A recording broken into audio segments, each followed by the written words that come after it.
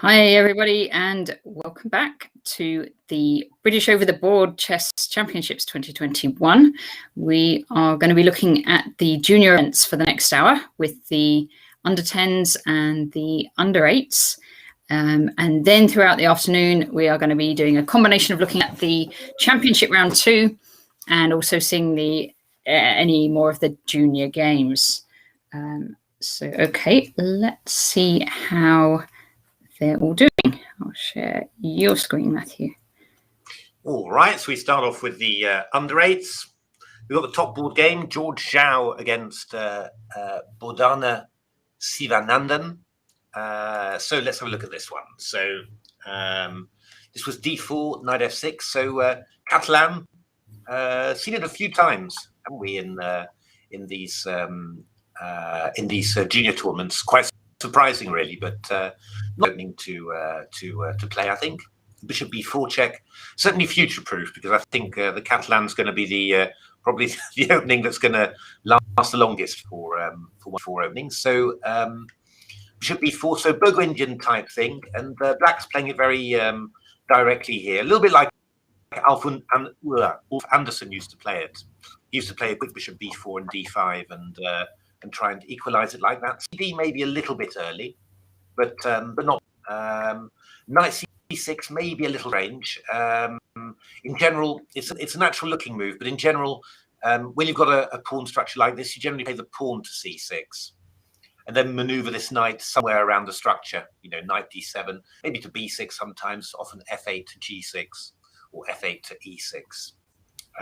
So knight c6 is a slight inaccuracy. You know, in general, you'd because it's there's a half-open c file. You'd really rather have a pawn blocking that than have your knight on there. That's the general idea. Or you've got to move that knight on c6 rapidly away from there.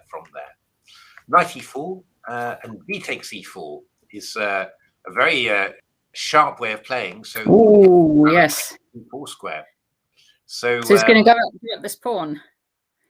Indeed, knight h4. And now, yeah, I mean, things are getting a little bit complicated already, actually. I mean, in principle, Black could play a move like, and just having a little think. I mean, queen takes d4 is conceivable because queen takes d4, knight takes d4, and I've won a pawn.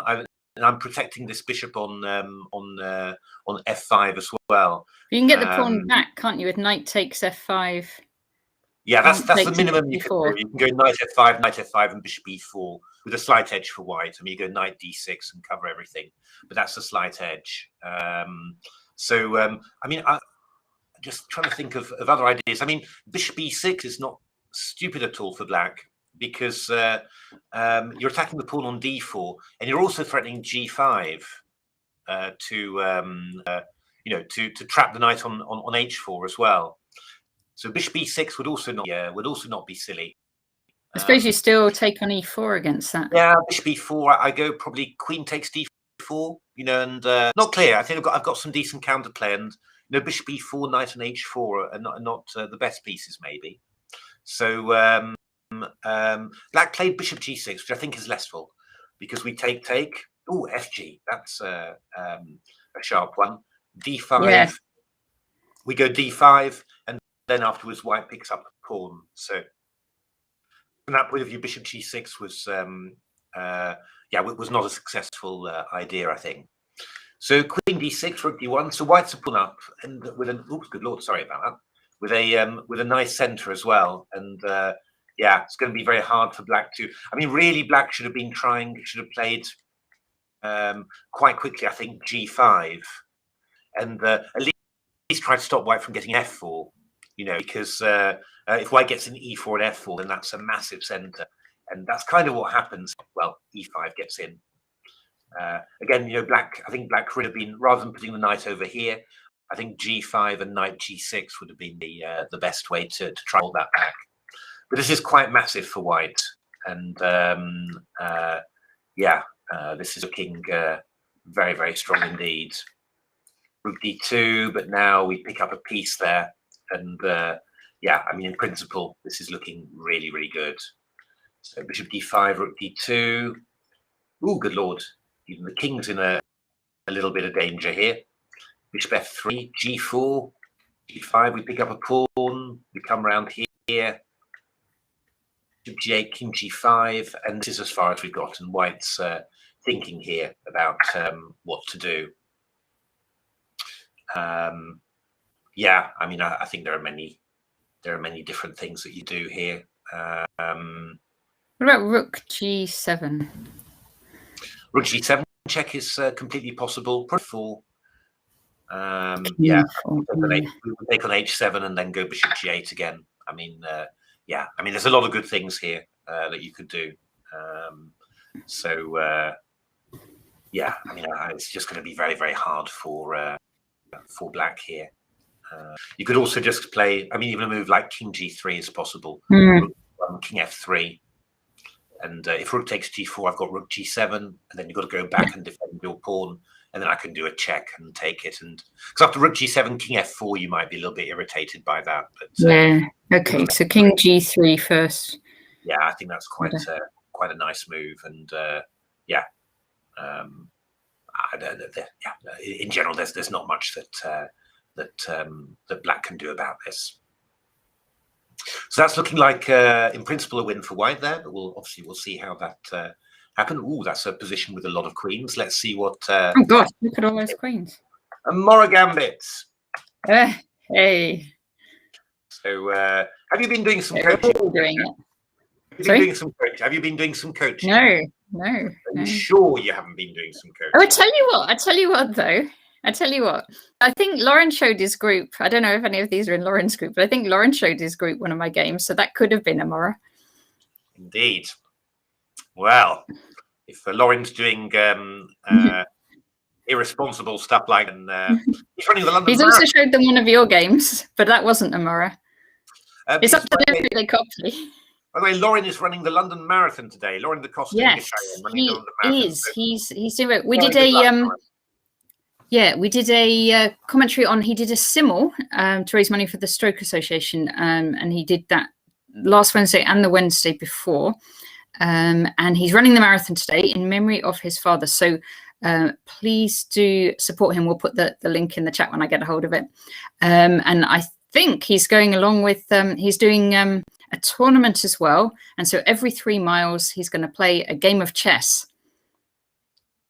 So absolute novelty way of doing the London Marathon. So very best of luck to Lauren. And actually we tracked his progress over lunchtime, and he seemed to be keeping up quite a good pace.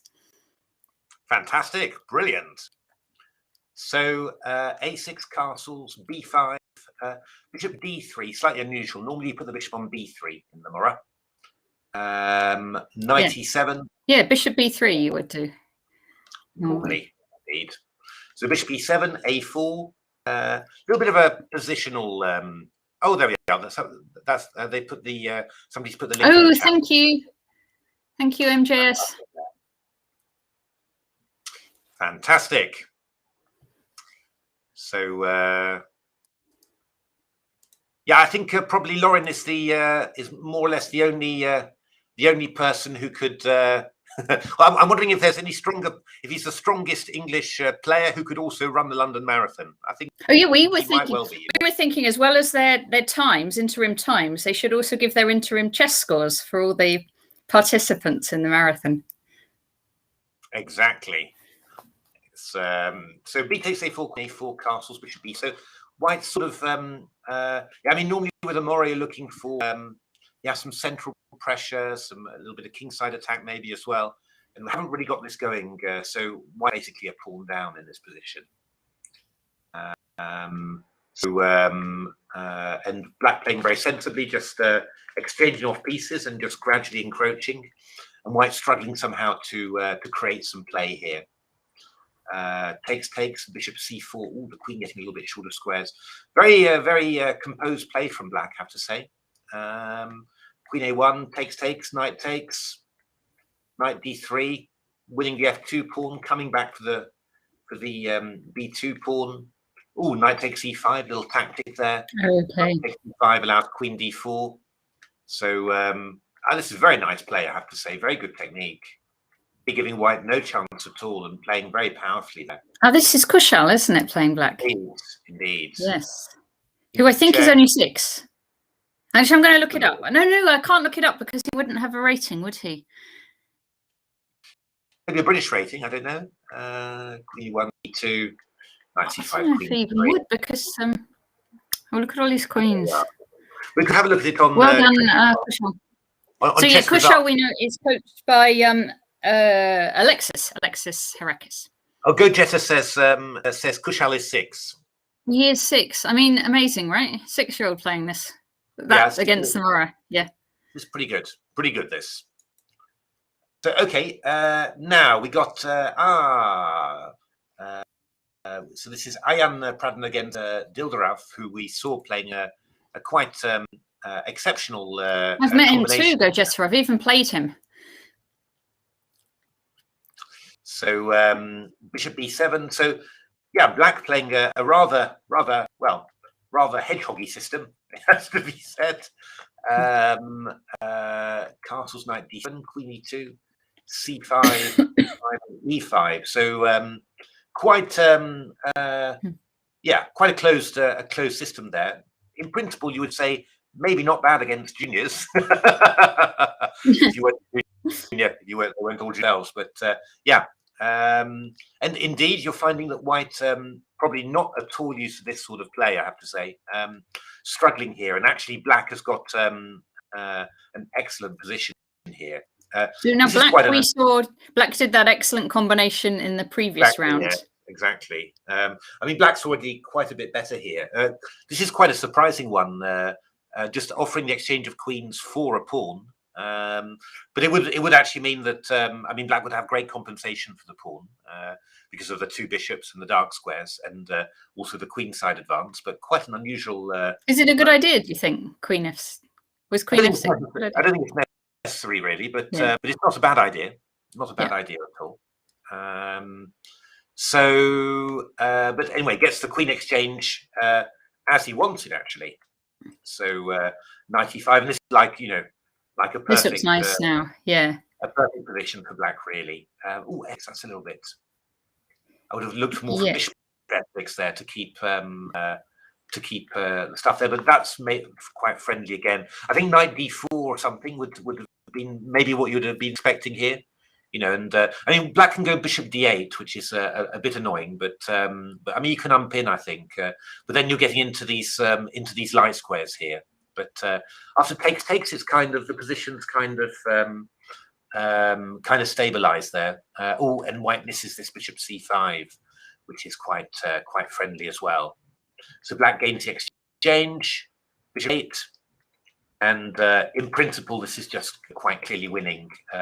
It's just a question of getting your pawns rolling and just creating some entry channels, which black does very well. E6, rook E4, fighting, stopping rook D4, but rook E3 is very annoying there. And after D7, we get rook D3, and then we pick up the pawn. And knight C5. Yeah. Well, I mean, rook D2 would be possible. Black just goes for the passed pawns here. Yeah, and these central pawns in the rook ending are going to be really strong. Yeah, this is just huge. So black won there. So yeah, another very nice game from Dildarov. Very unusual player, I would say, for somebody this young, but very nice. Do you know Dildarov, Go Jetta? Is he must be 7 years old, I'm guessing. Oh, so Oleg Verbitsky. Okay. We saw quite a good game in the last round, I believe, playing against Advait Katie Kumar, and not a Mora, but a wing Gambit. Oh, lovely. My goodness me. It's all happening junior event. It is. Junior event. So hi, Mark. It's actually quite a not a bad system, not a bad system at all. Hey Mark. Yes, it could be. I'm wondering whether we're seeing. It's a good point, Mark. I am wondering whether we're seeing certain books that have been recommended and coming up in the junior opening choices. It's I do believe that. Well, I mean, there's Ginger GM, I think, a book that deals with the wing gambit. Yes, indeed, that is absolutely. Well, Dildrav is 6 turning 7 soon. 6 years old. Unbelievable. Old man. And he found this Rook Old man. D6 and he was 6 years old. Old man. Gee whiz. Yeah, I've got to say, I mean, you know. Are you not scared, Matthew? Are you not? I'm too old to be scared now, so it's. But it's yeah. I mean, I have to say, you know, all the age groups are impressive, but I think, you know, relatively speaking, if you're thinking about the age of some of these competitors who are not just 8, you know, they're quite a bit under 8, then you've got to say the play is pretty impressive for that age. I mean, it looks very mature. You know, I mean, it's making sense. You know, you're not looking at the game at any of the games and saying, you know, what are these people doing? I mean, there are mistakes, you know, at times, but I mean that, you know, the purpose is always quite clear. So yeah, very impressive, really good. You know, it's one of those great things, really. I mean, you know, you might, I think, you know, normally you might miss an event like this. You know, you just focus on the main event and all. But I mean, you dive into an event like this, and there's loads of fantastic chess. And also a little bit of an advance warning on who might be facing you over the board in 6 or 7 years, with a rather frightening expression on them. So yeah, Ginger GM did more of that later, because we're going to see Freddie Gordon in action in the championship. Indeed. So A3 B takes A3. So Ginger GM did a DVD on lots of different white, and I think the wing gambit was one of the big ones, and it's pretty good for white. It's I mean, like so many of these with white, the engines, you know, generally generally sort of feel that yeah, even a pawn down, you're still sort of holding it, basically. You know, I mean, it's so. But this system is quite good, the one that Black played with G6 Bishop G7. I've always felt this is the most annoying line against the wing gambit. So I've looked at it quite a bit as well. Because it was that Alekin played from time to time, so I had a look. You know, and I played it quite a bit in Blitz. Even played, I think, in Rapid. You know, when I was keen on Alekin at one stage, but I wasn't actually too. I never really found something particularly good against this. And so Bishop G4, H3, Bishop D7, G4. Wow. White really going for it there. Yes. I'm not 100% convinced about it, to be honest. I like Black's reaction very much here. So this is looking a little bit dodgy for yeah, by move 12, White only has 2 pawns left on their starting squares. Yes, it's I'm not 100% happy with White's play here, but I mean, because this is looking like a Grunfeld where you've played the rather odd moves H3 and G4 instead of doing something sensible. But well, the tactics start. That bishop on E4 is in a little bit of trouble. F5, F3. Bishop takes D4, Queen B3. Wow, it's all happening. So how are we going to do this? Well, you would have thought, normally you would have thought that this would be fine for White. Yeah, takes. I think that the move that you needed to play here was F4 in actual fact. And then if Queen takes C4, I can take on D2, and I'm 2 pawns up. And if you go Queen C3, then I go Queen D4 check. And Queen D4, Knight takes D4, and then the Knight is coming to D4, attacking the bishop on E2, and the bishop can retreat to C6 if necessary. So I think that would have been the way to do it. Black went Queen D4, which is the right idea, but White played the rather astonishing move King F2. And, well, I mean, it's still a little bit up in the air, really, as to is that bishop on E4 getting out alive? I mean, bishop C2 would be possible. Rook AD8 also looks possible as well. Black played for the attack, played E5, takes. But I think if you're going to do anything here, you really need to go Queen H2 check. Although I'm not sure it is, because after FE4, White went King G2, and all of a sudden the attack is over, and White is just a piece up there. So some good king moves there by White. Yeah, some little bit of weaving and ducking and diving, and somehow you've emerged a piece up. Well, let's have a look. It's still a little bit tricky. Feels like there should be some tactic somewhere, but I don't actually see them. But that starts, yeah, then here now white really starts taking control and attacking here. And yeah, this is very, very dangerous. Oh, that's a good move, queen e5, queen g7. Oh, very nice mating finish there. And white resigns. So bit of a ding-dong battle, that one. Yeah, nice opening choice from white. Black played very well, but hard luck black in the end. Just misplayed the attack there, and white managed to roll with the punches and survive. Oh, that's strange. I'm just looking at the final position. It says 1-0, but that looks like a total draw. Oh. Wondering what's happened there. It could just be the pieces have been placed wrongly or something on the board, or on the digital board. Could be. Yeah. We'll have to see about that one. But this one looks like it ended a draw. Yeah, it might be a draw again. Yeah, I think so. So, oh, this is a very well, e5. You're not really able to do that. There's a reason you play the Najdorf with a6, because here white should really play bishop b5 check, which should be pretty strong for white, really. I think that some people have tried this c5, but still, it's not really what you want to do. Knight d2 is sensible, but it basically means that they've got a Najdorf without having had to play a6. In all fairness, probably you'll end up playing a6 anyway, so it probably doesn't make much difference. But black played b6 here, which is quite unusual. Knight c5, f3, b7, bishop b3, b4, knight e6. b4's a little bit wild, really. I think white wanted to play f4 here, so chase the knight away. But I mean, these squares here are really weak. So yeah, oh good lord, terribly sorry. I'm going bananas here. Yeah, I don't like b4 very much. I think those are the types of moves you should really, really. Oh, okay, so he did win. Yeah. So he did win. Oh, he did win. Did black lose on time? Maybe was that? Maybe. Yeah. So bishop rook c8. So in principle, I quite like black's position here. Plenty of weaknesses on the queen side to aim at, e4 pawn as well. You know, so that's going quite well.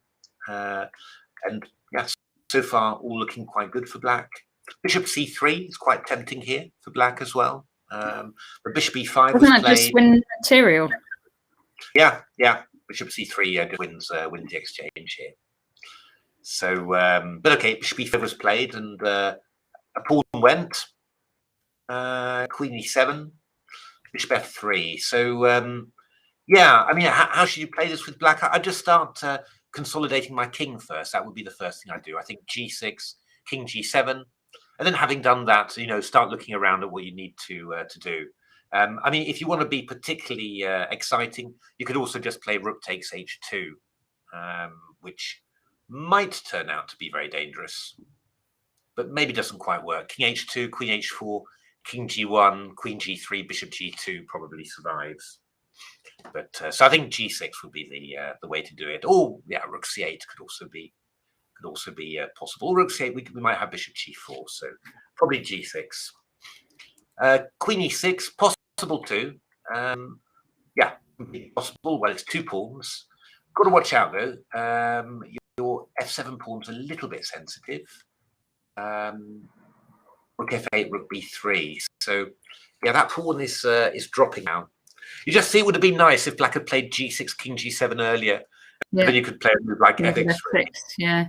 It's always, you know, I mean, it's one of those things that you sort of, you know, you see this position, you say, oh, you know, I don't really need all these extra moves, but somehow, you know, it just in the complications, it's easy to miss stuff, and yeah, you know, that just saves you from from having to do an awful lot more work than you'd want to, really. So here, probably white starts getting back a little bit. This is now going to get a little bit difficult to win, really. Oh, the pawn on b5 drops. And then Yeah, I don't know really. H3. Maybe the board. Maybe somehow White did win this. Yeah, Gojess was saying so he did win. Okay. It looks a bit unlikely though. I really can't imagine because look, I thought maybe the clocks, but the clocks were 26 minutes against 27. So okay, yeah, maybe they've just got it wrong. I don't know. A little bit of a mystery there, but okay. Maybe somebody can. If anyone knows, then that would be lovely if they could be cleared up. But illegal moves, says Gojetta. Don't know. Yeah, illegal move. What's the rule, Gojetta? Do you know on illegal moves? You don't just lose on the spot, do you? I don't think you lose. No, you need a few, I think, to lose. Yeah, I don't know. I'm not sure. Because I mean, really, this position. I mean, you would have thought it would be almost impossible to lose, really, for Black. So, okay, well, we'll see whether our two illegal moves lose. Okay, Gojetta. Okay. It's so Qishang Han. I would like to know how to pronounce that properly. Qishang Han against George Chen. Let's have a look.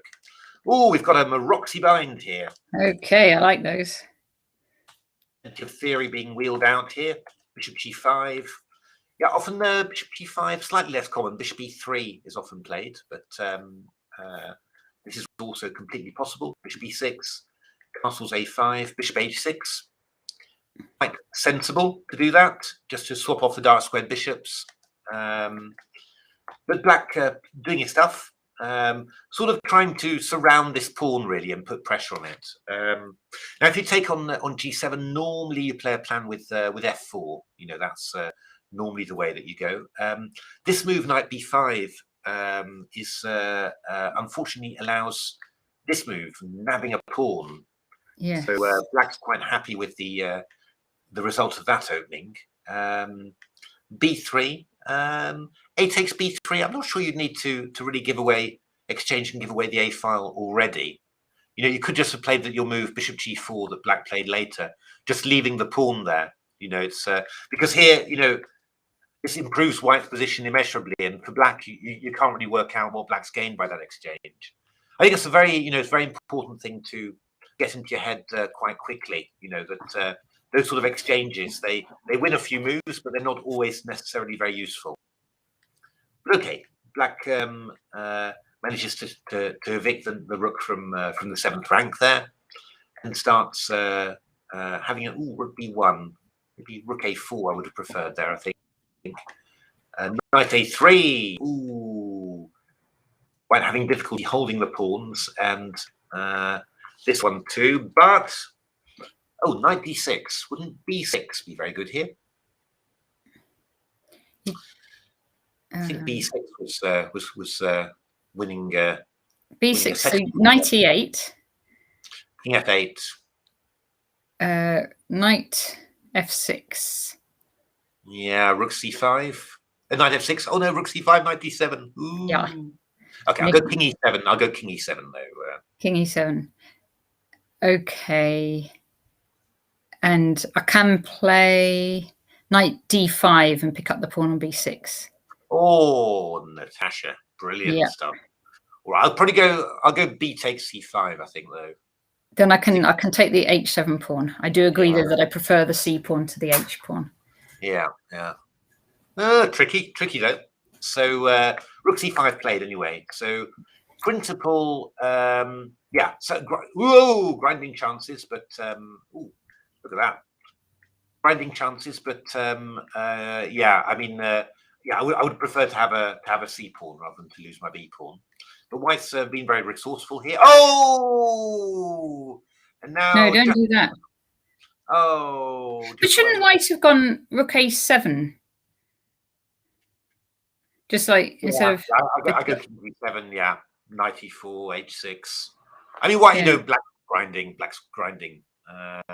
It's definitely winning chances for Black, but also really good holding chances for White too. So Rook E2, hard White after such a good fight back there.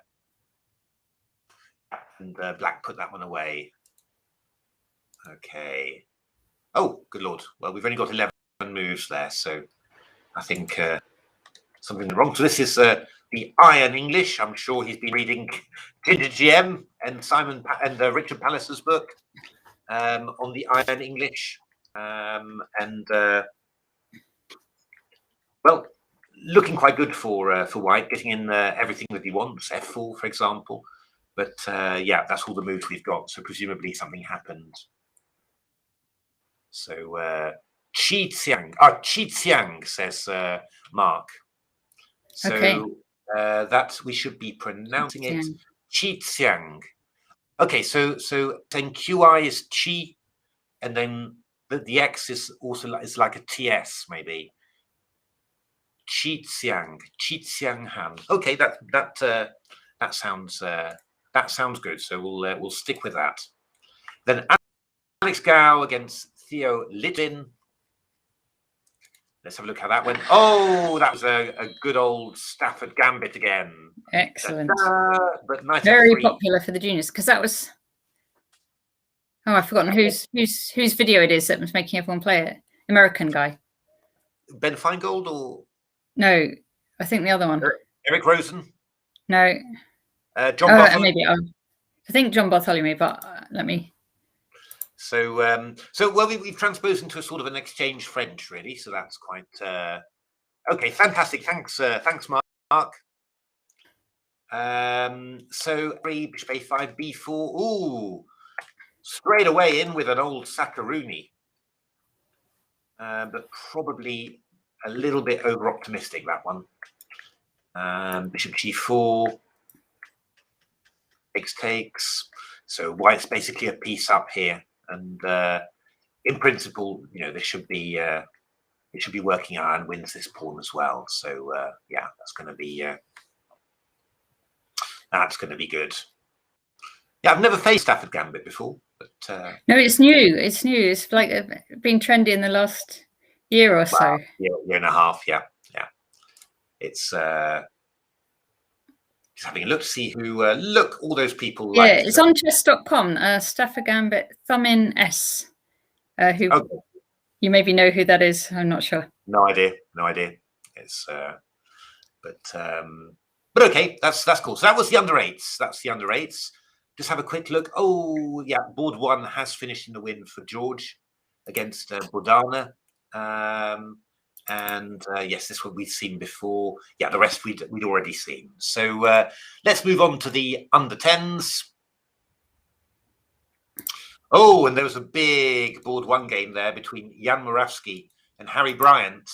And yes, that seems to ended in Jan's favour. So let's have a look.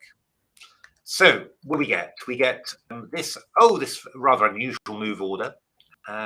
Bishop g5. Normally black plays h6 here. Just to put the question to the bishop immediately. After castles, Jan went bishop e2, and we're back into an Averbach system. And Jan goes bananas. Oh, I used to play c5, I think, against the Averbach. Yeah, c5. Yeah, I mean, there's plenty of moves here. c5, knight a6 is quite popular as well. Knight a6, yeah. Knight e7 has also been played, but yeah. I mean, h6 is also a move as well. Yeah, but knight c6 is a normal one, is it? No, knight c6 is quite unusual, actually. Yeah, but they've been played. I mean, the bishop e2, bishop e3 system. Hey, Nizai. So bishop e2, bishop e3 system has been played quite a lot.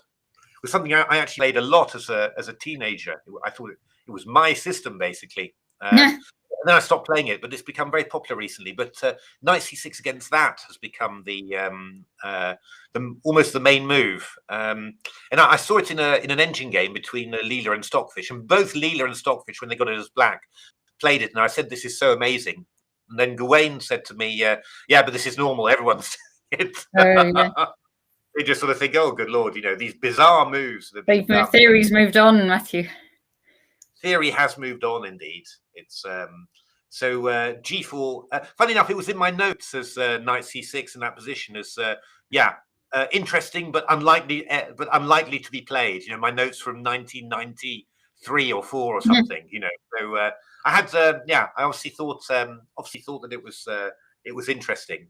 Jonathan Schrantz as well. Okay, advocate for Stafford. Yeah, C5 against the other bark is normal. Okay, all right, Eric Rosen, thank you. G4 is a little bit loopy, to be honest, I have to say. You should, when the knight comes to C6, D5 is pretty good, really, in this position, I think. Especially with the bishop on G5, because after D5, knight E5, F4, then knight G4 doesn't hit a bishop on E3, you know, so because G4, E5, D5, knight D4, you know, this is lovely for black, really. You know, this is really what black wants, to get a knight there. And normally after F3, after something, the next move you follow up with is to play C5 and just cement that knight onto D4.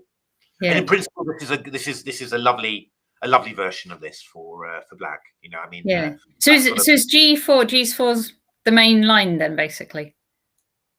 No, G4's a bad move. Bad move. Okay. Yeah. So I mean, I would think that D5 would be the most critical move for white. Funnily enough, you know, this knight C6. It was really when the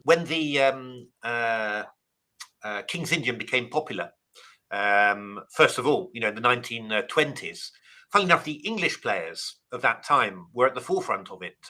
In particular, Fred Yates, who was yes, and he always played knight C6 against the King's Indian, and then always aimed to follow up with the bishop was not on G5, but with knight D7 and E5. But he always played knight C6. So it's really funny to see, you know, it's been ignored, you know, for all these years, and then suddenly popping up in lots of lines.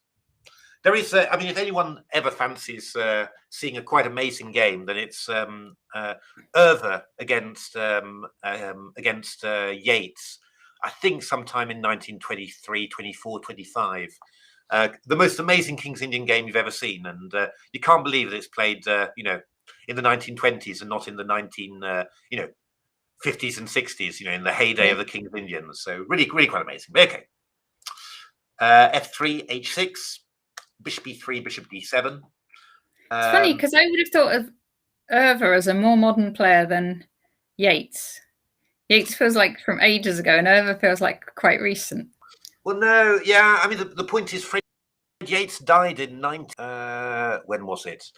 1940s, anyway. But he was very young. He was about he was in his 40s, I think, and even a little bit younger. He was during the war. He had he was in his bedsit, and I think the gas furnace was defective, and it asphyxiated during the night, unfortunately. So he died very young, but in penury as well, you know. And but Erver really was from that period as well, you know. I mean, but Erver, of course, lived much longer. I mean, he died in was 81 or something, and that'll be and his career spanned, you know, just a huge distance. But I mean, they were kind of. He was probably a bit younger than Yates, but they were sort of contemporaries, really. Because I think Erver was born in 1900, something like that, and I think Yates was 1880 something or other. So, sorry, I'm going on and on about it. It's one of my big enthusiasms, the English players of that era. Hi, Macbeth, and you know, just really love that. I love the 1920s period for chess. You know, 1901. You're right, I think. Yeah. Okay. Max Erver. Machiavellis Erver. Yeah, Machiavellis, a very old-fashioned Dutch name. So I never knew that. I always thought he was just Max Machiavellis. Okay. Yeah. It's but I mean, you know, if you're going to play against lots of foreigners, I mean, Erver is bad enough to pronounce for foreigners, but you know, Machiavellis. So okay, so H4, H5, G5, knight H7. So yeah, I would have gone. I said I would have played C5 earlier, and well, you know, in this sort of situation with a pawn 5, you could just take on F4, for example, you know, which would be great. So Jan's really going for it. I mean, to be honest, I do think that if you took on E2 and took on F4, then Black's got a pretty good position, to be honest, but. Because, you know, the whole white position is very open, lots of weak light squares. But Harry sort of plays rook e8, and now f5, and this is starting to get quite unclear now. G takes f5, bishop h5. It's a total mess, basically. So, I mean, I really think that black should now be going into full bananas mode and start playing b5 and c6, and we've got to get things going now. I mean, that's basically what's got to happen. And what black does, it's a little bit solid. Yeah, this is actually suddenly, the position's changing, and what we're ending up with is we're swapping off all black's active pieces. We're going to get our king safe, and yeah, and actually, it's the black king that's going to be weak there. So now that's an interesting idea from black, just to not just exchanging, but bringing the queen to a better square. So that's a pretty interesting idea. Queen e fastles fe. So still unclear, still very unclear this game. Queen e2, queen f4. Ooh, king b1, bishop g4. A bit of a tactic there, rook f1, and now probably I don't think that black should have played bishop e2. Well, I don't know. I'm not sure. Bit of a tricky one, that one. I think bishop f3 was maybe better here, and just you've got a great bishop on f3, so keep it there. Because bishop e2 is very tempting. It's winning a pawn, but it turns out not to be that easy to do stuff, because we're threatening knight takes c4 and knight f6 somehow. You can't go e3 because of rook takes c4. So it's just one of those, it's a bit unfortunate, really. It's a bit of a tricky position there. And if you go bishop d3, I'll probably go king d2, I guess. Well, that might have been well worth doing it, actually. Maybe bishop d3 here was best. And then just rook f8 to challenge. That looks quite promising, to be honest. Rook e5 was played, then rook e4. And unfortunately, rook e4, knight e4, bishop d5 allows knight f6 check. Yes. So, and we're also attacking this bishop on here. Now, you could have just taken off and taken on a2, which was maybe not silly. Just start grabbing some pawns and all of that. Black played b5, rook e1, rook e8, and b3. Oh, dear me! And now this is starting to look a bit difficult now.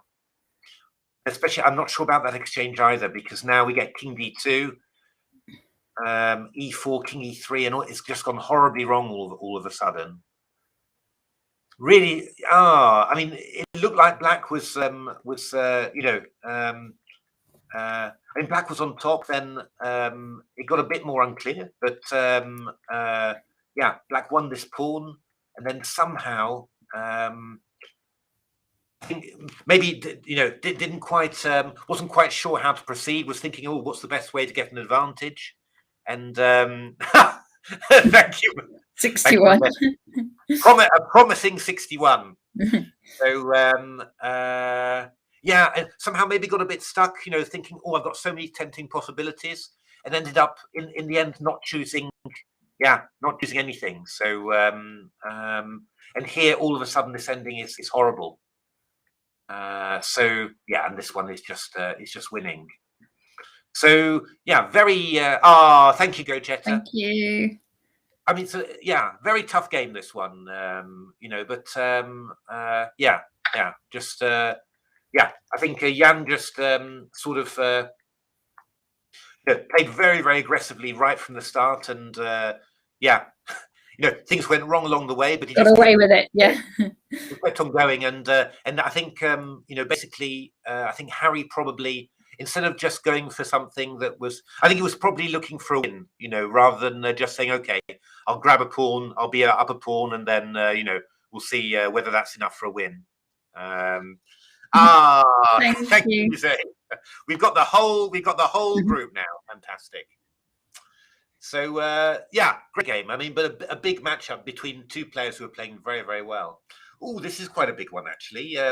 So Emil Steiner's beat Kai Hanash, who's played some excellent games there. So let's see how this one went. Oh, Gambits galore! Yay! Yes, another one. I played this one as well with white. Quite dangerous. The one annoying line is if black plays at b4 and then takes on c3. That's and then goes d6. That's always been the annoying one. That there's not, that always seems to to neutralize a lot of white's initiative. But if you get this sort of position, then it's suddenly very dangerous. And this is very natural play for black in a king's pawn opening, but it gets hit with queen b3. And knight a5 check. Queen b3, yes, Macbeth. King e7, and then bishop g5 check. For the English Gambit Championships, you could say that, couldn't you? Queen a4 takes. English Gambit Champs. It's not terrible for black, this, but just the king's uncomfortable. You're just going to get checked in lots of unpleasant ways, it seems. Okay, black sort of works his way out of it. Sorry, I'm saying ooh. I've got to explain that. I was looking at e5 actually. I was wondering whether e5, d takes c5, bishop f6 was good. But you go bishop f6, queen g4, and then you take on d2. This knight's hanging, so not there yet. The tactics. Queen d4, h6, bishop h4, a5. You know, with black, I'd really be looking to get my king to safety. Maybe play it over to h8 or something. Because this is feels very airy, and well, what you actually see happens here is f4, and then what happens here? Knight takes e4 played. Gosh, can't you take on e7, and then I would have expected black now to play queen takes e7. You have to play queen takes, otherwise the knight's on prise. But I'm guessing that rook e1 is quite rook e1, and it still wins it. Well, bishop f5 is still possible, but I guess you can play knight 2. It's just this, it's just there's hitting moves with c5, so I'm not completely sure that it's winning, but it's probably is winning. But I think you should have tried it rather than this move, because here just knight takes e4 and we're a piece up here simply. So somehow black got a little confused there somehow, I think. After this it's just oh good lord, sorry, I'm going way too fast all of a sudden. F5 is huge. This bishop on g4 is in trouble, and this is a good move, f6. These are always good moves when I like it when juniors spot these. Just not bothering about always attacking something of mine, but just say, hey, wait a minute, I'm going for the king. No worries. Macbeth, you're talking about Danishes again. We're gonna all get hungry. And queen h8 check, and if king goes to the second rank, then queen h7 picks up the queen. So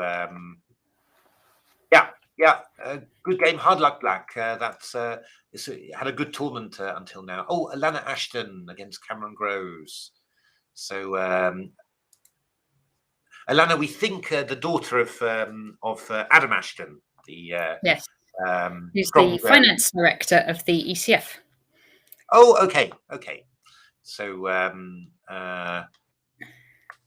we were telling the story about I played him at the 4NCL, and just in the morning, there I was, going to breakfast and focused, concentrated on the game ahead, and he had his two daughters getting breakfast, getting ready, daddy, can you do this? So it was and then we had a very long game, and I think I ground him down eventually in about 80 moves. But you really thought, there's a big difference really between the amount of time you've got to prepare when you're a father of several children, or when you're just acting like a chess professional like I do. So another more Gambit, Natasha. Lovely. I'm not going to believe that you haven't been coaching all these juniors. I'm afraid it's. So e5 d5. Okay.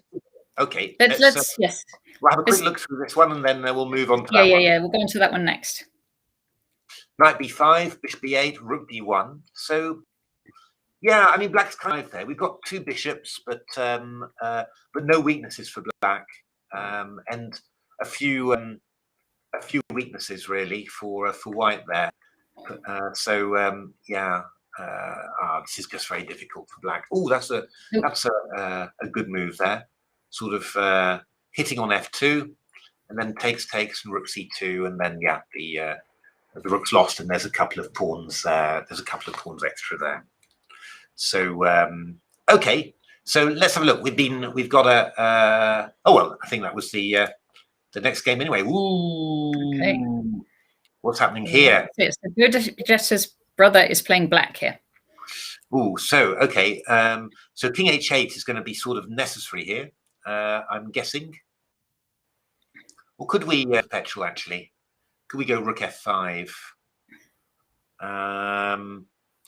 Yeah, I think so. It's been agreed drawn, it looks like. Queen check. Oh, it's been agreed a draw. Yeah, I think rook takes f5 was the move, and that's going to lead to a draw by perpetual. So let's have a look. How did that all happen? So e4 c5. Oh, does anyone know what this system is called? Natasha. Oh, I'm not going to. I think I know. I think it begins with V. But I think it was played also in the Carlsen and Caruana match. Not quite. Not quite. Nizai is right, actually. It's a Kalashnikov, it's called. Ah. And well, Sveshnikov is when you've included knight f6 and knight c3. So yeah. and that was in the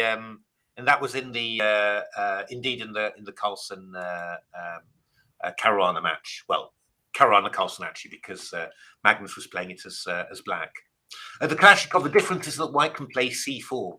Actually, this is a big favourite of Demis Hassabis, CEO of DeepMind, and who created AlphaZero. So yeah, I've looked at these quite a bit, these lines, and yeah, in principle they're fine, but I can just never get too excited, really. That's right, Mark. Oh, Danny King's just released a chessable course on it. Oh, that's true. I remember seeing that, actually. So that'll be a good course, actually, because we've been sort of missing a book on it. There was a book by Neil MacDonald, English Grandmaster, time ago. He was one of the first strong players, certainly in England, to pick up the Kalashnikov. That book's from about 1990. There was quite a good book by two French players, who grandmasters, who I forget now. I forget the names, unfortunately. But it was astonishingly complicated. My goodness me, so many variations. I couldn't. Yeah, it's truly one of the easiest Sicilians to pick up. But with this book, I have to say, it was quite extraordinary. I was really getting lost in all of it. So, yeah, it's just. Yeah, the problem is I just quite like the white positions, really. You know, I've got this very stable center, and I always worry with black that I'm going to end up in a position where I don't have any counterplay. You know, so it's yeah. But okay, f5 played. I would probably take on f5 there, but f3 played and bishop h4. Ooh, that is actually a pawn sacrifice. It takes. Rook f6, rook g6. Wow, not a bad pawn sacrifice, you know. Yeah, that's right. I mean, that's one of the big problems with white of playing one e4 and playing open Sicilians. You know, there's so many of them. There's a zillion of open Sicilians that you have to look at. So, yeah, this is quite a nice sack. I probably would have gone queen h4 here, to be honest. That feels very true. And actually slightly perturbing, I have to say. How are you dealing with rook h6, actually? So maybe you can go bishop f1, but I think, yeah, queen b6 is sneaky, but yeah, you get hit by knight d5, so it's probably not the best move there. Take, h3. No, it's a little bit. Black's wasted a little bit of time here. Could have, if you could have played queen h4 quickly and knight f6 to h5, could have been very dangerous, I think. So c5, rook d8, but still counterplay. So black going for it. h8, and then we go with knight h5 and knight g3. Oh, this is nice. Oh, so it takes, yeah, because we're threatening rook h2 and then queen h6 to h1. So white hits the breaks with rook d6 there, giving up the exchange. But yeah, this is actually a very clever idea. What white did. Check f2. Yeah, that's a difficult one to assess. Yeah, this won't be worse for white. So black could have drawn if he'd wanted to. I think black's got the advantage. Yeah. But yeah, I think white did a sterling job there in the of defending that. And all of a sudden, you've got to watch out with black here. Queen h1, queen f2, king c2, knight d6. Yeah, I mean this black giving it a good go, to try and get some advantage, but white handling it very well. And well, in the end, we got to our. I mean, black trying everything, right? Yeah, everything to avoid the draw. So the knight f5 and rook f5, followed by queen g2 would be a draw. So incredible. White was very short of time. Okay, amazing.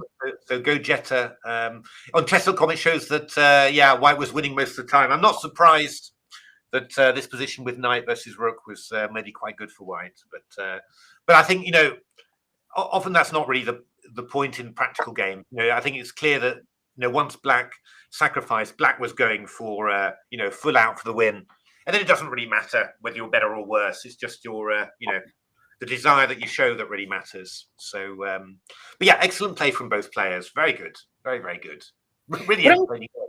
What I'm going to do now is turn on this camera. I want it to be small. I think it'll go big first. So if you turn your one off and on again. Oh no, I have to do that. I'll turn that one off.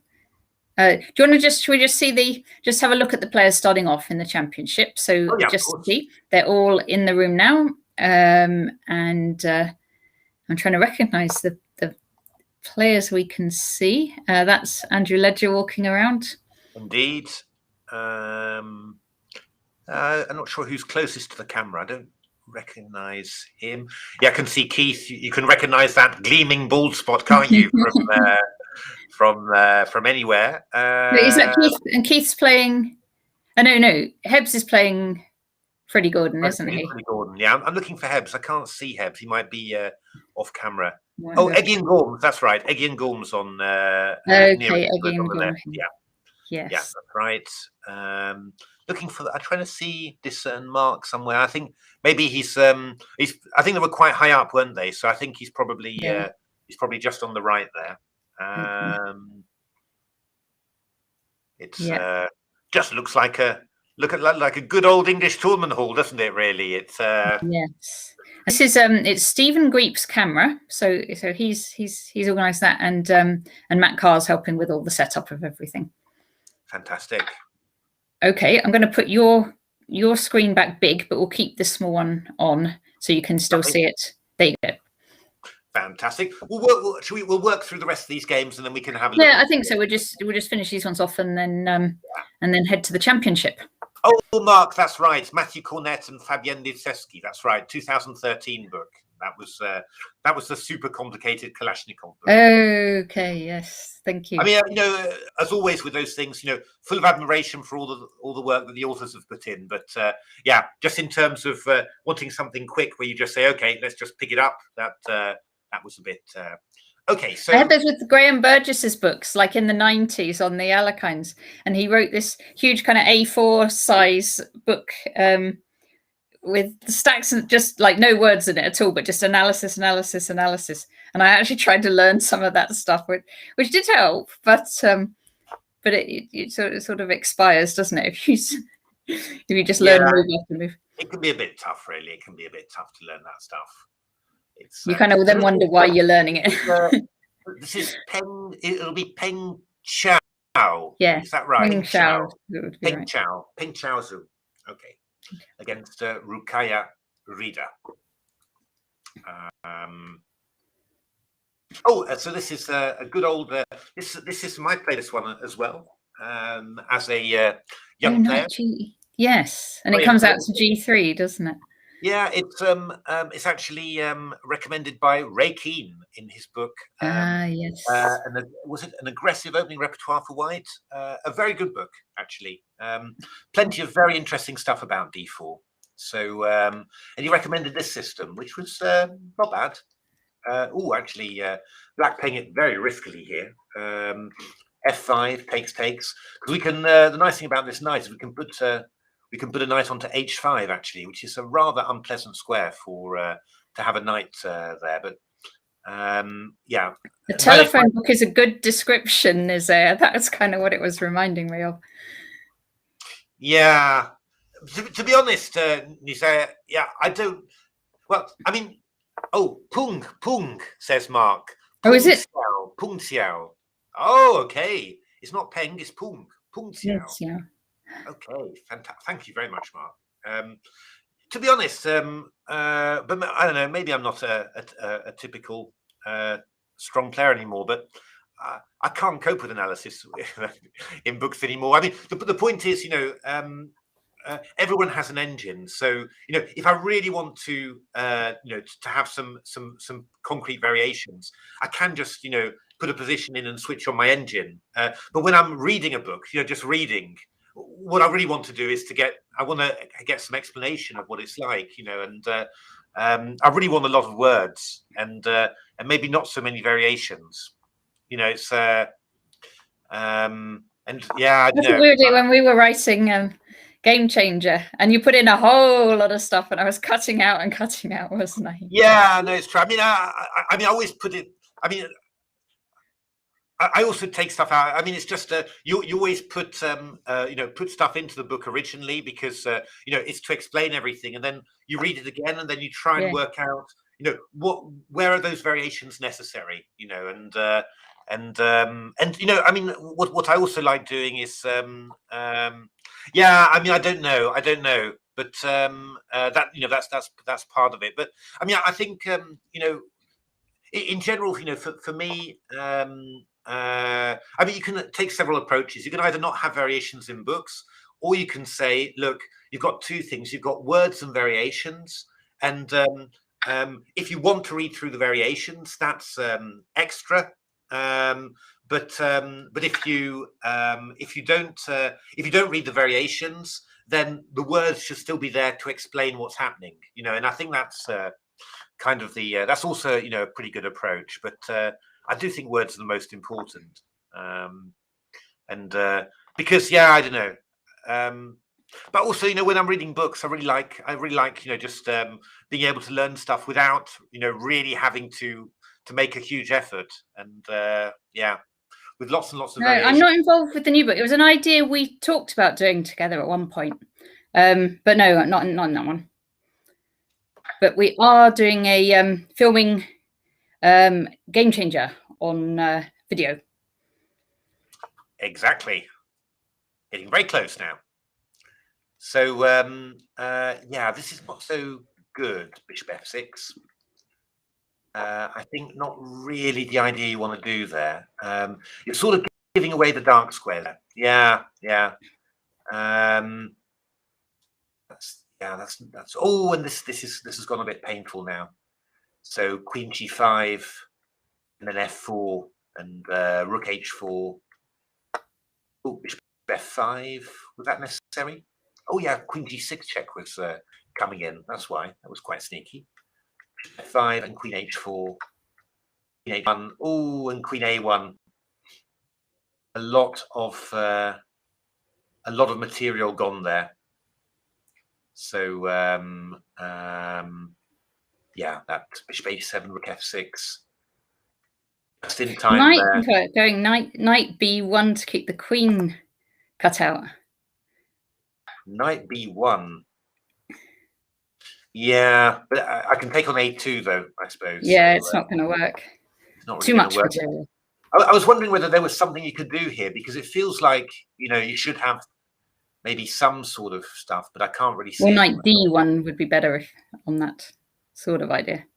Yeah, every single one of White's pieces. It's still not going to be enough. Yeah, no, it's. Yes, that's right, Mark. That's right. We're making a series of videos for that. So that should be good fun. Yeah, okay. So that one, well played, black. Hard luck, white. Let's have a little look. What have we got here? Shian Ward against Shambhavi Hariharan. So, one of these Karakan exchanges, very popular nowadays. At the a lot of the top players have tried it. Struggling to make headway against the Karakan, so you just try something else. This is pretty equal, basically. Just not much happening. H5 is a strange move. Ooh. Wondering slightly what the idea of that was. Starting to move a lot of pawns, and I'm sort of thinking, maybe get your king castled first. But well, looks like it happens in the end. Takes. Queen e5 and g4. Ooh, wow.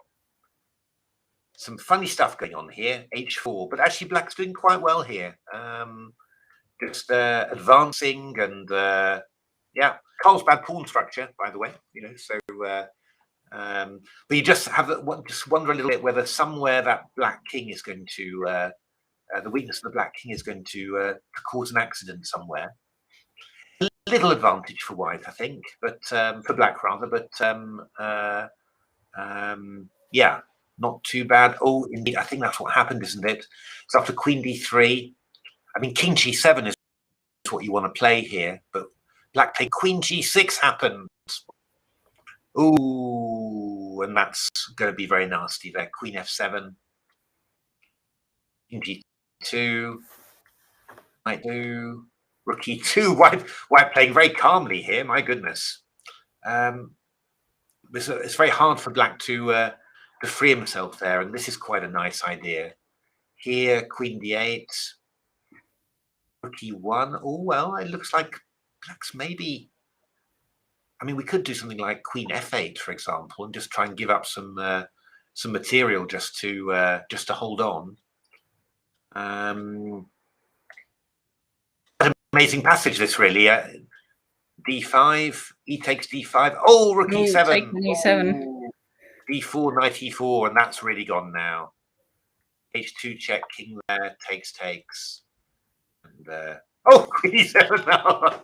I haven't spotted that one at all. But yeah, it all looks quite good for white there. Queen b7 and queen h6 check would be made. Crazy game. We've got Rock Yu against Luoka Wang. Just play quickly through this one again. Oh, an Iron English. I'm sure. This has come from Richard Palliser and Ginger GM.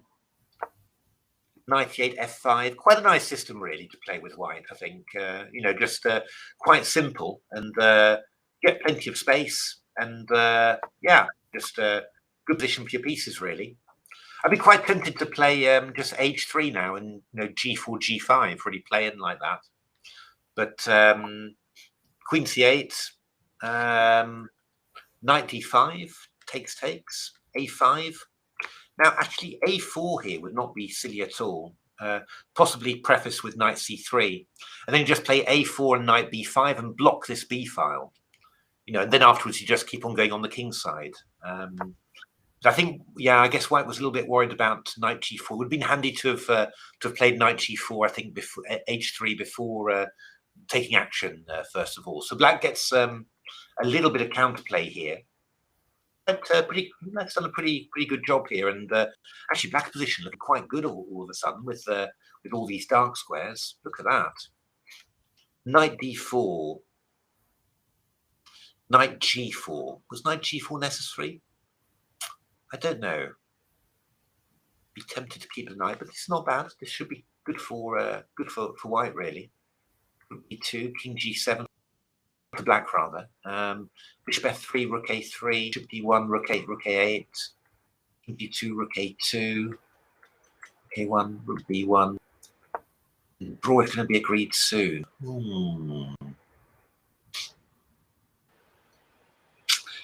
Yeah. It's kind of hard to get onto the H file, I think. It's quite hard. I mean, but you know, I think that black. I mean, if anyone's better here, it's black's got a real. Would definitely be black. I don't know. I'm not quite sure how to do it really, but rook b2 followed by rook 8 a2. Just add some pressure. I mean, you're pretty safe over here really. So, you know, it's well, you've got to watch out, I suppose, for g5 tricks or something. But probably you just play g5 with black. You know, just to have a solid kingside structure. Just have a solid kingside structure, and then, in all fairness, I mean, g5 here could have been quite dangerous, couldn't it? Bishop g5, f takes g6. Maybe f takes g6 is possible. Not sure. Rook f2. Some dangerous. That could have been quite dangerous actually. G5 in this position, I think. So, and I think black should have gone g5 earlier just to completely consolidate this kingside. But I would have thought that the black should be able to do something. It was just, you know, I was a little bit nervous about swapping off the knights like that because, yeah, you know, without knights, it might be difficult to make, you know, all the inroads you want to. Whereas with a knight, yeah, you've got all sorts of breaks. Maybe just for a moment, you've got to look at this. Oh, sorry, that didn't work. There's if you're looking close up, Freddie Gordon against Hebbs, and he's wearing Freddie's wearing his face mask. He's looking quite tiny, isn't he, Freddie? He's looking really tiny. So yeah. Oh, it's really sweet. We'll look at we will look at that in a minute. I'm just and then we'll just spotted it and thought people might like to see. Ah, that's nice. So and let's have a look at the last game. Rishab Das against Daria Kataria. So this was another Caro-Kann exchange. Bishop b5. Not such a great move, really. The bishop's, you know, not really great on this diagonal. It's just looking at a bit of a wall, really. But okay, and it's not crucial or anything. Oh, good lord, we lost a piece there.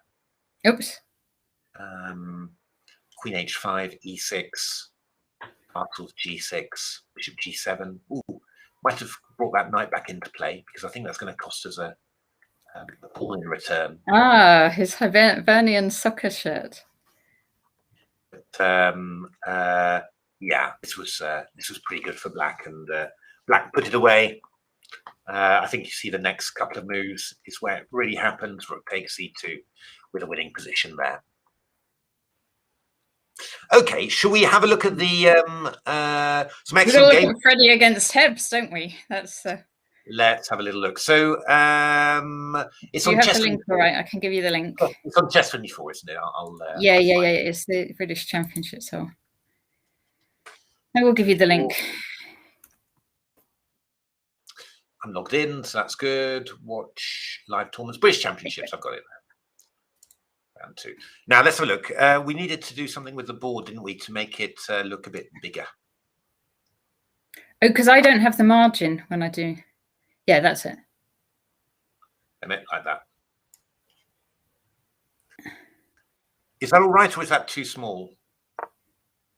Can you make it bigger? And if you can't, it's all right. But I could share mine, and it's a bit bigger.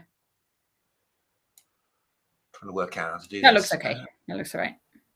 A minute. Maybe if I can just get that margin. There we are. Well, tell it if it's not. Yeah, we'll see what we can do there. That's the best I can get it for the moment. Oh, wait a minute. I just have to. I'm just going to put that one back on, and then yours off and on. So we still got the video. There we go. Fantastic. Okay, so Freddie Gordon against Mark. Oh, okay, interesting. We've got to go straight there. Yeah, tiny. Are you talking about Freddie or the board, Ocelot? I think he might be talking about the board. He might be talking. Tiny. I can share mine if it's better. I'm sure I can do something. There we are. That's how I do it. Oh gosh, he's played a bit of a pawn thrust. Oh, good Lord. How about that? Yeah. Is that better? Okay, that's much better. Much better. Okay, great. Yeah, I need to up the resolution on my screen. That's the thing. So yeah, now this is actually quite interesting. This is one of Mark's own. Okay, brilliant. Yeah, sorry about that. It's just switching between sites. It's yeah, Chess24's got a lot of stuff going around the board there. So yeah, now this is a Mark speciality actually. Against Bishop C4, he's always favoured the good old Hungarian at times. So it does not have a good reputation, the Hungarian, I have to say. There's supposed to be plenty of ways to get an advantage, but Mark, you know, believes in it and has played it an awful lot. Interesting to see that he didn't repeat, you know, because Freddie had this game against Mickey at the British Online Championships with Knight F6. Interesting to see that Mark didn't repeat that, but he played his endgame line against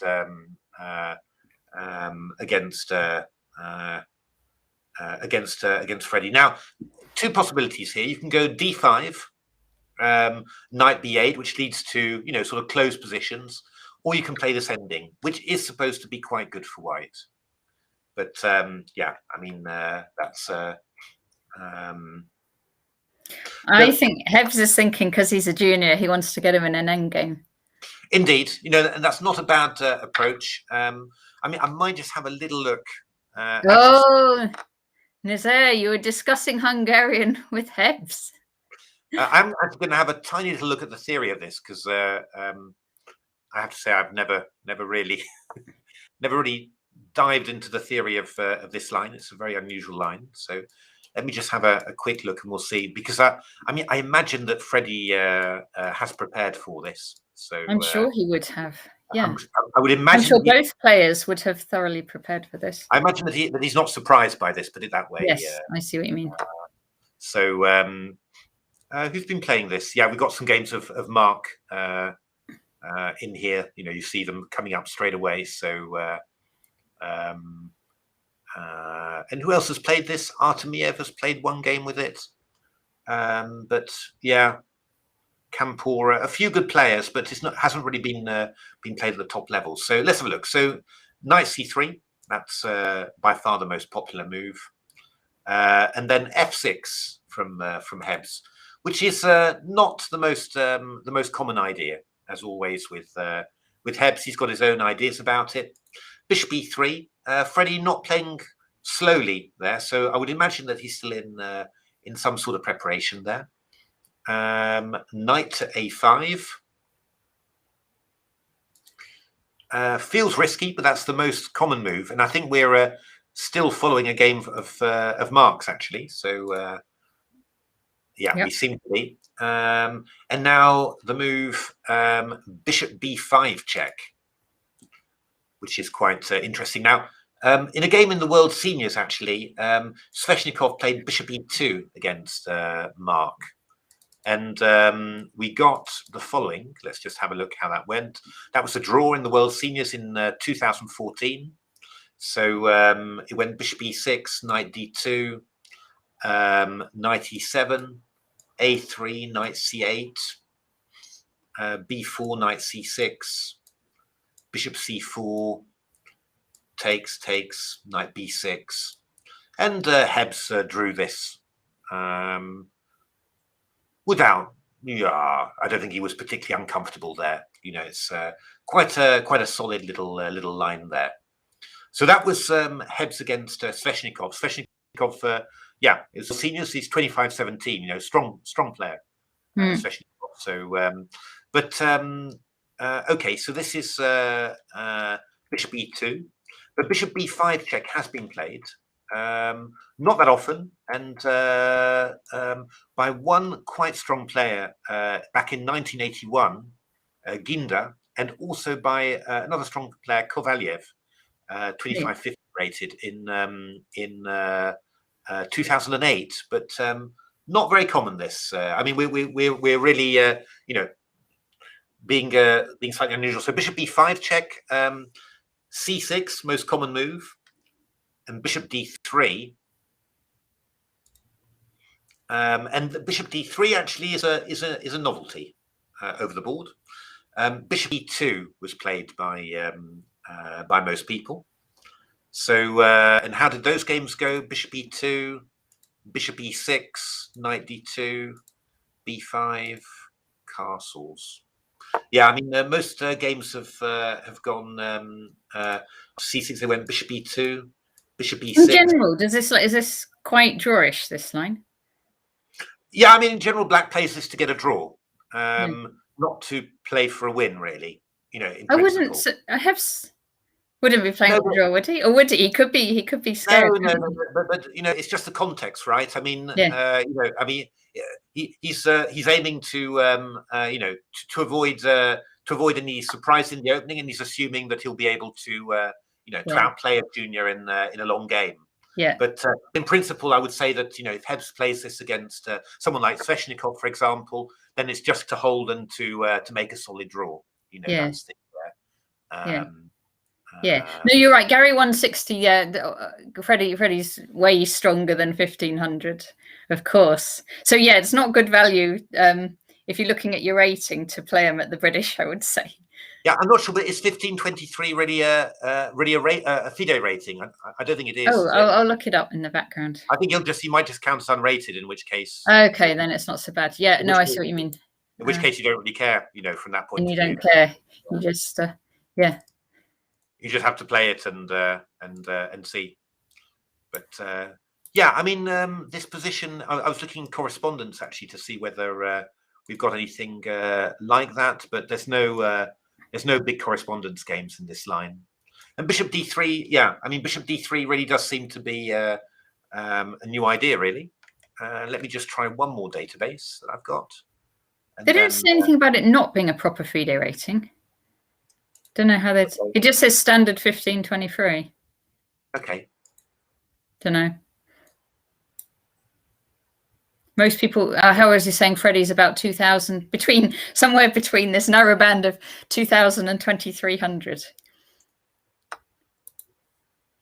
Okay, so no, I mean, I haven't found any games in this, so it looks like yeah, I mean, it looks like bishop d3 is a new idea. So now, what's interesting about this is that oh, Mark, sorry, someone on this Magic Hotel is saying the bottom board is showing us 1-0 already. Oh, okay. Or is that? Oh, strange. Okay. So bishop d3. So actually interesting to try and think. I mean, only 51 seconds on this, so I imagine this is probably prepared. Interesting to think what the idea might be in comparison to bishop e2. And quite interesting as well that Mark didn't play bishop e6. He has indeed. He drew with Mickey Adams at the online British. He did, but not just that. He also beat Heb. So this is a rematch. Yeah. So bishop b6 is what you'd really expect, because if b4, then we go knight c4. So after bishop b6, what was White's intention here? I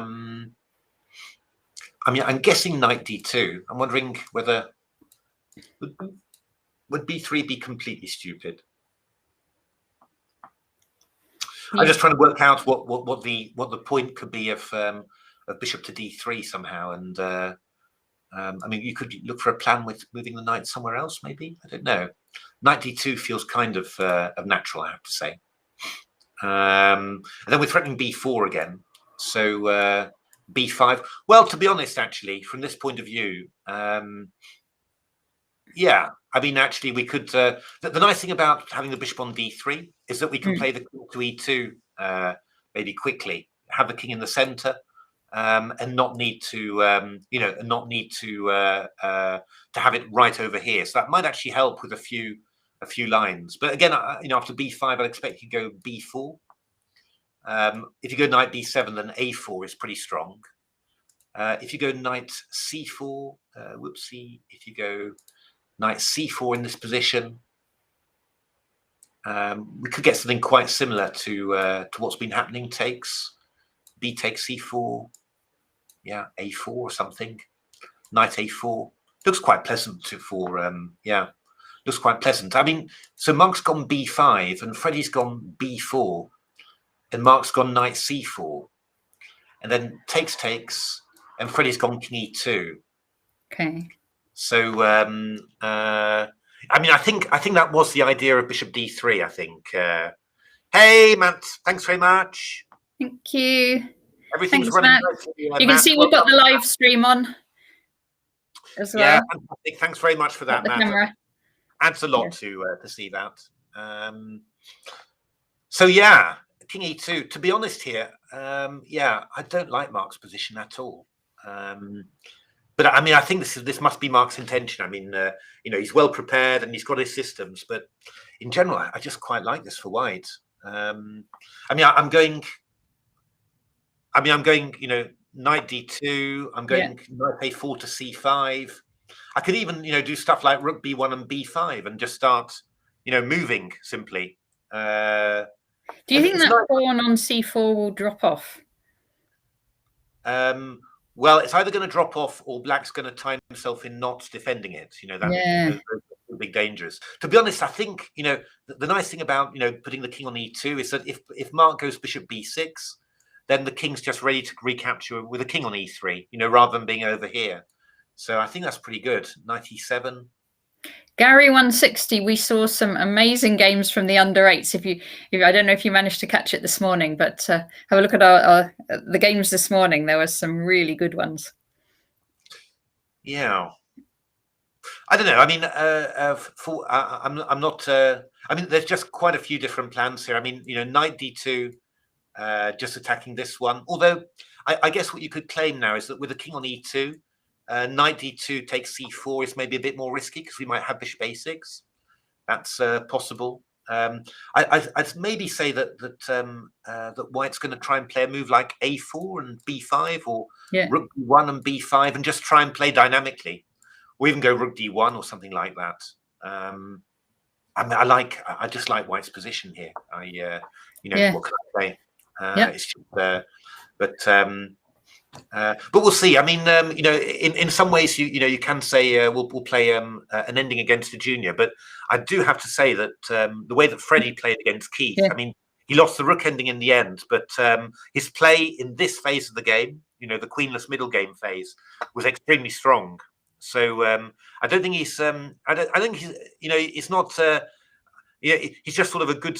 He's a good solid player. You know, it's not something like. You know, get him into an ending and he's hopeless. I mean, he's just really strong. No. Yeah, I tried that tactic of going to a junior against an endgame before, and it was this really tiny kid, and I got them into a king and pawn ending, and then they went and beat me in it. It's it doesn't guarantee. Yeah, I don't know. I mean, we're going to see, but so far, I don't like this opening very much for Black, but yeah. I don't know how much you know, prep Mark has got, because he's been playing this, you know, he's played this system for a very long time. He's played against some very strong players, so you know, it could be that Mark thinks that this ending is okay, but to me it looks very difficult. So oh, okay, the bottom board game is running again, says Magic Hotel, so must have been an electrical fault or something. Okay, interesting stuff. Let's go to the top board. Sorry, David and Danny. We had to check in on. Youth and experience. It's a classic struggle. So this is a Najdorf, bishop e3, and White playing the solid system, knight f3. Knight b3 is the very sharpest. Seems to be comfortable for Black. Well, comfortable in the sense that the Najdorf is comfortable, but Black seems to be doing pretty okay with masses of preparation. This is a Karma system. A5. A Karma system. Karma system. Oh, not the like Karma. Karma system. We needed a chess opening called a Karma system. It has to be a very peaceful one. Owl versus King. Oh, Eggleston versus Gormley is just as good, Tariq. So Okay. I think I've definitely had this actually with black one time. I think I always used to play systems with H6 though to stop the knight coming to G5. So knight G5 played by David. So grabbing that that light squared bishop, which in principle I would have thought would be quite nice for white. Rook E1, Queen C6, but Danny doesn't seem too upset and playing like this. So Queen C6 is attacking the pawn on E4. Whether that one's really hanging is not so clear because you know, after knight E4, I don't know, let's just say some random move. After knight E4, we've got a few different things. Most notably, bishop F3 with when B7 might be weak. I mean, I don't know. You might be able to hold it in some lines, but like this. But well, it's not a clear cut threat. Knight takes C4 will have to be calculated. Probably what White's hoping for, sort of, is to tempt White to play F3, and then this pawn also feels less weak because you're not having this possibility of going bishop to G4. Quite interesting this this time. I mean, I have to say that you know, I've been a Najdorf player for well, all my professional career. I was a Najdorf player, and well, also since about the age of 13 or something. So I played a lot of these positions, but I must say I always assumed that allowing the light square bishop to be exchanged for a knight was a bad idea. But looking at this, you know, it's often one of those things, you know, somebody does something and then you say, oh yeah, that's actually quite all right. You know, it's actually not so bad. So that's sort of the feeling I've got at the moment. Yeah, interesting question. What should White play here? I mean, this is all quite exposed, really. Got a few ideas. I mean, bishop F3 is a sort of the default move that you might play. You know, just defending E4 and also holding back D5. In that case, though, what you do allow then is that Black might be able to just play B5, and after AB, do something like knight B6, and you're no longer attacking this A6 pawn now that your bishop's moved from E2, so you're threatening to come in here. You know, that's definitely one idea.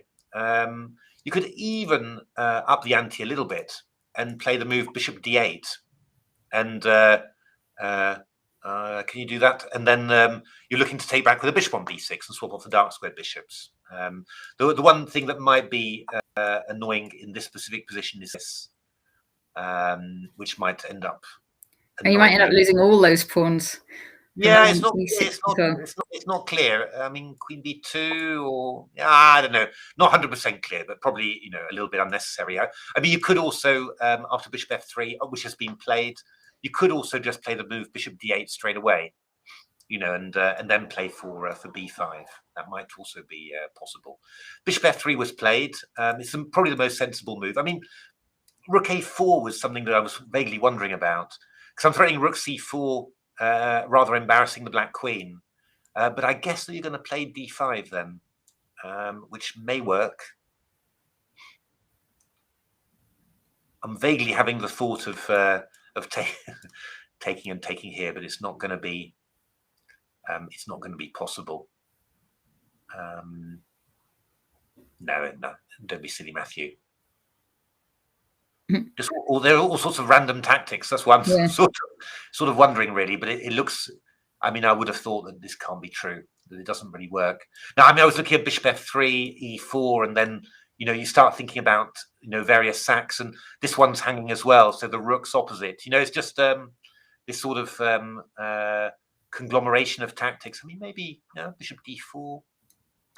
Conceivable. I mean, you know, conceivable that there might be. Something vaguely interesting there, but that would be a very I think that's more, there are moves often that you sort of think, well, I'll play it when I'm prepared, you know, and then there are moves that you think I'll play when I'm not prepared, and bishop F3 is a good sensible move there. So yeah, I mean, what is Danny going to play? As I said, B5 takes knight B6 is sensible, and then White's got to decide what you're going to do about the threat of knight C4. Another idea could be yeah, this move bishop d8 just to try and play b5 and then come with the bishop to b6. That could be quite interesting as well. In general, I quite like Black's position. I'm probably a little bit biased, but because it's an Eidorf. But yeah, I mean, Black seems to have done decently, from this. So I don't think that there's any huge danger for him. I mean, I'm sort of wondering how. I mean, you could not take that pawn, but that's normally not a good idea. Normally, having achieved b5 is quite a nice achievement for white. I think you'd want to take it because it's threatening to go to b4 and then your c pawns. Yeah, no, I mean, I was just looking. I mean, if you could get a situation where you get the knight on b4 and a pawn on c3, that would be quite nice because you're attacking a pawn on a6, you're restricting d5, but it just doesn't seem to be really. Doesn't seem really possible. Rook e2, the knight. Not sure. A little bit. Again, that's a little bit weird. I mean, a takes b6 is the most natural, but you need a sort of a follow up now because knight c4 is threatened. I mean, I suppose you could say I'm going to meet knight c4 with bishop c1. Could do, I suppose. I mean, you could sort of say I go rook e2, knight c4, bishop c1, and then I'm going to move this knight and then chase you away with b3. That's possible. It's possible to play to sort of play an idea like that. This move bishop d8 I like, to be honest. Go rook e2, go b5. The only question is whether you can get some good pressure on d6, for example. I mean, if I went back there, you just come back here and you say, I've got him b5, I'm happy. But then maybe you could go knight a2 to b4. It's complicated. It's really complicated, this game. I mean, we're going to see what ideas both sides have got there. But I think as Black, I'd be looking for bishop d8, and trying to make the maximum of it. But it's not 100% clear. And otherwise, b5 looks like quite sensible. But and then I think ab knight b6 is normal, and then White's just got to try and find some way to parry the pressure against the b2 and c2 pawns, because on this open c file, really, and especially now the b file's open as well, this knight's got to move somewhere better. It's got to find a better spot than c3 because it's just a bit in the firing line. But maybe this move rook e2 is sort of possible. And if knight c4, we go bishop c1, and then we're just going to try b3 and get the pieces active. Do you think Danny will be going all out for a win today? He's playing the black pieces against David Eggleston. Now, I'm not sure because, I mean, did you see his Facebook post? No, I didn't. Because he posted from yesterday, and apparently he overlooked and allowed a draw by perpetual. Oh. When he was converting his otherwise very impressive game. And he said, everyone already, he said, plenty of blunders yesterday, everyone very nervous. So so I'm not sure. I'm not sure what Danny's going for there. That's interesting that everyone's very nervous. I was thinking that it might be some kind of carnival atmosphere just because everyone's back playing and it's nice to see everyone.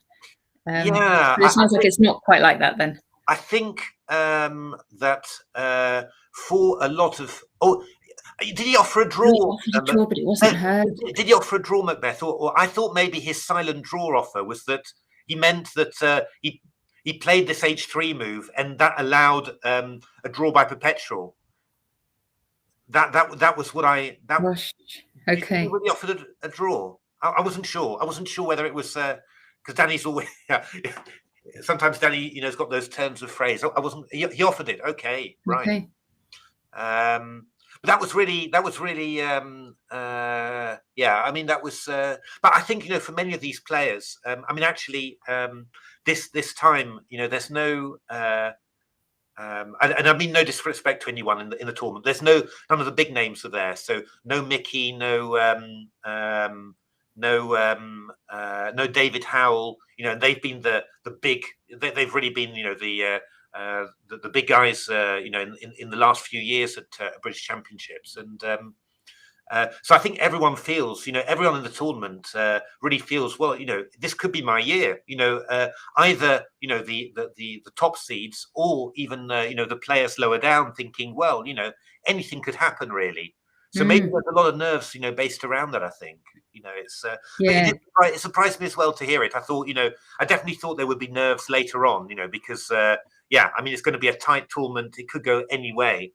But it was surprised me. Because Keith wants to do the double, doesn't he? The online championships and the over the board championships. Yeah, of course. That would be that would be an incredible, and the best chance ever. He came ahead of Mickey in the online. And now you've got a British championship where Mickey isn't playing. So and David Howell isn't either.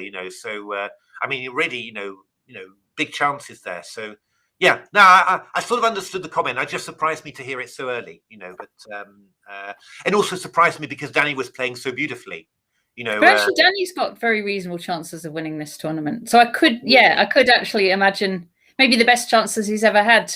Yeah. I could imagine that you'd be nervous for that. Yeah. But I think as well, there's 9 rounds, right? So it's. There's going to be plenty of nerves later, so it's important for now just to make a good score. I mean, the thing is, I think you also have to say you don't need to make 100%, to win this tournament. I think 6.5, 7 is going to be tie for first, clear first. I think. But also having like Freddie and Theo in the mix, and these juniors, which are a bit of an unknown quantity, I think that could make an experienced player quite nervous too. And I mean, you've got guys like David Eggleston, who's made some great results for Cheddleton as well. They could easily get on a run and suddenly be in with a chance of winning. It's all possible really. So it's going to be thrilling. Yeah, for the spectators, it's a great one to watch. It's really very interesting.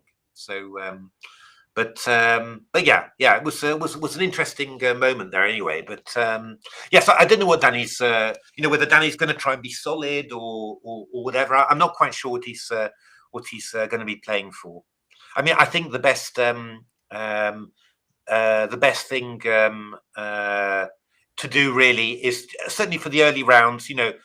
I'm just going to try and play normal aggressive, and but I don't need to do anything crazy. If it works out, it works out. If it doesn't, I make a draw and I carry on, and I'll put myself into the mix, with 2 or 3 rounds to go, and then that's when the real business happens. I think that's probably the best approach. But yeah, obviously very easy to say when you're watching it from the armchair and not getting nervous. I do know that one year where I was, fair to say I was quite a big favourite at the British Championship. I got so utterly wound up that that I ended up, just falling apart in the last few rounds. So the British does have that special atmosphere, quite I think being the top seed is a bit of pressure, isn't it? Yeah. So I suppose Danny's is he number 2? He's number 2 seed, I think. Number 2 seed, yeah. But you have tournaments like that have a special atmosphere. I've always found the British quite nerve-wracking, but we'll see. We'll see how that goes. Especially since there's us commentating as well. So if anything does go wrong, everyone's watching. So Freddie's done something interesting there. Let's see. Something I hadn't expected. Knight G6 and now A5. And then castles. Is Freddie going to go A6? Freddie's white, right? Freddie's white, yeah. Is Freddie going to go A6 now? Is this the idea? I think he's going to try and take this. Oh, no, maybe he is. You're right. It's not silly. It's really not silly. It's but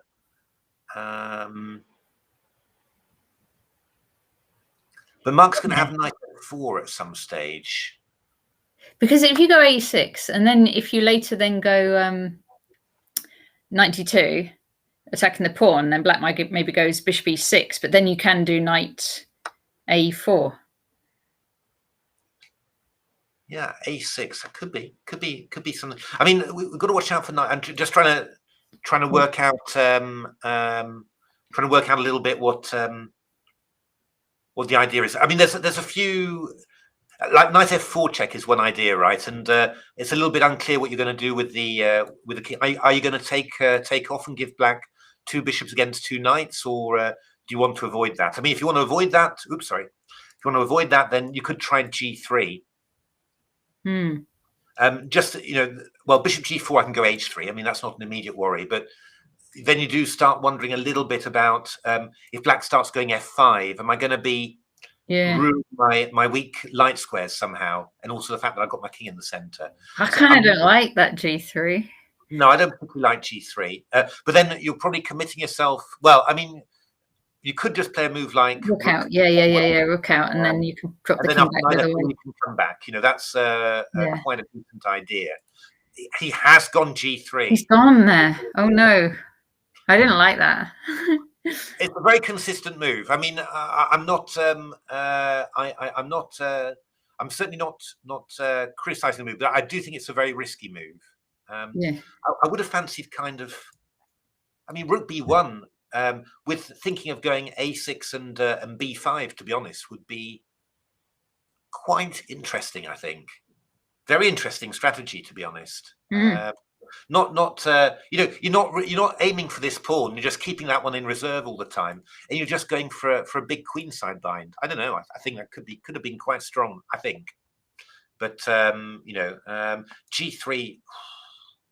Mark playing bishop e7 immediately.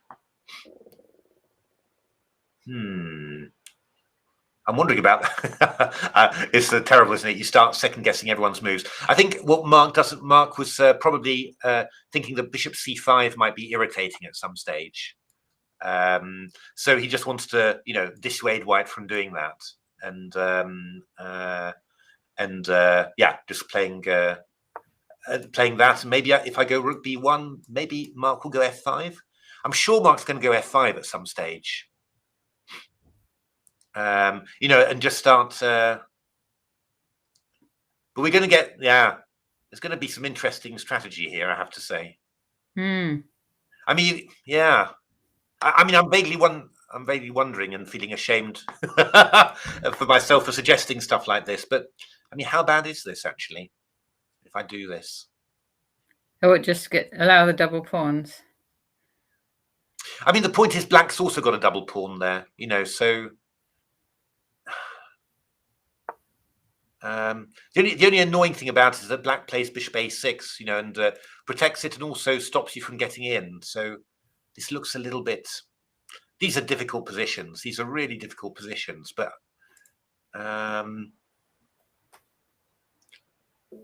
rook b1 and then f5. I have the feeling that white's trying to keep control, but he doesn't quite have all that control that he needs. Yeah, the thing is, if I go b5, which I would like to do somehow, and start really getting my my attack going, then I might get. I mean, f takes e4. I could probably just go knight d2, and just say, okay, take that pawn. I'm not particularly bothered. But you might just go f4. Then you're going to follow up with bishop g4, maybe. Yeah. Which could be unpleasant. I mean, I don't know. Again, it's the sort of thing where you say, if I'm prepared, I'll do it. But if I'm not, then I won't. I mean, could we play b5 immediately? But in that case, we've got bishop to b4 here, which is a little bit irritating. Which doesn't look right to do this. But yeah, rook hb1 f5.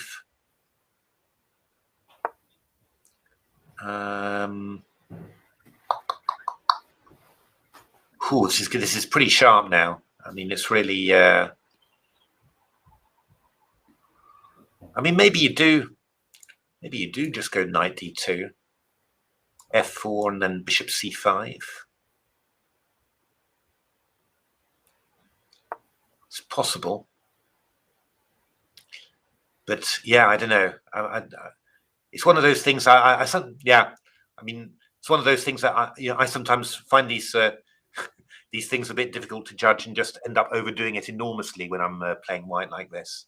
And I'm a little bit worried that that's actually what I'm doing at the moment. I mean, white's really getting a lot of concessions here. So, yeah, not sure. But after bishop b7, Okay.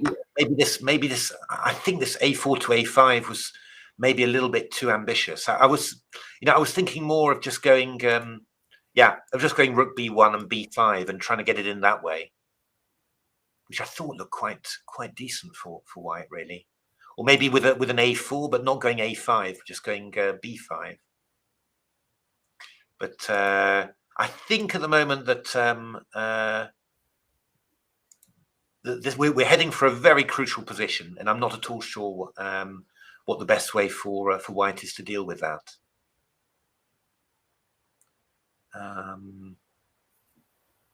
He's gone rook a b1, Freddie. Interesting. Okay. Maybe better. So he's not looking for a6 then. Yeah, I mean that's the. It feels like not quite following through with your plan, but on the other hand, he also has the opportunity to play h3 and stop the bishop g4. So I mean, this is a very complicated game, and I mean, in principle, white again, if white is given time, could play a move like knight d2 and f3. Consolidate, and then black's in trouble again.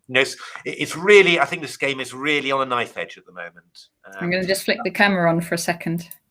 Yeah, I mean, I would really say that the only move I'd be thinking about in this position. He doesn't look that happy, does he? Maybe that's thinking. I can't see Hebs. I can't see Hebs. I can see Freddie. Oh, Freddie, he's not thinking at the moment. I think it's black's move at the moment. So.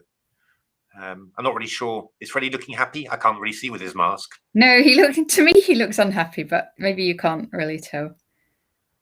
I think he's concentrating hard anyway. It's right. Let me just get the chessboard back. I'm not sure how skilled I am in. F5. Mark's played it. No, he hasn't. That's my analysis. I think that would really be the move. I would be thinking. I mean, another possibility could be. Something like bishop h3 in order to play f5. That's super, really quite ambitious. But I think that this plan, if white gets knight d2 and f3 in this plan, then I think getting the pawns back on the light squares. Yeah, I mean the only thing that's f5 is on the board. It's on the board. Okay. Yeah. So. Yeah, I mean, this is very typical Mark. I mean, he doesn't think a long time about these. I mean, probably I wouldn't nowadays. I wouldn't. When I was younger, I would have agonized over bishop h3 or whatever. Because I mean, the point is, you're thinking this is what white wants to play, and then the question is, can we do stuff like I don't know, fg or bishop g2 and sacks and stuff, and bishop g5. That would be what will be occupying me, but. I think f5 is a good move, and just ask white what you're going to do now. And that's not 100% easy question to answer, I have to say.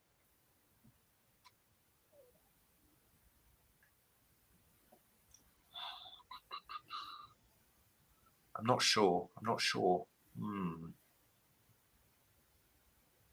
I mean, are you going to play a move like knight d2? I mean, the thing is, if we look at it, so e takes f5, bishop f5 is not going to be good for white. Too many light squared weaknesses, all over the place, really. So you can't do that. So you've got to maintain that central presence. Yeah. But then the question is, how do you do that? Because black's actually threatening to go f4. If you just play random move, I don't know, h4, you're going to go f4 and bishop g4. Which you don't want to happen. No. I wondered whether Freddie's idea was to play h3, keeping the rook on h1, just to try and hold this together. And then after fe, you go knight d2, and you're fine again, unless something like knight f4 check is possible, but probably not. But I think that if you do something like h3, then I mean, white might just go f4. You go bishop d2, and then I don't know, black goes bishop e6. and you're sort of thinking, yeah, what am I actually doing with my pieces here? It's could play a move like g4, maybe. Very complicated position, this. Yeah. There's really stuff happening on both sides, and I'm not quite sure how you balance it. I mean, I think white's always in danger of exerting control and getting control of it, but black's also in danger of showing that white's gone too far in what he's done. So very thrilling, very complicated position. All right, a request for Louise Head against Ollie Absolutely, Stubbs. let's do that. Oh, that's Lawrence Webb. Yeah. So, okay, let's have a look. So, actually, well, funnily enough, we were talking about the juniors before, and I was saying how in the good old days when I was 12, 13, I played, and for quite a bit of my career, until I was about 19 or 20, I think, I played this Bishop E2, Bishop E3 system. And actually, Louise has played it, and Louise has got the ideal version. Okay. D5. Now, yeah, the thing is that black should play, after D5, black should play knight D7 or knight A6. And then after G4, you play knight C5 and you force white to play F3. And then you go A5. And the idea being then if G5, then I can go knight H5. That's the big idea. The way that black's played it with A5, you get G4. And then this was actually my idea, which I played against Istratescu, very strong Romanian Grandmaster. Played it in the World Junior, in actual fact. You played G5, and, well, knight H5, I can actually win a pawn. So black has to go knight E8, and then you never actually manage to force white to play F3. So, but now this is a very interesting moment, because after F5, how I always played it was to play knight F3, and then to carry on with H5. Which, to be honest, I thought was pretty strong for white. But Louise has taken on F6 there. Quite interesting. Queen F6, Queen D2, Bishop D7, and castles. I'm not sure about taking with the Queen on F6 here because I don't know, C6, because you're not really threatening C takes D5 because I could take back with a knight even there. So yeah, and here, to be honest, quite a few strong ideas here for white. I mean, H5 is quite dangerous, and there's even ideas like B takes C6. Because after B takes C6, I could play C5, and this bishop on D7 is hanging. So, looking quite good for Louise, I think, with white. It's a King's Indian, so complications ahead, of course, but I'd be very happy with white if I had this position. Yeah, because black doesn't have an obvious attacking plan. Like with the King's Indian, you're normally wanting to be attacking, aren't you? Yeah, that's right. No. I mean, the nice thing about about this whole structure is that white's got plenty of attack, but on the queen side, it's going to be a while before black gets anything going. And also normally you play the C6 stuff. You play it when you've got your queen over on A5 with the queen on F6. Yeah, I think white's got a very nice King's Indian here, with white. Okay. Freddie has played knight D2. Okay. So he's going for this plan where I said I have no idea. Is this possible? Playing F4, he's going to play E5. Probably, I think. And take the double pawns, but just claim that black's got double pawns as well. So let's all have a double pawn party. Interesting. I mean, well, the only other idea that he could play is to go G takes F4, but I don't think he'd do that. That looks way too ugly. So I reckon that he's going to meet F4 with Bishop C5. I think that Mark has to go F4 because I think if white gets in F3, then the whole structure is looking quite reasonable for white. I'd say true actually. If you do get F3, yeah. So he just plays that next move unless white plays. I think then everything makes sense for white. The whole structure. You've got for example, if you go Bishop E6 and I play F3, I think this looks very natural for white. I mean, you've got B5 coming in when you want it. You've got maybe knight A4 into C5. F4, you just meet with Bishop F2. Yeah. You can also even think then of taking on E4 and putting a knight on E4. You've got all your light squares covered. I'd say this would be quite dangerous for black. So I do think that it's time to, to force white now to make a concession, and doubling up the pawns should be a concession. And then in general, what should black be looking for here? This knight has to come to d4. That's the big one. So I would be, my natural idea here, to be honest, he's played f4. Mark has, of course, he has. Yeah. So yeah, this is very thrilling now. It's very unclear now what's happening. But my first initial idea would be to play rook f6 in this position. And then I've got two ideas here. First of all, knight takes c4. I'll play bishop a6, and that'll force you to play rook b4. No idea whether I'm winning or not, but I mean, it can't be right. This is just can't be good. So I think we need to look at Joe McPhillips. I just we're going to do that. We're going to do that. Looked over the position, and it looks really. I'll just finish off here. And then afterwards, black's idea is to go knight. Well, a number, but knight f8 to e6 to d4 is the big one. And white basically needs a good answer to this. And it's not too obvious to me what that answer is.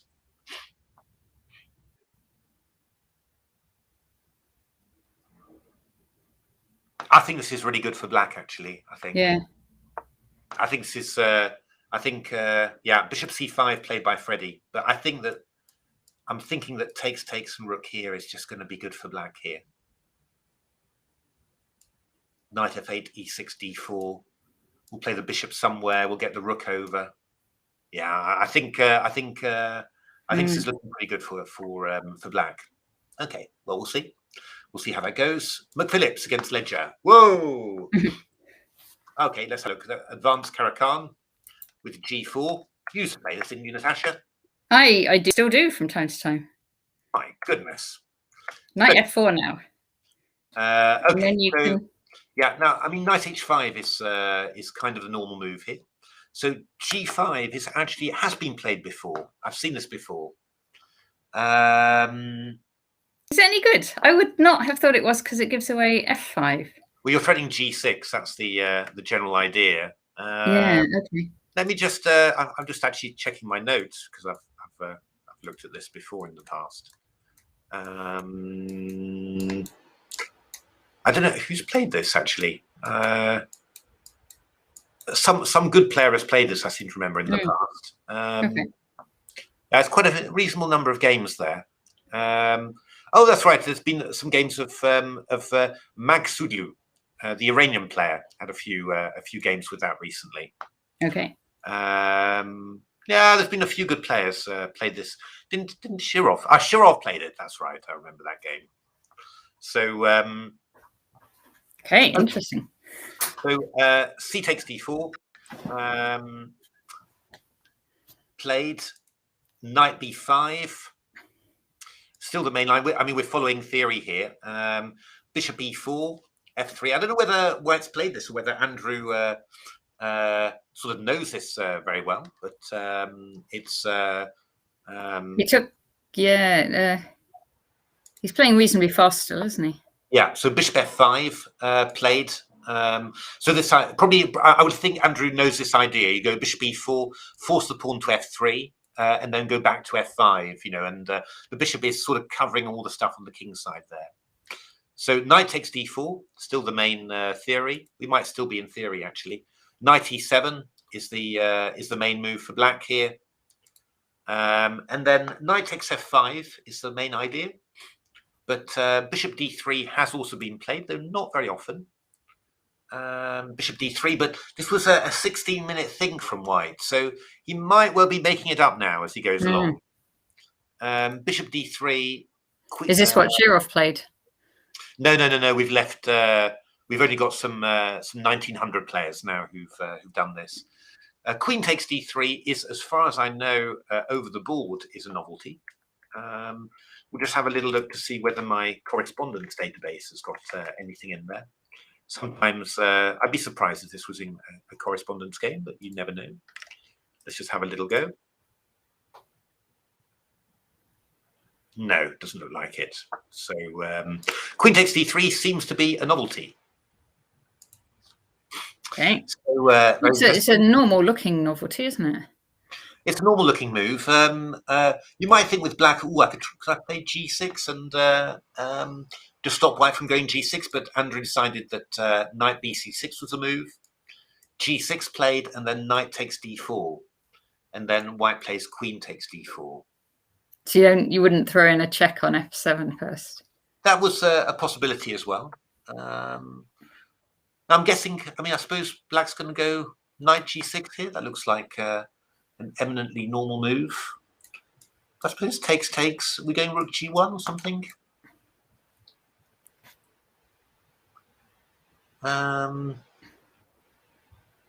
How is that position? I have the feeling that this is just going to end up a bit equal, really. Queen b6, even to swap off queens. Queen a5 check to have a bishop c5 later. I don't know. I'd have thought that knight g6 is going to end up equal, this sort of position. It normally does in these lines. I wouldn't have thought that this is going to be end up as a big advantage for white, really. But probably if we exchange off queens, then we've got some weak white pawns to aim for as well. Certainly, I think if I was just looking for to sort of get equality or something, I'd be looking at a line like this, for example, and just try and swap off the queens, and then play bishop e7. This one's weak. We've got rook a4.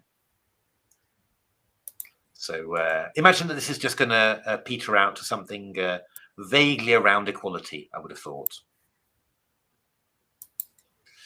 Who we got? Nick Pert against... interesting. How did this one go? Neil Bradbury. So, yeah. Well, I would have thought that Neil is still in his preparation here. So c4, bishop b4, check and Bogo Indian. a5, a3, takes. Oh, wait a minute. I'm just going to close the window because it's raining a lot. Okay. It's not raining where I am. It's sunny. It was sunny, but... I think I get the weather slightly after you. So this is quite interesting. No, before you. Actually, I've seen this d6, e4, e5 idea as a pawn sacrifice, but I think normally without a5 and a3. So I'm wondering what difference that makes. In some ways, it weakens the queen sides. In other ways, it gives the rook an extra square. So takes, queen takes, knight e5, rook e8. 22 minutes over that. Wow. Oh, on rook e8. It's weird somehow, yeah, because what's the alternative? Knight. I mean, black's. It's just that black's, played this pawn sacrifice, and then you sort of think you're not going to sack the pawn unless you're really sure about your follow-up. Yeah. Maybe you hadn't expected white to grab the pawn. That's quite conceivable. Yeah. I mean, the only other thing that you could try is knight takes e4, for example, and rook e8. But I mean, I think that feels like a disaster, really. Yes, because if you take, then rook d8 check.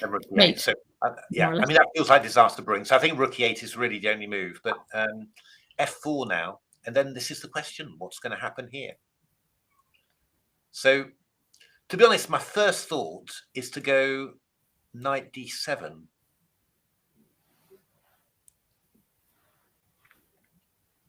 With the idea of knight takes d7, knight takes e4.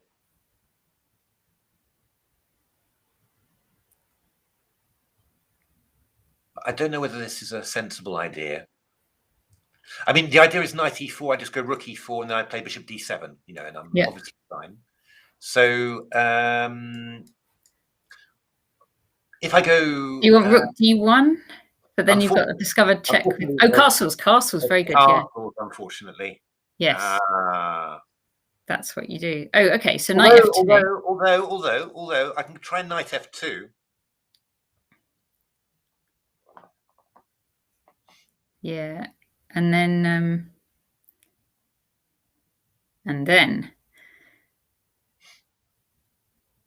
Wowsies.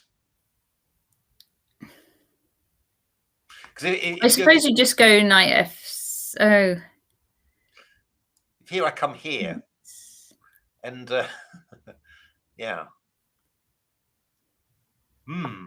There's maybe some. Yeah. Okay. I mean, it's g4. Oh no, then you come back out to knight f2. Yeah. In any case, castles is a main move, right? I just finished the other lines. Yeah, knight e5, I go knight c3, and if bc, I go f6. You know, and yeah, I mean that sort of looks like it's going to end up reasonable for black. Even if I'm a pawn down, I've split all of yours. You know, so that is quite good. Excuse me, just one moment. I mean, what I'm slightly wondering about is to do a move like knight b5 or knight d5, but I mean, I can just, yeah, I was wondering about this, but I just go knight g3 check, don't I? And I take this one afterwards. So f4, knight d7, knight d7. I mean, what I could do is to go knight b5. This is another idea. And after knight e5, there's knight c7, which is kind of, it feels like it's doing kind of the opposite there to black. Yeah, I don't know. I think this is probably quite good, isn't it? I don't know how you'd get away from that. I mean, I'd like to do something dramatic, but I'm always going to have knight e8 at the very least, knight a8 as well.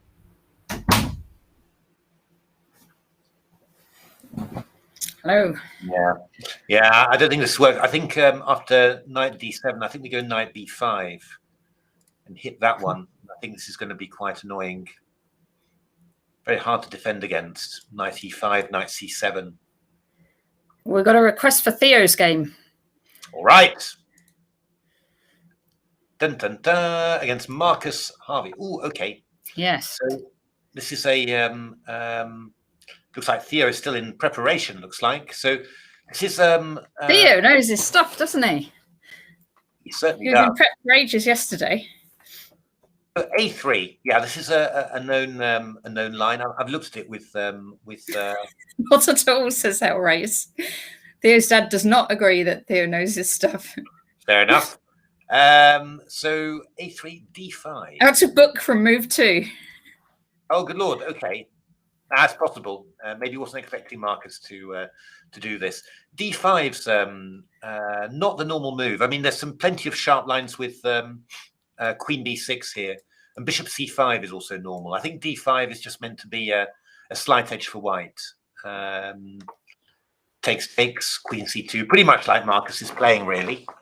So, it looks like he's still playing very fast, though. He maybe, maybe has a feel for the position, or maybe he does. He secretly knows it. 8 minutes on Queen A5, then Bishop B4, Knight E4. 36 minutes from Marcus there. Gosh, I'm wondering what he was thinking about there. Actually, maybe Rook C1 or something, or was he thinking of some clever way of doing stuff?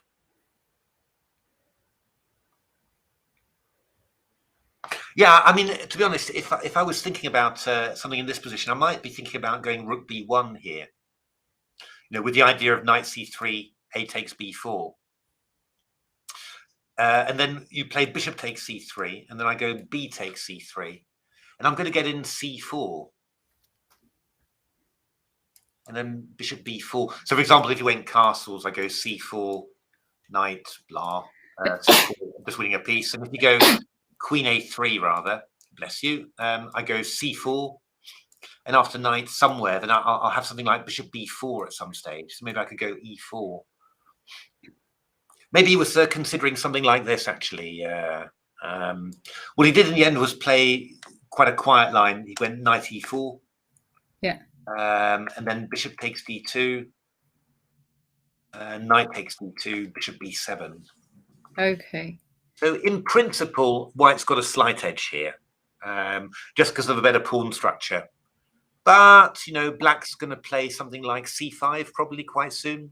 Might have played c5 already, actually. Would not have been impossible. Yeah, and then, yeah, I mean, it's not so much, really. You know, I mean, it's a slight pawn weakness, but black, as long as black's decently active, and I think black is, you know, reasonably active there, then it shouldn't be too much. Slight edge for white, as I said, but shouldn't be disastrous. I suppose the only thing that you could say is that we're maybe going to get e4 in. I'm not sure about putting this bishop on b7, to be honest. I would have been happier maybe with playing c5 here and just. But maybe black was worried about rook c1 and just taking this pawn quickly. That is possible. But then maybe e4 from white. And we just got to decide where to put this knight. What about f4? f4. I might just go g3.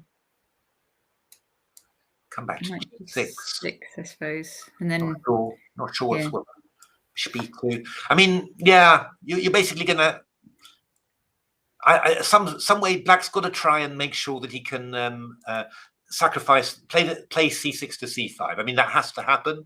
And the key thing is it might well be a pawn sacrifice. You've got to end up with some sort of compensation somehow. I mean, that's the basic goal. And then I'm not quite sure what the, you know, whether the knight should be going to e7 or to c7. Probably not. Maybe to b6.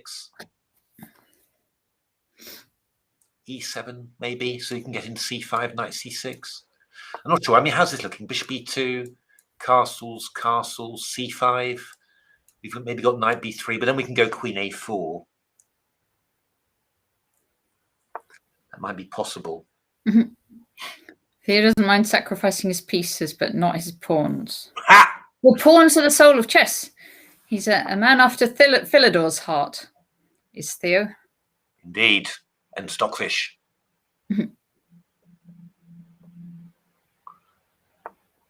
Not clear. Is it? When yes, a yes, of course. You're absolutely right. Is there? Yeah, not sure. E3 played by Marcus, so quite. Wonder about this though. It feels a little bit. Yeah, I don't know. It feels a little bit passive somehow. I thought you could do just a little bit more with white. But okay, maybe. I wonder if Marcus wants to. Oh, I don't know whether it's the diagonal or keep the e4 open for like knight. Well, I mean, I think he was a bit nervous about playing e4. Oh, good lord, sorry, about playing e4 and conceding the d4 square. It's just I'm not 100% sure that it really matters, and chasing the knight away and getting developed quickly is, yeah, maybe more important. It's just, you know, you're thinking castles, bishop e2. I mean, I could go rook d8, but probably just go rook d1 and you're dealing with it. He's gone castles, but I mean, you know, I'm going to get in c5 and then protect my c5 pawn, and then I'm not really sure how bad this really is for black. Yeah, I don't know. Yeah, always swings and roundabouts in these sort of things. But a slight edge for Marcus, but nothing huge. You know, that's Olga Latipova against Keith. We haven't looked at Keith yet. Keith is looking pretty good value there, I think. Equal pawns, but 2 bishops and quite a lot of pressure against the d3 pawn. So, shall we see how it went? Indeed. So e4. Oh, good lord! A perk from Keith on a Terry Chapman Pribble. One of Terry Chapman's favourite openings here. Okay. Knight e2 takes. Knight c5. Bishop g2. So pretty solid from Olga. Good setup. Bishop e3. Rook e8. Knight d2 maybe. Sort of white ends up having to play bishop takes c5, which is not playing. Queen d3. Ooh, that feels. Let's Keith swap them off. Yeah, and this pawn's a bit weak on d3, so in principle you'd say that the black's doing very nicely now, and then getting the knight onto b4. Yeah, okay, and bishop c4. So it's going to be a bit of a rearguard action for black here. You know, I think yeah, knight coming to c1 and trying to hold. Actually, is black already losing a pawn? Right. No, not really yet. But yeah, it's going to be quite a difficult position for black, I think. For white, you're right. For white, rather, yeah. We're going to have f6 coming in as well. Maybe after knight c1, we'll play f6 actually immediately. And after takes, we could even have some moves like rook e1 coming in. Oh, yeah. It's going to be a bit tricky for white, this position, I think. Yeah. Okay. So Hamish Olsen against Svetlana Suksikova. So Hamish drew with Theo yesterday, and Svetlana achieved a fantastic draw against Mark Harvey after a long rearguard action. And yeah, I mean, quite an even position. Looks like some sort of, oh, it was a knight f3 system. I'm sure Olga's better than 1266, Macbeth. Yeah, It's another one of these pre-lockdown grades. Indeed. I think you've just got to ignore those ratings.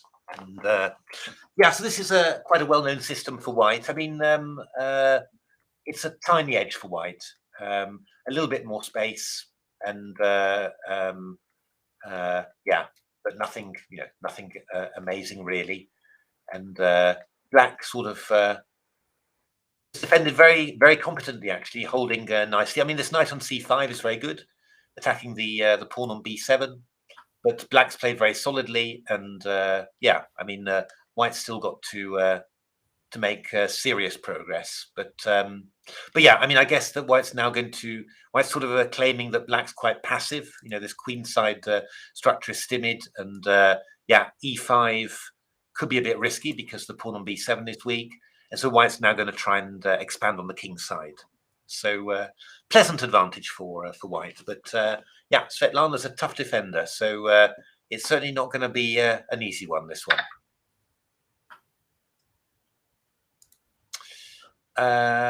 Peter Finn against Checkmate a lot. Phil Brooks. Yes, both of those were playing in the online British as well, weren't they? I can't remember if they played against each other. And both of them had very good results yesterday. Phil Brooks drew with Perth, and Peter Finn drew with Keith. So Keith was a bit disappointed with himself. I saw his Facebook post. He said that he drew a rook. He drew probably this was the worst rook ending he'd ever drawn. Put it this way. Oh. So yeah. So but yeah, I mean, it was amazing how Peter managed to defend that. Now this is King f8. It's another French defense. Another French defense, the winner. And this is a strange move from Peter. Bishop g5. I mean, normally, I mean, all of black's weaknesses are on the dark squares, really. So to swap off the dark square bishops is a rather strange idea, like that. I mean, you get these sort of things in the McCutcheon as well, this sort of position. So from that point of view, it's quite intriguing. But normally with the McCutcheon, black's really struggling desperately to swap off the dark square bishops, and is glad that he's achieved it. So it's a little bit strange, this idea to swap off the dark square bishops like that. This is actually looking like a McCutcheon for black, but yeah, in principle, black's doing fairly reasonably here. It's a pretty decent French for black. But okay, interesting game. We've got Lawrence Webb against Steve Willison. Whoa! White seems to be the exchange up, the exchange and a position up, basically. Okay. So yeah, it's looking very strong. Let's have a look how that went. e5 check Sicilian. Yeah. c3 b4, e5, e6. Wow. Oh, good lord. So white won the exchange very, very quickly there. Takes. Okay, and oh, this is horrible for black. Those are weaknesses still. So yeah, Lawrence Webb, of course, came very close to drawing with Danny O'Malley. King f6, rook d7, e5. So yeah, this is looking terrible for black. Rook takes b7 here, for example. It's going to be very strong. And then Louise head against Ollie Stubbs for a while. Okay. H5 played by Louise, so that's a very sensible move. Knight AC7, takes, knight F3. Yeah. Pretty good, really, I have to say. Knight G5 is coming in, and then you'll have a threat of knight H7, you know, so yeah, this is looking very difficult for black. I think, but yeah, I suppose probably what you're going to do, you're probably going to go C takes D5 here, and then just ask white, what are you going to do? Various possibilities. CD, then B5 is possible. You're threatening B4. So that might be interesting. Because if you go, you know, so like knight G5, you go B4 and rook C8, and suddenly there's a bit of unpleasant counterplay here. So probably C takes D5. Now, I mean, what you could do also is go E takes D5 with white. It's normally not what you want to do because that opens up. But actually, black's pieces are so poor here that I think getting the E4 square is going to be rather significant. And bishop F5, we go knight G5. Got threat of knight H7, knight E4. So yeah, I mean, also knight takes D5 is possible, and then you're going to win this B7 pawn. But I don't know. Well, actually, even that looks quite good. But I think my choice would be E takes D5, and then in we go. You know, I think White's got a really lovely King's Indian here. Really, the best King's Indian you could have, I think. Nice. So, all right, we're going to see Freddie again. Yeah, and we're going to see. We haven't seen Danny. And do you mind if I just take 5 minutes just for get a little drink and Sure. Should we break the stream actually for 5 minutes and then? Yeah, I mean, why don't you put you could put maybe the I'll put the yeah. I'll put the video on, and we'll be back very, very shortly. Indeed.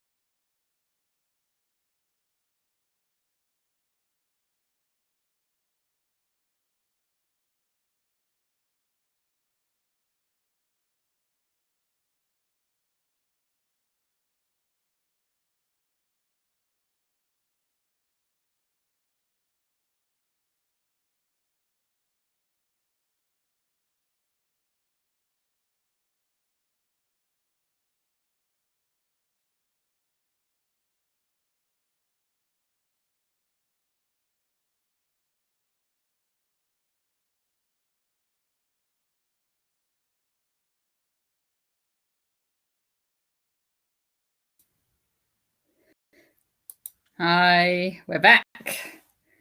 Replying to some of the tweets.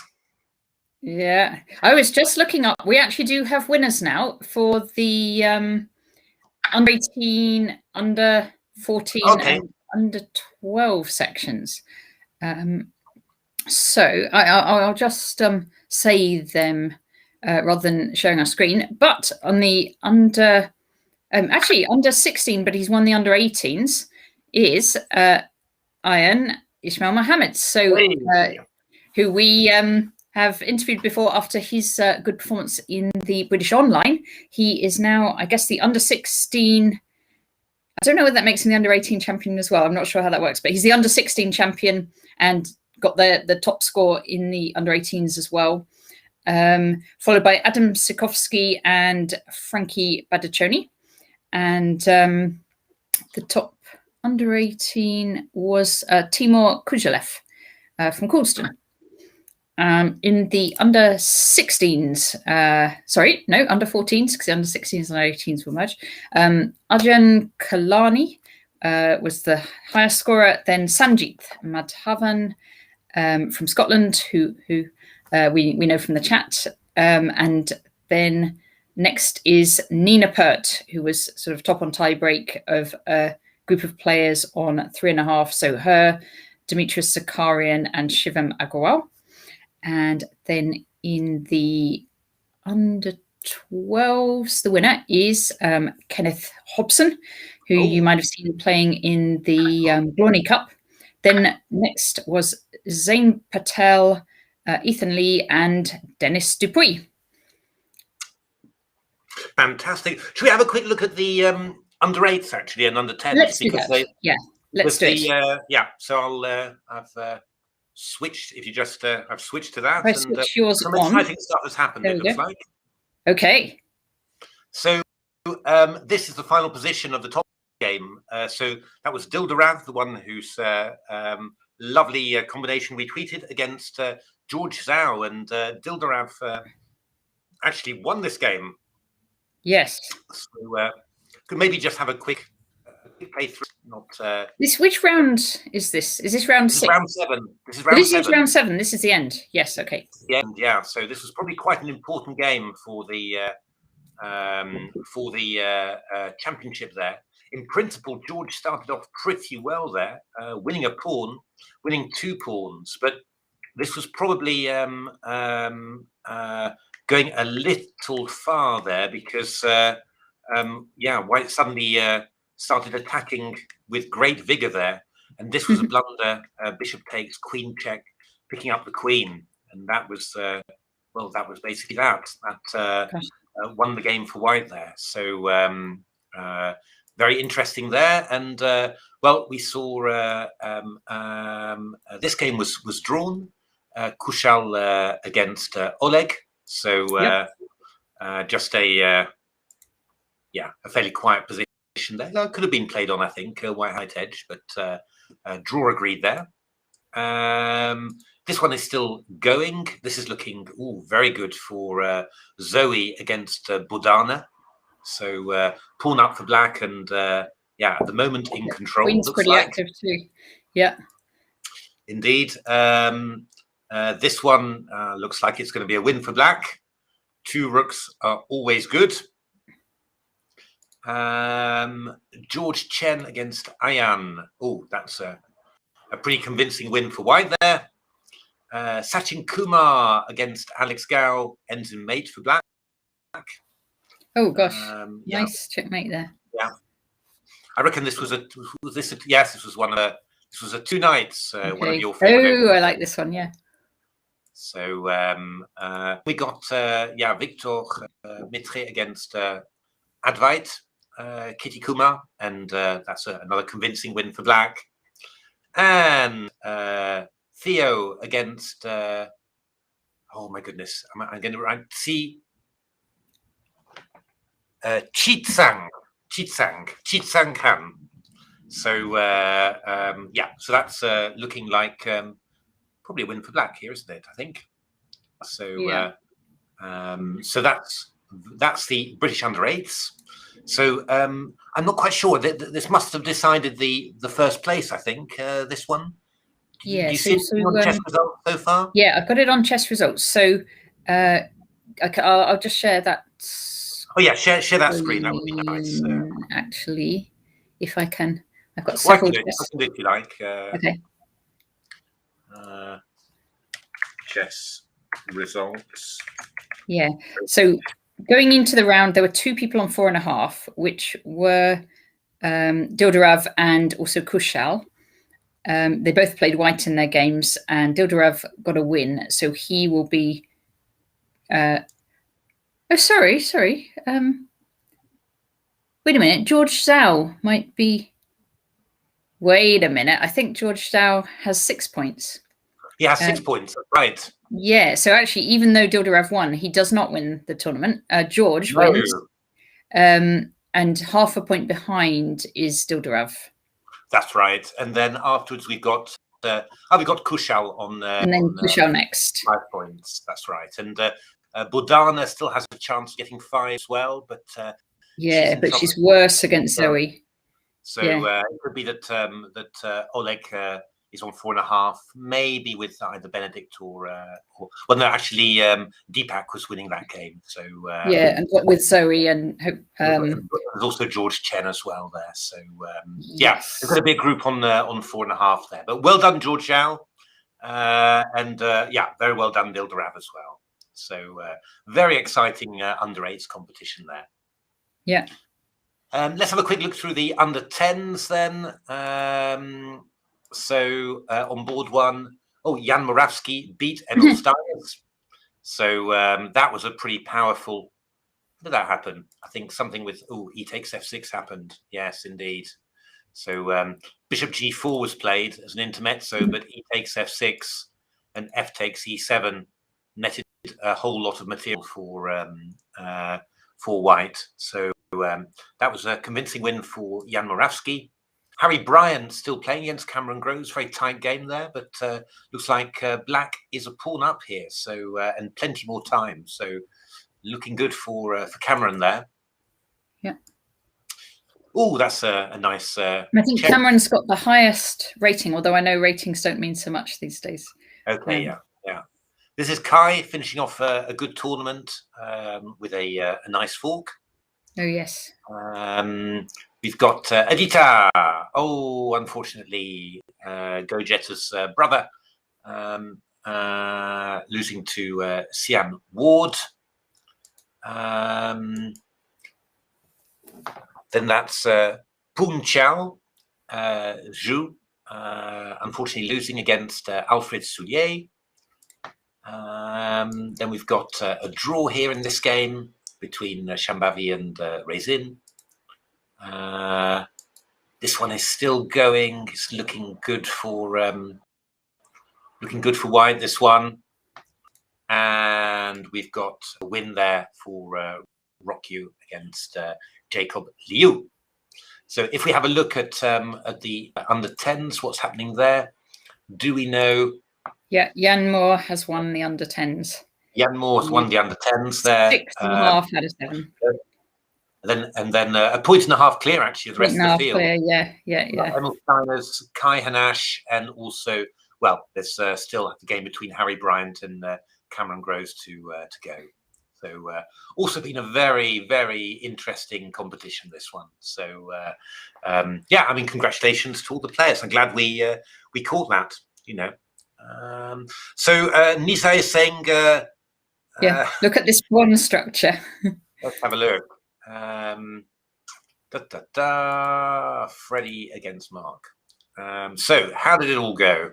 Bishop c5, f3 check played by Mark.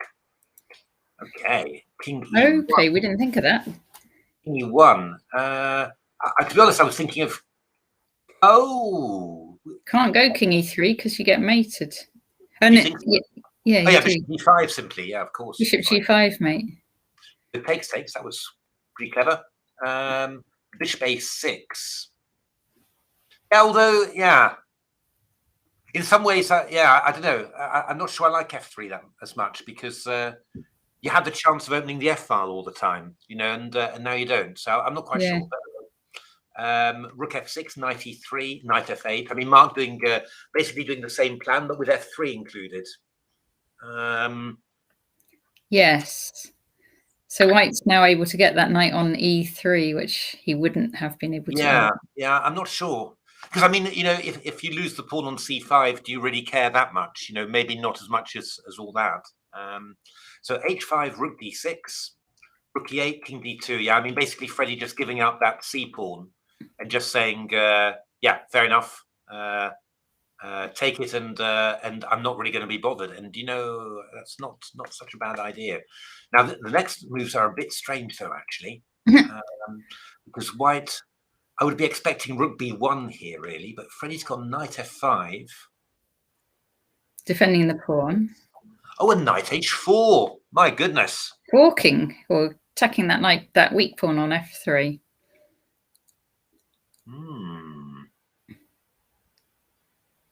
Oh God, that's clever. I didn't notice the bishop. Oh, the bishop's got exchanged off on c5. That White must be happy with that because, yeah, I the think king White, seems much safer now, doesn't it? I think the White's better here. Yeah, Macbeth's saying Hebden's sliding into trouble. Yeah. And what about the pawn structure of the year, Nizahe? What do we need? Yeah, he wanted g4, h takes g4.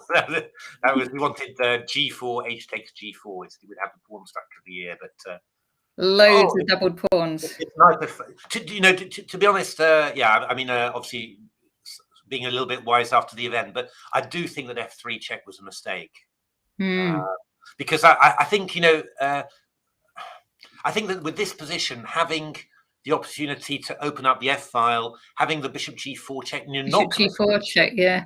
You know, I think that this was. It'd be interesting to see it on the engine, actually, to see what the engine actually thinks of this position. But I like Black very much, and I thought, yeah. Mind you were saying about White playing f3, which kind of solidifies it all. Yeah. So maybe Hebs just wanted to stop White playing f3.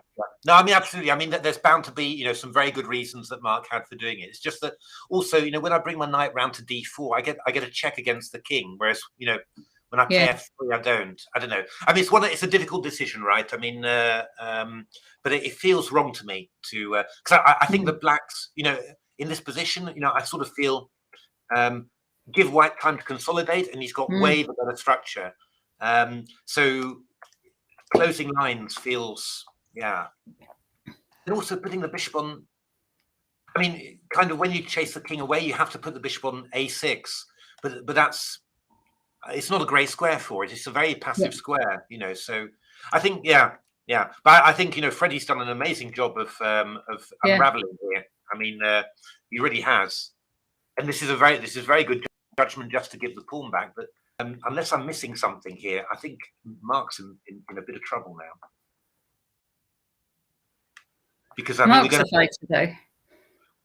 Yeah, I mean, we're going to take the pawn on f3, and we're going to go, I don't know, rook b1, or we could even start thinking about just going rook d1, swapping off the rooks, and there's all these weak pawns to aim at.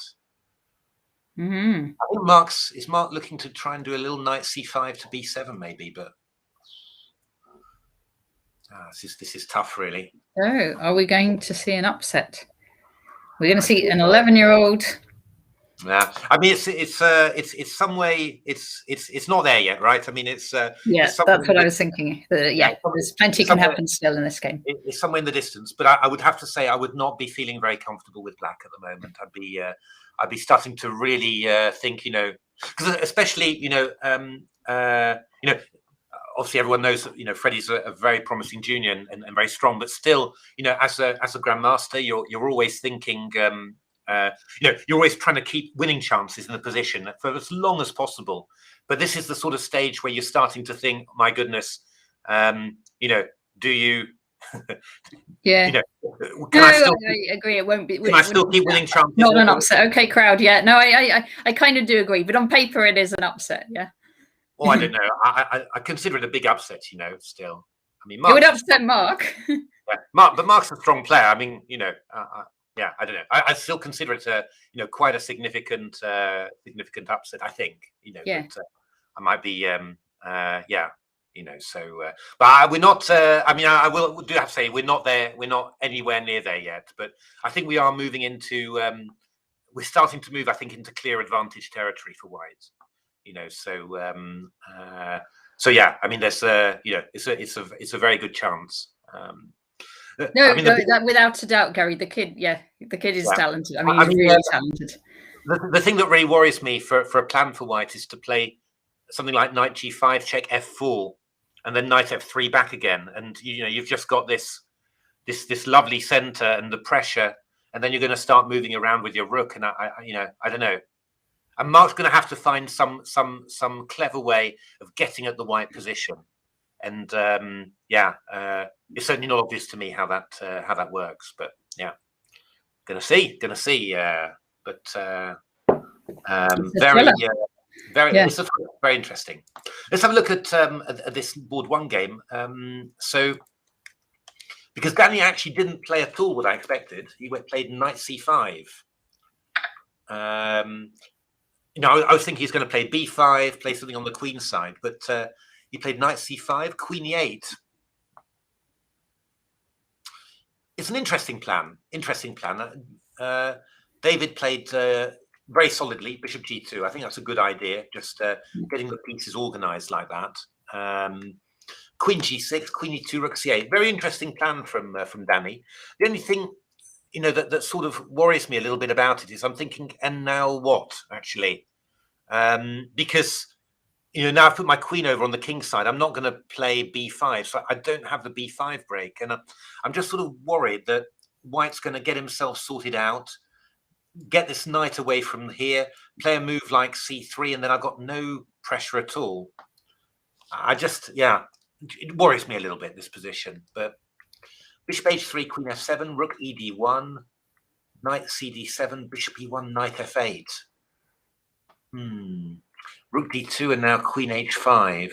Yeah, okay. He's swapping queens. I don't know. I have the feeling that, yeah. I might be wrong, but I have the feeling that this is not quite going according to plan for Danny. That this wasn't really what he intended when he did all this. So you know, sometimes, you know, what you do is you just you think, you know, I'm losing the track of it. I'm losing a little bit the idea of what everything is doing. I'll just clarify it. I may be a bit worse, but I'll just clarify it, and then we'll play with that. You know? Yeah, this looks suspicious, really. And actually, come to think of it, no, not that. But yeah, I don't know. I don't really like very much what's happening here. But okay, I mean, it's a Najdorf. It never ends up being so bad. So you know, there's it's not losing or anything like that. But I think yeah, Black's mislaid quite a bit of his active chances, I think, you know, with what he's done there. So, but we'll see how that goes.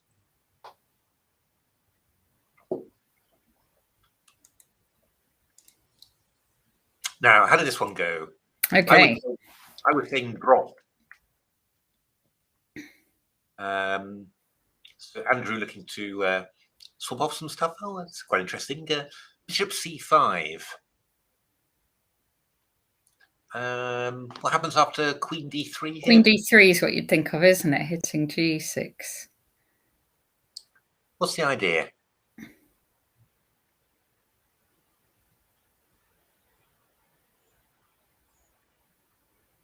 Maybe just queen c7, actually. Maybe this is the idea. Queen g6, check queen f7, something like that. That's worked out quite well, actually, because bishop's covering the rook on g1, so you can't yeah, so you can't do anything there. Yeah, this is quite pleasant for Black, actually, to be honest. I think if anyone's better, it's Black, really. So yeah. And just queen back to d3. Yeah, and then we go castles, you know, and it's all nothing much. It's nothing much. I mean, it's just. What about queen c3? Oh, you just go queen c7. Yeah. Yeah. I think I'd rather be black rather than white, put it that way, because you've got all these weak pawns, really, you know. But okay, I don't think it's not huge. It's not huge, I don't think. Andrew Ledger obviously playing pretty well this tournament. Oh, has this happened? No, it hasn't. That was my analysis. So knight takes c4 was played after f4. So not my idea of knight bd7, but knight e4 takes f6. This does look a bit suspicious, I have to say. c5 then takes bishop c4 check, bishop e6, takes f5, rook e7, castles, knight c6, rook e1. That's a pretty pleasant position for white, this. We're going to be coming with g4, g5. Yeah, it's pretty nice, really. Yeah, so that's pretty good. Oh, that's shogi. Yeah, shogi. It's the shogi site that's making a little bit of noise. Oh, yeah. So okay. Yeah, so this is looking. I would say I'd expect Nick to make something to make quite a bit of this one. Really, I think it's looking like a very powerful position. Marcus Harvey against Theo. Let's have a look. What do we get? Oh, b4. Wow. Okay. So now, can you take it? No, you can't. Oh, this was the idea. Clever, Marcus. Queen c3 is the idea. Okay. Wow. And then knight b3. Actually, this is very concrete play from Marcus.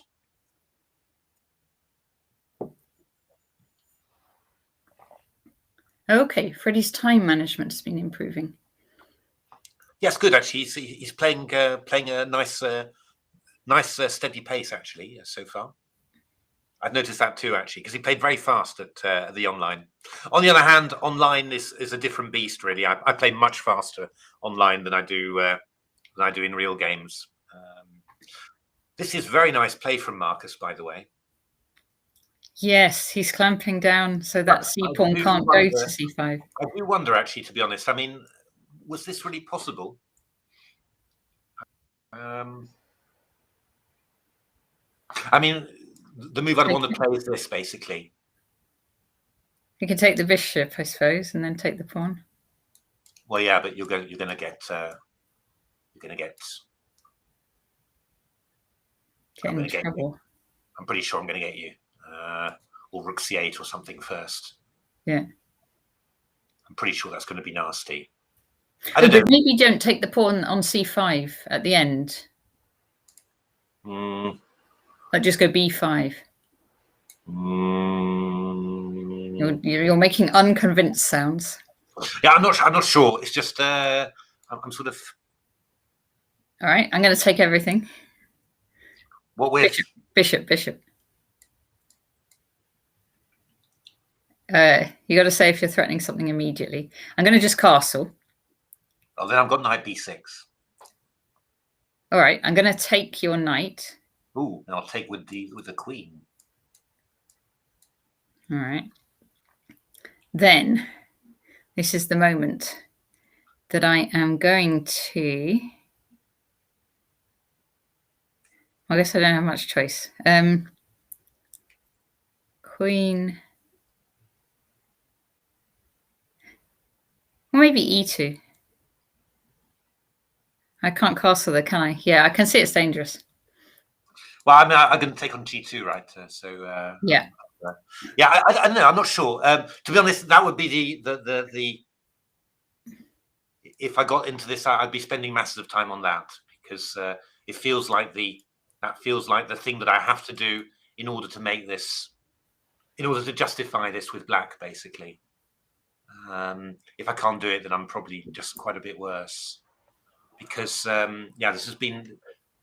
The point is here that white's in complete control now. Yeah. And actually, this maneuver hasn't really helped. Queen e5, g5. Yeah.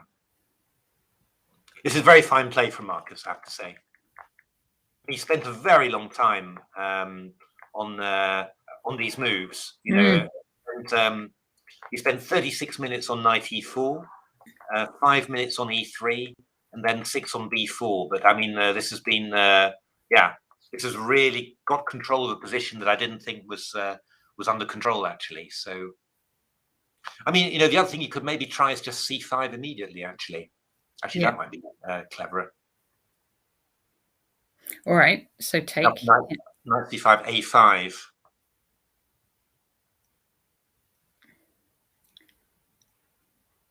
Yeah. I mean, if you go b5, I mean, I'm not sure, but I have the feeling I'm fighting. You know, I mean, I can go rook here, and maybe a move like queen d8 or something. And then if you go bishop e2, I've got rook c5 and rook c8. Yeah. Okay. So has Marcus paid enough attention to the development then? Well, no, but I mean, we're in this position, Natasha. So. But I mean, you were just looking at an alternative line Black could have done. Yeah. But I don't know. I mean, I think Black had to try this. You know, something like this to really shape the position at this point, because I think after rook fd8, bishop e2, you're virtually lost, I think. Because here White's in complete control, big knight, behind the pawn. We're gonna at some stage we'll play at some stage we're gonna play g3 and e4, chase away this knight, and you know, it's just really so I think that was really the moment, you know, really a moment here where it was really all or nothing for Black here, I think. But again, I mean, extremely good play from Marcus. Very impressed with that, I have to say. You know, it's because he thought a long time, and then he came up with a really, you know, concrete line that really set Black some problems there. So yeah, no, very impressive again. So what do we have with Keith? Keith played f6 actually, as we thought. Rook d1, bishop a6, takes, f1, f5. Oh, and White also in quite a bit of time trouble there as well. Yeah, this is looking very good for Keith. Going to play bishop g7 and line up, and yeah, I think White's going to find this very hard to hold this one.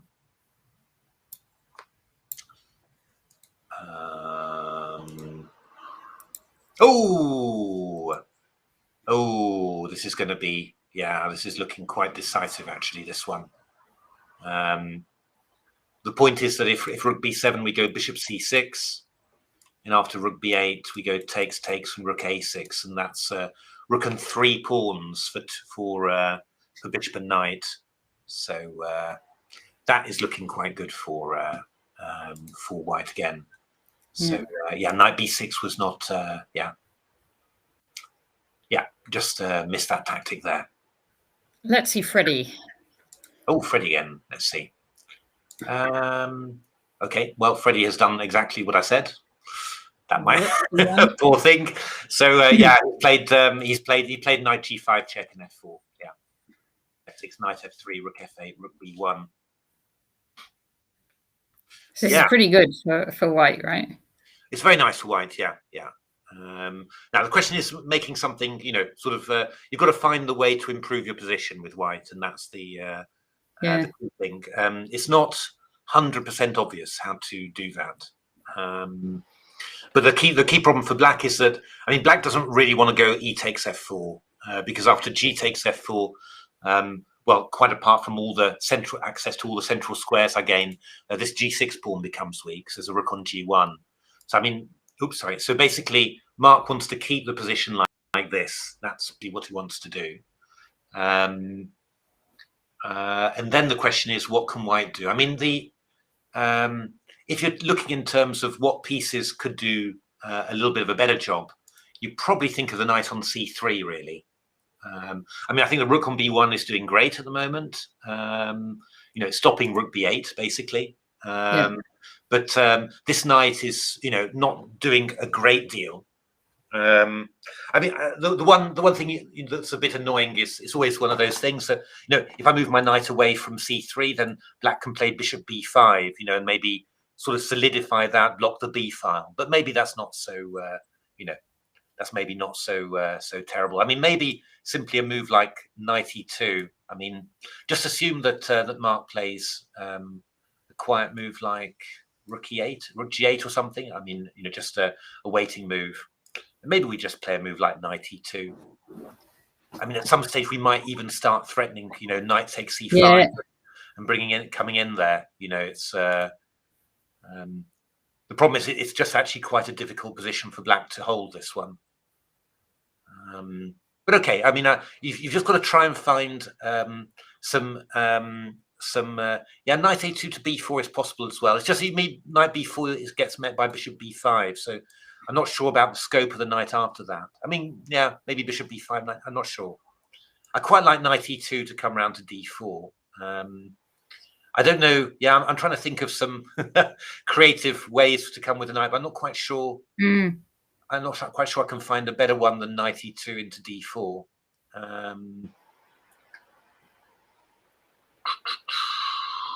We could put our rook on b4 and then bring the knight round to somewhere.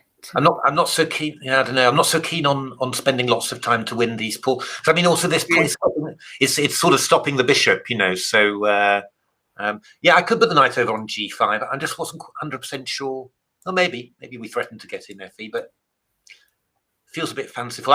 I'd be thinking more of going something like knight e2 and then takes and knight f4, something like that. I would think that might be quite dangerous, actually. I mean, you know, if we just say, I don't know, rook g8, knight e2, rook there, and I go fe here simply, and then my next move is going to be knight f4 into threatening g6. I mean, yeah, that's a good knight. It could just end up and I've got knight d4. I mean, that could just be rather unpleasant. So, yeah, I think it's a nice move as well. I mean, it's nothing too fanciful either. You know, it's just a normal move. You're not doing too much, but you've got some threats in there basically. I think that would be quite a decent idea, to be honest. I wouldn't fancy defending this as black, but yeah, Mark's seen it all. He's seen it all, so you know, he's defended worse than this before. I can certainly tell you. I'm just going to make the camera big for a second. How do I do that? There. Someone's having a bit of a look. Freddie's going for a walk. Here he is. Now, what shirt is that then? That was the... is that those football shirts? Someone in the chat was saying which team he supports. He said he was not wearing his Hibernian shirt. He said, not his Hibernian shirt. This looks like a fairly normal, just like a normal shirt, really. Yeah. Okay, I'll give you a chest back. You don't bless him when you're playing him, Macbeth. Yeah, we can bless him when we're watching. I can tell you that for certain. So, would you want to play a game against Freddie, Matthew? We should like invite him for a blitz game on stream. That'd be loads of fun. Maybe, yeah. Maybe you're unconvinced by that. Possible. All fine. Okay. I'll offer a bit. Yeah. Oh, did we? So let's have a look. So I'm Phillips. So Freddie Gordon. Lawrence Webb has actually won against Steve Willison, by the way. So well done, Lawrence. We were expecting that. How's Louise getting on? No, sorry. Louise played knight takes e5. Okay. So takes there and takes. Yeah, this was indeed possible. I like it slightly. In soccer kits, says Gary. Yes. Well, so. You got an Arsenal top, Matthew. No. Arsenal against Hibs. No. So queen d5 takes b7 here. Yeah, this was completely possible, and it's probably very good for white. I just liked it a little bit less because I really wanted to mate black, and I felt that my best chance was to play e takes d5. Whereas here I have a feeling that black's going to get some counterplay somehow, although black's pieces are rather badly placed. You know, the knight on the 8 is very bad, so it's going to take a while. So it should be, you know, should be fine. But I mean, we'll go rook c8. Well, the thing is, maybe we don't even bother with. Maybe we just go knight g5 in this position. Maybe this is just a very concrete way of doing it, because this would be a disaster for black. Just all these squares everywhere is, yeah. Actually, maybe this is just a very concrete way of playing, that you just say, you know, no worries at all. I'm not. I'm just. I'm going for the win now. Simply, you know, no messing around. Yeah. This looks very strong. Looks very strong. So very nice game from Louise, I have to say. Very nice game. So let's look. Peter Finn, we haven't seen for a while, against Phil Brooks. It's a very solid French position. Black is better here. Black is definitely better, but a little bit better maybe. I don't know. I think it's maybe my French bias. At some stage, you know, black would want to try and destroy this one, and if you can do that, then it starts getting quite interesting. But probably this is just going to be this is just even. I think white should play g3 to be ready to have f4, and yeah, it should just be it should just end up equal, I think. So probably a draw there, odds on. Yeah, this one we've seen. Bishop takes c6, rook eb8. I think we're just going to take on here and take on a6, and I mean, black's got the two bishops, which is lovely, but this mass of pawns on the queen side is going to be huge. Yeah, you're not going to stop that one in the long run. All of white's pawns are on the dark squares as well as the bishop. It's like playing drafts or something. Indeed. Yeah, actually, after this position, all white's pieces are on dark squares. So yes. Yeah, brilliant. Let's have a look. Olga Latipova against Keith. Knight c2, rook d2. Is Freddie the youngest participant at the British Championship? I suspect not. I don't. How old's Theo actually? Is his? And Olga actually as well. I thought Olga. Oh, and Olga must be. How old's Olga? I thought Olga was very young, but I might be getting. Oh, same age. Same age. I can't. I'm not. I can't. I get a bit confused. Freddie's 11. Theo's a few months older. Okay. Yeah. No, nobody really plays the Fort Knox. Even Keith doesn't play the Fort Knox very much. 11 at the end of August. Okay. So, well, compared to the people compared to the juniors we've been seeing today, they're old men. These guys, twice as old virtually as our under-8s. That's true. So, well, I guess historically there must have been some very young players in the British. I don't remember though. Yeah, I don't know. What about Mickey? How old was he when he first played? He's probably around the same age, aren't they? I mean, you know, sort of. It's around the sort of, you know, 11, 12, 13 that you start getting strong. Okay, Olga's a bit older, is she? Olga's older. Okay. Yeah, 2008. I just looked it up. Yeah.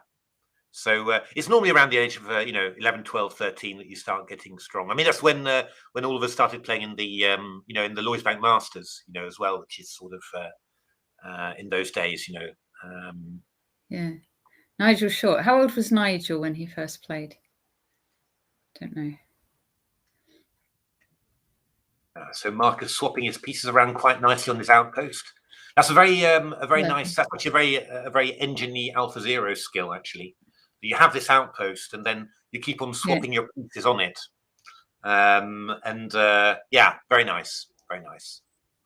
So it's going to be a tough one, but Theo's just got to hang in there tough and wait for a mistake. I mean, you know, yesterday Marcus was playing beautifully again.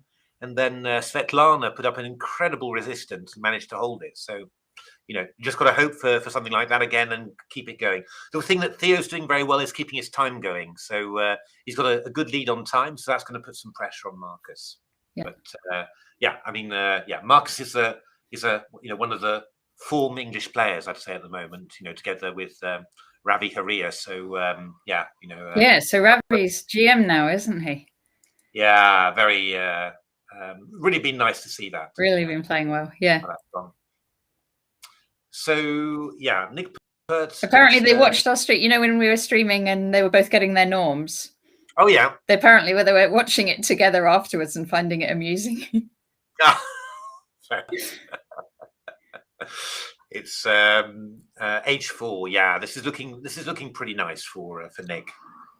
You know, Nick plays these positions very well. I mean, he's very good technical player, Nick. So he hates giving up his pawns. Ah, well, teach him the Mora, and he'll at least then be more used to it, and then he'll then give it up again because he doesn't like giving up his pawns. But that'll be the correct decision. Although I still like the Mora. It's yeah, no, it's joyous. Yeah, teach him that. Yeah, and the King's Gambit, he'll hate that. Yeah, to be honest, you know, that position is more about just trying to judge a little bit what's happening ahead, and you know, sort of you know, just in this position, it's more but that's a bit of experience in these sort of positions, actually. You know, D4 positions, but you know, you just sort of realize that, oh, wait a minute, I'm just going to be completely controlled, so I need to, you know, I need some dramatic action, basically. Oh, that's right. Mark Esserman, my goodness. The Mora Guru. David came fourth at the age of 10. No, that can't be true. Wow. Not in the British. Okay. No, but he was really good young, wasn't he, David? David was very good young, yeah. But he didn't come fourth in the British, I'm sure, at the age of 10. Not the British proper. I can't believe that. Might be. Might be. It seems unlikely. Seems unlikely.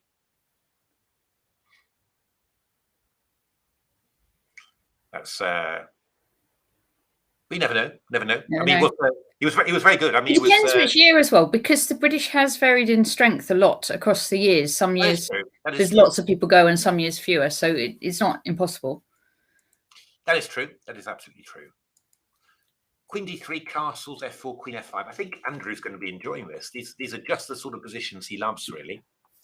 So,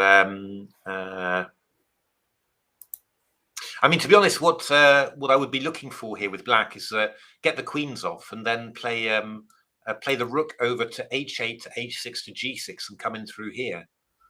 I don't know. I think, yeah, White's going to have to play quite carefully, I think, to defend this. Could get quite nasty. So what's happened in Freddie? Oh, a few more. We got the exchange. Nazir was after with getting another set of double pawns. Oh, okay, Mark's going for it. My goodness. Okay, so yeah, okay, so Mark's, it's a clever idea what Mark came up with. I was I hadn't really cottoned onto it. So bishop c8, knight e2, takes knight f6, coming into g4. So he played the bishop to c8 to stop h3, which was the normal reaction.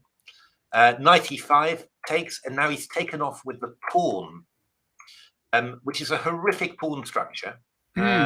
But he's managed to give his rook some activity. The only question in all this is this really going to work? Couldn't Freddie just like put his rook up? The Player of the Year ballot. Okay. Yeah. I don't know. I think it's a great idea from Mark, but I'm really wondering whether you can get away with this. I mean, rook b8, to be honest, is the starting point, and I'm sort of wondering what on earth are we intending against rook b8? I suppose we could defend the bishop with the king to try and get the rook free. Yeah, but I mean, so I go rook b8 and you go rook h8, for example. You know, and your idea is to go rook h3 check and get out of this attack. But I mean, I do something like, I can do many things, but let me just say, well, I don't know, king d4 might be even cleverer, but just say knight g3. I'm not 100% sure about it. So you've got no unpin check, so you know this one's attacked. So I go something like king d7, and then I go rook a8. And I go rook h2, I go rook a7 check. Yeah. don't know, E5, A6. So really risky. Excuse me. That's a really risky ending, that is. I'm also wondering simply about just starting with knight d4, actually.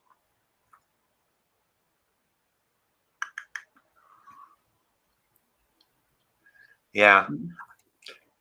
Yeah, I mean, I think it's a pretty good defense from Mark. I mean, it's going to set some unusual problems, but I don't know, I can't believe that it works, put it that way. You know, it does seem unlikely to me that you can get away with this, but I don't think it's a bad defense at all. I think it's you know, kind of well worth a try there. I mean, if I go rook b8, rook here, and I just go rook a8, maybe Mark is just going to go a6 here. Could this be an idea? He's just going to try and hold himself like that.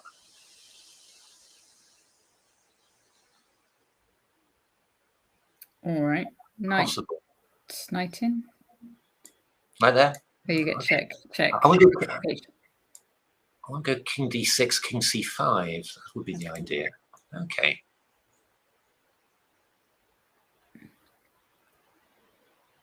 Nah, Mark's fighting. This is good. This is really good. You know, he's wrecked his pawn structure, but he's got some activity. So it's really the question of how to.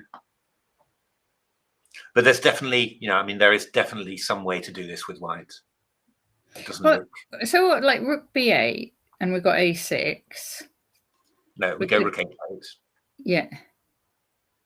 Then whatever the line was we were looking at, and then black played a6. Oh, it was okay. Yeah, okay. I was thinking if we put the rook in on b6. So just go back to b8 then. Yeah, but okay, but we're going to have rook h.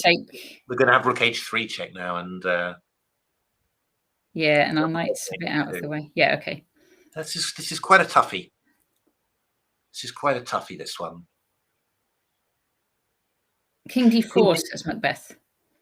King d4 here would have been rook d8 check then, I think, and then takes here and rook d2 after. Not impossible. Not impossible. I'm not sure. I would have thought that this is a clever defense from Mark. Definitely a very clever defense.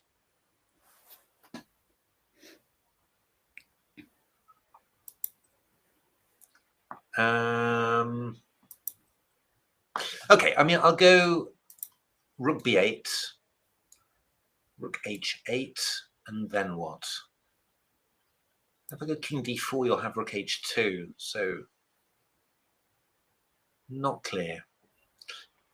Yeah, seemed obvious to me, to be honest, as well. So I'm not really blaming Freddie for taking on g4. This is a really clever defense from Mark. He's really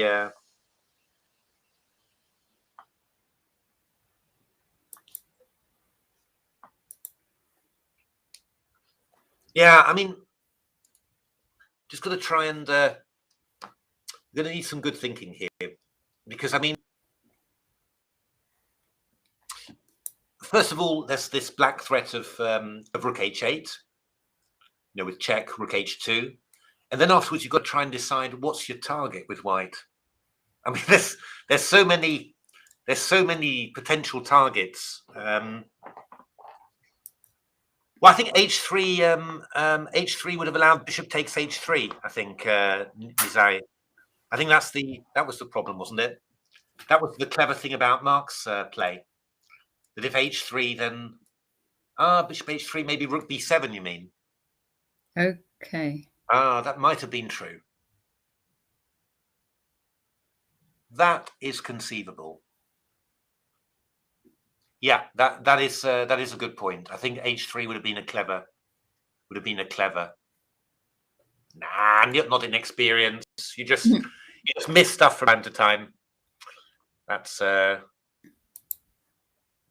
mean, no, you've got to give it to Mark. Huh? This is a very good defense. This one. Mark's fighting like a lunatic, like in the good old days. So. going to need a good move now. Yeah, I mean, you get to play Mark and Keith, but they don't just give up, they they defend. Yeah, I mean, I think he probably expected Bishop G4 or didn't. Yeah, maybe didn't quite played Knight D4. I think that's maybe a good move. But what I'm expecting now actually is to go is King D6 from Black.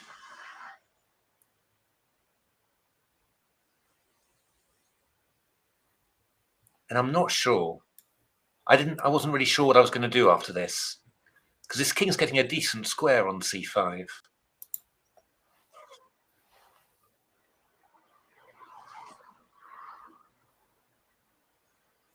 Then we go Rook B8. Well, yeah, but I don't think this is any better. I think this is worse, actually. No, oh, is it?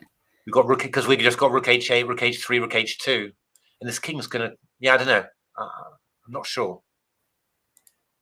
Knight D4, King D6.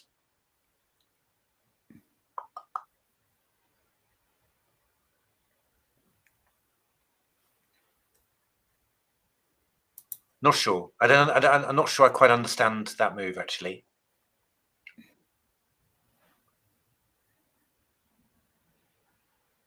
I think that this is...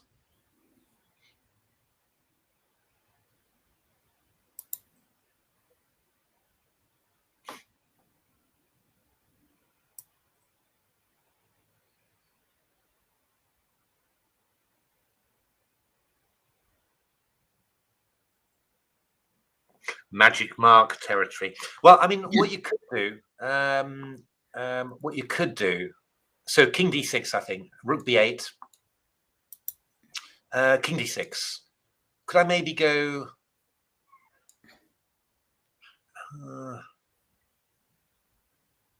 Trying to work out how to do this. Rook B8, Rook H8. Because if I come here, then this is rather irritating, I think. So I'm just wondering about playing E5, which feels a little bit funny. But the idea would be if King C5, I want to go Rook B8. And after Rook H8, I want to go Knight E6 check. Yeah. And after King there, I want to go Knight G5. And my idea is I've got you completely controlled, basically, because you can't move your Rook off, because I take the Bishop. And your King's sort of a bit trapped as well. I'm probably going to play maybe E6 or something at some stage. So I'm just, but it's all a little bit fraught, really, because I could also just go King D5 with Black. And I'm not 100% sure how I'm doing anything here.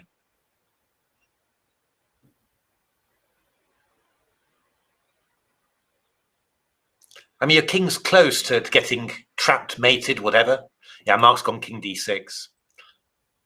And I think, I think Freddie's got to be a bit careful here. I think this could also just go wrong somehow. What about Rook F1?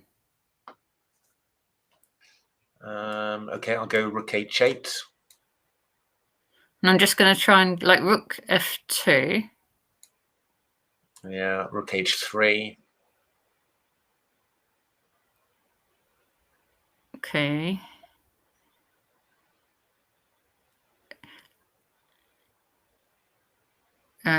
We've got to go backwards because that's the only legal thing to do. Yeah, I'm going to go C3. All right. Okay. He's got an E5 check. Okay. And now I like the idea against King C5, but I'm worried about King D5 now. Okay, so King D5.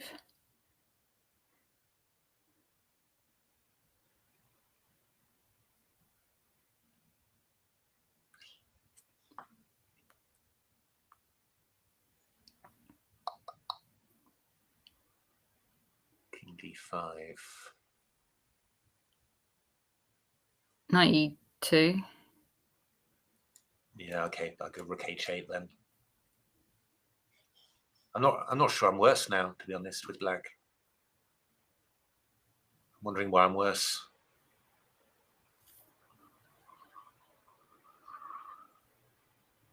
Maybe black's not worse.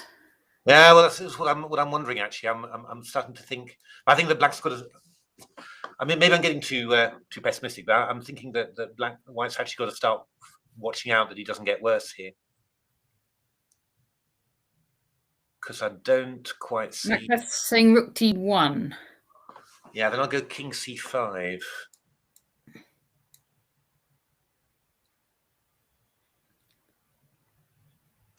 It's this little shimmy, you know, like this, and yeah, you can no longer go rook b8. So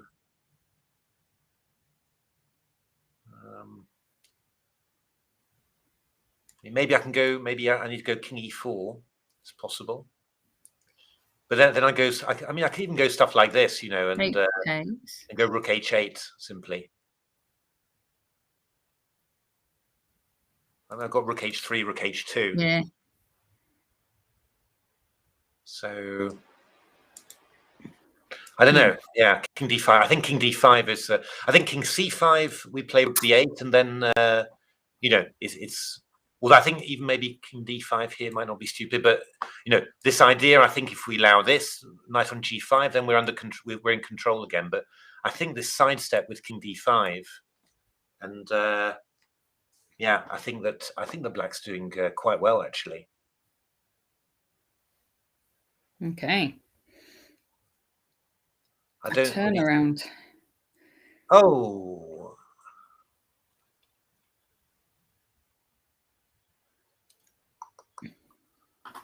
Now, I was just thinking because you know, after rook d1, yeah, I was even. Well, I said king c5 anyway, but I mean, I was even thinking rook h8 to threaten that, and then you go knight f5 check, king e6. I've got rook d6, and I've got mate there. You know, that's nice. It's nice, but actually after knight f5, I think I just go king c5 here. Yes. And again, there's no. You wouldn't allow mate. I mean, I could go knight g3. I mean, in this particular case, this might be rook 8. It's just so hard to. It's just so hard to catch this king. You know, king d5, knight d6 would be a fall, but here I'm fine again. I just think this king is really. He's played king d5, Mark. 3 minutes. I don't know. I think this is. I think. No, I don't know. If I had to bet, I'd be betting on the black victory here. To be honest. Okay. It's really just turned around in a few moves there. Yeah. But I mean, yeah, you know, because of some. I mean, this was a fantastic defense. Bishop c8, you know, and then this knight g4 and h takes g4. I think it's. Yeah, I don't know. I don't know what. I'm not quite sure what white is going to do now.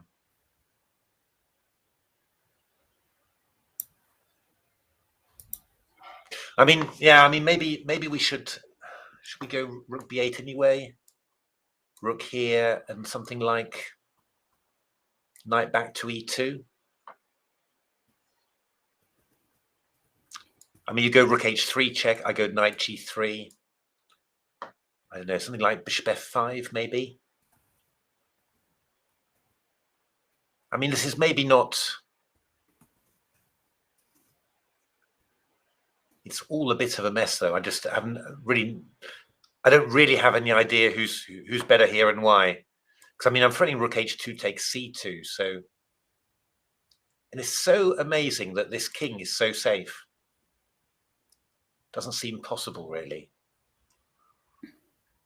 But yeah. Anyway, I think very, very, very tense position. But I have the feeling that Mark's starting to get the upper hand. Got it under control now. Yeah.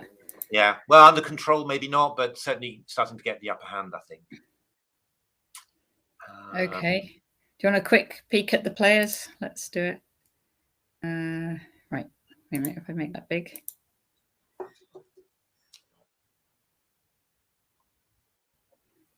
Freddie's having a drink. Very wise. Have a little drink and he's taking his take time. stock. It's pretty, Yeah. that's a good thing to do. But I have to say, between this game and also the one that Freddie lost against Keith, the online championship, like these our old guys, they're really putting up a massive defense, because Yeah. Keith put up a great defense as well. He was on the verge of losing, for many moves, but held it together. And Mark here as well, I think. You sometimes forget how strong, how strong they are. I think that's these guys. They, but you. Well, they're grandmasters. They're gonna know their end games. But you, when you push them, you find out how out how strong they are. I think that's. I mean, maybe what I could do here is go knight e2, and after rook h8, I'm going to go knight c3. Check. That is better. That is check. So. Well, I mean, king c5 at the least. I've got this, right? I mean, I might have more. Who knows? But I've got at least a draw. Yeah. So so that would probably not be. So if I go back to e6, now what I could do here is to go rook b8. Now. Oh, he's gone rook d1, rook h3, and then king d4. c5. Yeah, I was looking for this. Oh, yeah. But the problem is, I don't know. I'm a bit of a way away from this one, aren't I? Bishop a6. Maybe instead of king d4, maybe I just go king e4 here. How would that be? That might not be bad. But okay, Freddie's gone rook d1, and now I'm getting a bit worried. King c5, yeah. This little shimmy, this king d5 to c5, this is very important.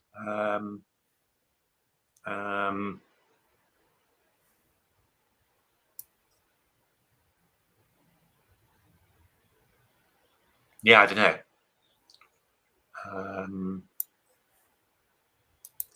What are we going to do here? I said king e4, didn't I? I thought maybe bishop f5 check. Takes and rook h8 after. Oh, I want to do that really. Maybe I rook d2 maybe, or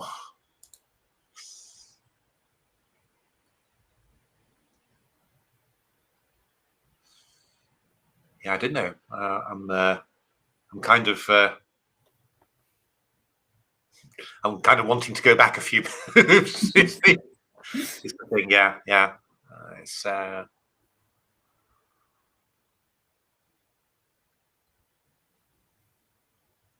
we're gonna have to see. I'm sort of, I sort of think we're past the stage of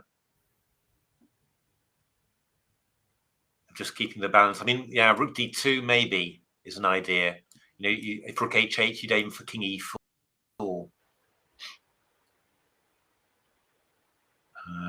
The only thing, I mean, you can get hit in multiple ways. That's the problem. But maybe this is okay. Maybe we can do this. Would we ever want to do c3 to stop black doing c3? Yeah, the only thing the thing that worries me about that, for example, if we played c3, is we get something like rook h8, and we get hit by a check then. Oh, and then we lose the pawn. Goes. But I mean, yeah.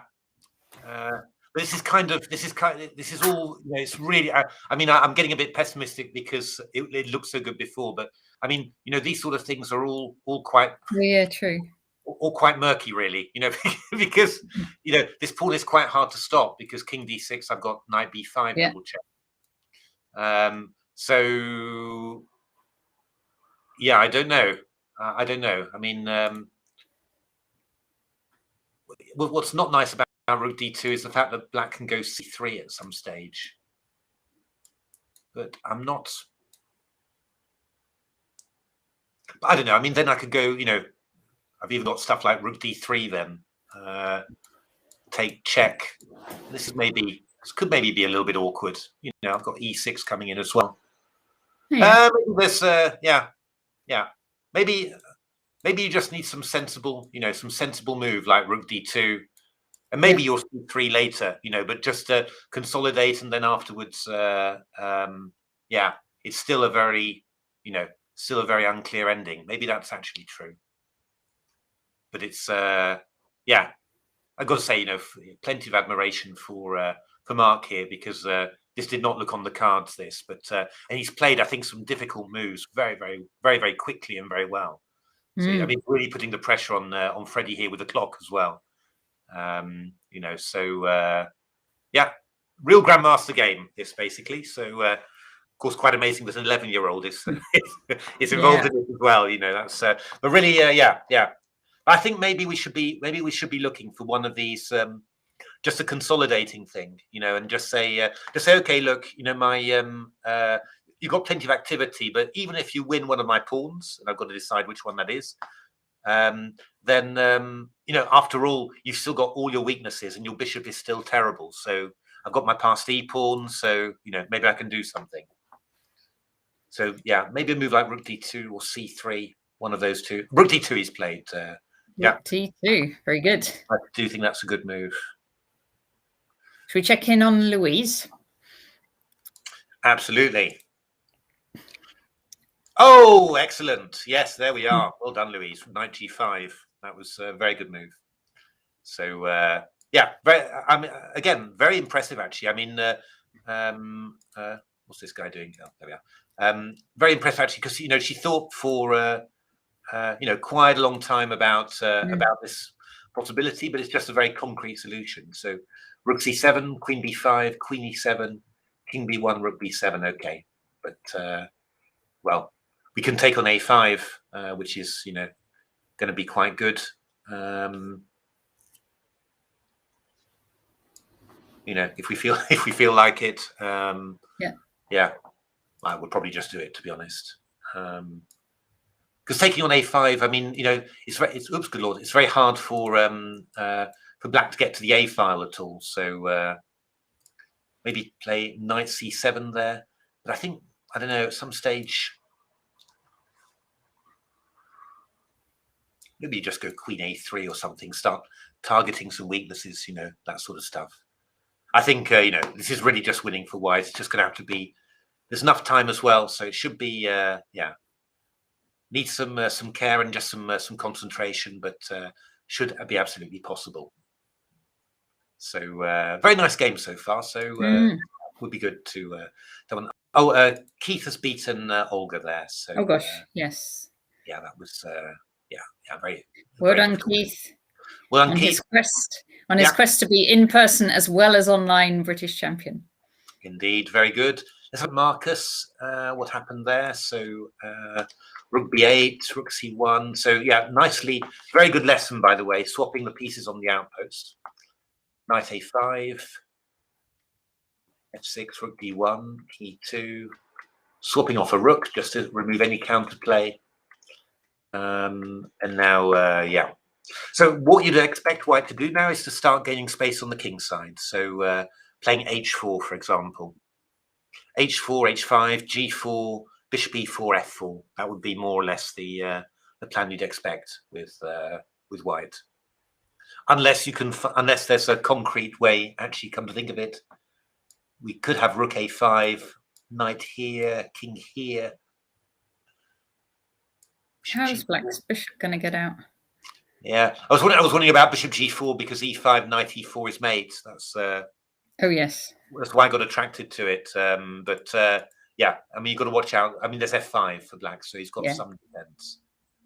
I don't know whether that's nice to. Yeah, I don't know. I'm sure that's probably what Marcus is looking at, whether he can, force a win quicker. But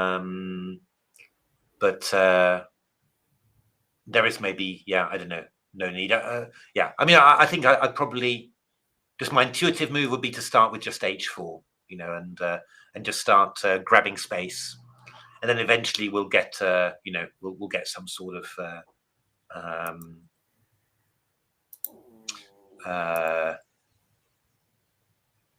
position on the king side that just you know, enables me to do it. He's got rook a5. I mean, might well, maybe he's spotted a concrete way of playing this. Quite possible. But again, yeah, Theo's just got to, you know, hang in there. Yeah. Not give anything away, and then just yeah, hope for yeah, you know, for a mistake somewhere. So even good players in top form make mistakes. So see how that's going. Nick Pert against Bradbury. Has Nick won a pawn? No, he's swap off one of the pawns though. So he's now got an entry file on the C file there. I'm kind of tempted, to be honest, to play h5 in this sort of position. It looks a bit weird, but you know, you fix this and then you'll just get in f6 later. I just so I'm a little bit nervous all the time that black will play h5 and break up my my center there.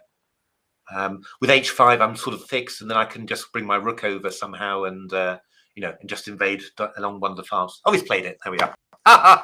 Nice.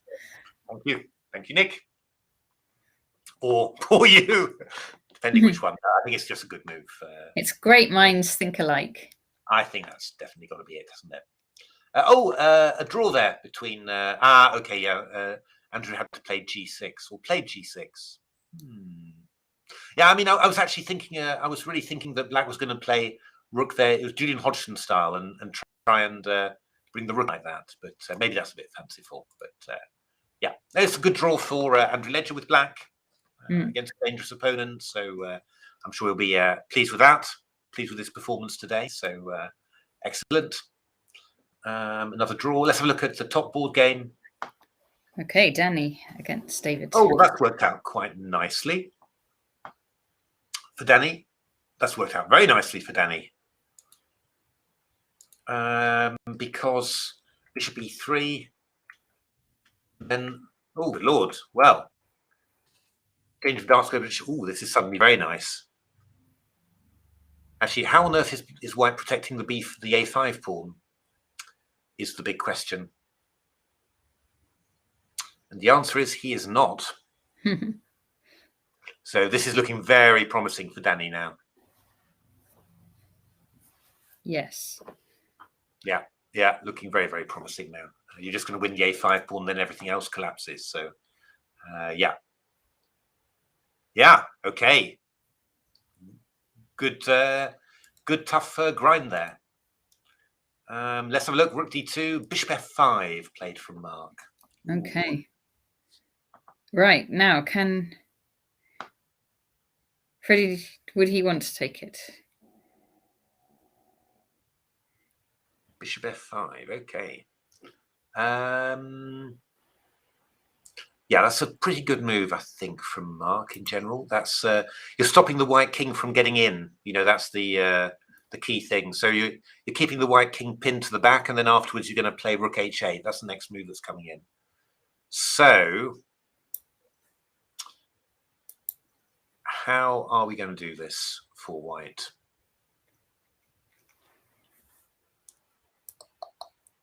Oh, I think white's played rook e2. Rook e2, interesting. That is a move. King d5. Oh, are we going to get a draw by repetition? Maybe, I don't know. Not sure. That was a clever move. The idea of rook e2 was that after rook h8, I think we could take. Well, actually, come to think of it, rook e2, rook h8. Was he going to take and go e6? Maybe, is that possible? Was that the idea? Maybe. Maybe this was the idea. I was thinking this one, and then just be able to. I mean, if you check, you just got back, yeah. Yeah, yeah, and that's maybe it's complicated. I'm not sure at all. King d5 was played, so I mean, I could go, I suppose if rook d2, is Mark going to go c3 there?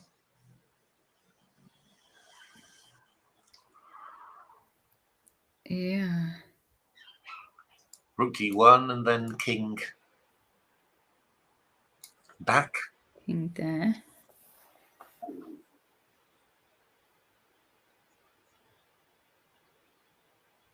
Could be, could be.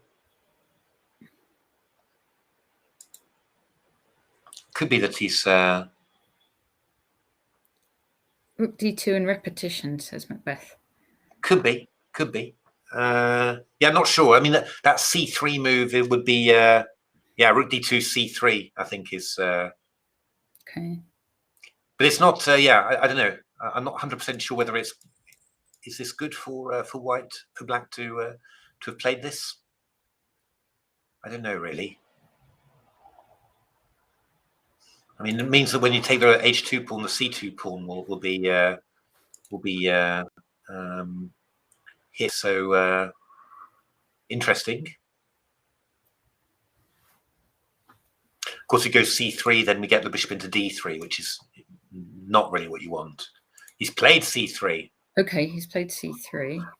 Yeah, I mean, I just caveat to what I've just said, because if you go bishop d3 immediately, I go rook g2, and then I'm hitting this one. Okay, but now, and then what if you just drop your bishop back again?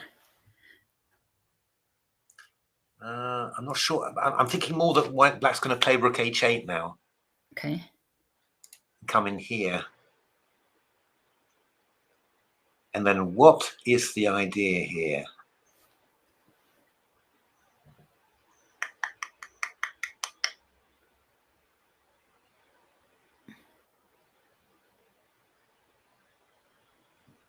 e6. e6. Bishop takes. Knight takes. Yeah, king takes. King d4, king f5. I don't know. No idea. No idea what that ending is like. Vaguely thinking of king d2, actually. That looks sensible.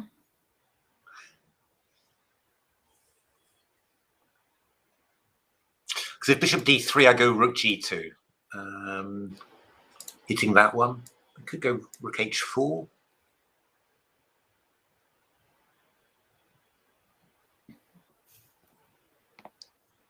Yeah, my goodness me. What an ending. I know. e6. Well, e6, I come back with king d6. I'm wondering about a6 simply, or something like this, and just, you know. Oh, and then black's got no moves. Yeah, I don't know. I'm not sure. c5, I could go knight b5, you know. Very unclear, all of this. What a murky ending, this. I have really, yeah, I mean, it's really very, very complicated. I don't really know. I mean, because, you know, in a way, both positions are on a knife edge, really, because, you know, black's got so many pawn weaknesses that, you know, if he gets it a bit wrong, then suddenly everything falls, you know. But white's just got problems, you know, keeping the black activity at bay. So, but I think maybe that, I mean, rook h8, king d2, maybe rook b8 then? Is that possible? Maybe it doesn't really have a threat. We're going to have to watch out for, you know, at some stage maybe c5 is going to come in. Rook h8, king d2. I mean, if I played c5 immediately, would that be... Okay, knight b5. Okay, if I went a6. Knight c7.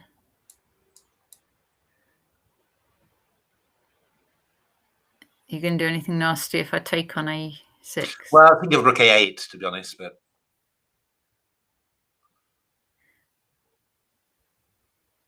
And I'll go e6. You'll go e6, yeah, I don't know. Rook a6, e7, bishop d7. Rook e6 check, king d7.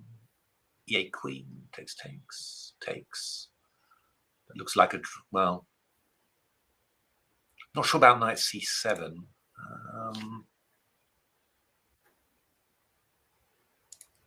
What about e6 here then? After knight b5. Maybe takes an e6 maybe is not silly. You do stuff like king d6 really.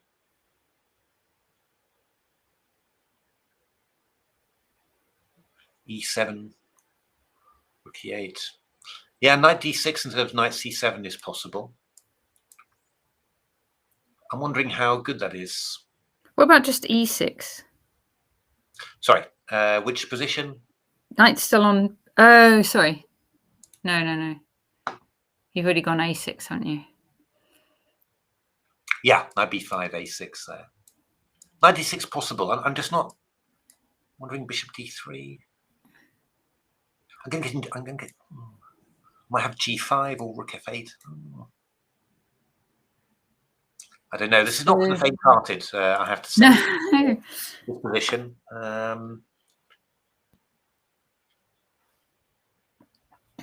I think rook h8 looks like a good move, really. Yeah. Could we come? I was going to say rook b2, but you just check. That's not going to be any good. I quite like king d2, I have to say. You know, rook h8, king d2. I quite like this idea. You know, yesterday we were saying we could just press a button and give the position to Magnus. We can press it and give it to Hebs. About a6 and c5 actually, but it's a little bit not necessarily what you want to do. My goodness me. Oof, yeah, I just want to see what they do really, because yeah, I mean it's a really complicated position, and wondering whether anyone's really better or whether it's, you know, objectively equal. Yeah. Maybe it is towards objectively equal, but it could go wrong very easily for either side, I think. Is this equal? Says Gary 160. Yeah, but probably more. Question. Yeah, I think probably more easily wrong for white than for black. I think at the moment. I think that's the feeling I have. But I think there's more ways. I think Freddie's probably done a pretty good defense here. I think keeping the whole thing together basically. Without, you know, I think what he played wasn't easy to find. So now let's have a little look. Let's have a look. So what about Danny Gormally? Yeah, I mean Danny's teeing up on this pawn. I think it's just going to be too difficult for white. This is, you know, we're going to get rook c5, bishop c7, then to defend d6 if we need it, and then we grab. Pardon me, we grab this one. So yeah, I think we're looking at a black win here. We'll come back to that one. Nick Pert has played h5, rook d8. So basically, we need to find a good way to sidestep this knight and get this rook active. In all fairness, f6 here might be quite a decent idea, just to open up some more lines. That's definitely a possibility. I mean, otherwise, I mean, rook c4 is also possible. I mean, I'm hitting a4 here. And after b5, I'll go rook c5 and hit e5. That might also be a very sensible move to play. And then if you play rook e7, then maybe I go f6 or something, you know, and just something like that. I think we're at the stage now of you know, too many tempting possibilities for white. I think that's the stage we're at in this game. So yeah, I think Nick's just got to choose one that he likes and then just work it out from there. So rook a5, rook c7, bishop e4 was played. f5, bishop d3.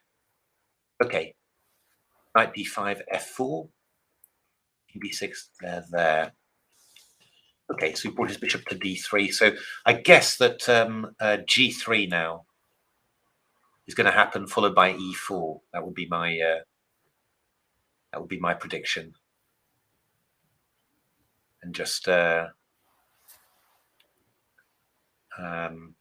yeah, just play this way. It's gone bishop c4. Okay, that's also possible indeed. Yeah, I think the idea is that if e5, I think he's going to take on here. Is that right? Takes, pawn takes. Yeah, because king takes, we've got knight a6. So pawn takes, and then maybe a little rook a6 checkaroonie. Rook c6, I've got rook a7. Bishop c6. Well, I don't have b5. I do have takes. Oh no, I don't. Oh, I do. I can do this actually. Yeah, I was thinking I have b5 takes and then rook e6 mate. You know, but of course it's check. That's the problem. Oh yeah. But I can just go knight d3 here, and then king d6. I've got b5, and king e4. I go b5 anyway because it's no longer check. So that is mate. Oh, nice mate. That's a good one. That's quite a good one, isn't it? So, yeah. Okay, so, yeah. Just, but for a second. Let's have a look. Hamish against... still all the pieces on dark squares. Oh! Swapping off. Yeah, this is very bad for black here. Not really sure how... Can't really give much good advice, really. I think probably now not a bad idea just to bring the king in, f3, king f2, and just start, working out how to move those pawns forwards on the queen side. Just, yeah, looking very good for white there. Peter's made quite a bit of progress there, actually. Is this going to lead anywhere? I'm not sure that it's not sure how much you're going to achieve because black's pretty solid here. But yeah, I mean, I was thinking that, you know, black was probably going to be pressing a little, but Peter's managed to really make a lot of this. So yeah, need a little bit of care with black. But I think it's still, I think you just sort of you should be able to hold your stuff and, you know, not worry too much. Louise, queen a6 played. Oh, okay. Oh, well, that was much clearer. That was very nice. Actually, that was very good idea. Played queen b7, queen a6 there. Just yeah, very nice idea. Bishop c8, queen c6. Really just torturing white's the pieces there, and then queen d6, and now forced off the exchange of queens. So you're 2 pawns up. In a queenless middle game, and you're also playing c5 and bishop c4. So, oh, pardon me. I think Louise will win this. Yeah, I mean, to be honest, I think you're sort of talking about probably the one of the best games of the round, to be honest, because it's very nice, very smooth control performance, I have to say. Black's been given, you know, no chances whatsoever. So, yeah, very nice. Always like, I mean, I like King's Indian crushes from the white side. That's a little bit biased on that one, I think. But f4. That's a desperate move, I think. So I think white's probably looking for f5, trying to, you know, weaken up some light squares before white breaks through. But I don't. Yeah, I mean, I think I could just go here, right? I think f5 and takes here. Unless I'm missing something. And if fe, I can just maybe take here, takes, and go check, and then come here, something like this, which looks quite painful. Yeah. So yeah. I mean, yeah, going to need some care and you know, the normal calculation. But you know, this is looking very good for black, I think. Anything happened here? Rook h8, king d2 played indeed. King d2. Rook d2. This is what we were looking at. Yeah. Then c5 from Mark. Okay. Did we look at this? So we were going to do, normally with that, we were going to do something like knight b5. Oh, yes, but Mark spotted something, hasn't he? Uh-oh. What's Because he spotted? after knight b5, he goes rook b8.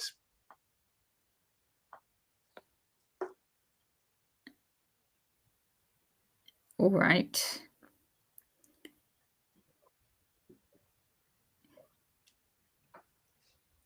Then we go king e3. Rook takes b5. Oh. All right. Knight. Let's try again. Knight.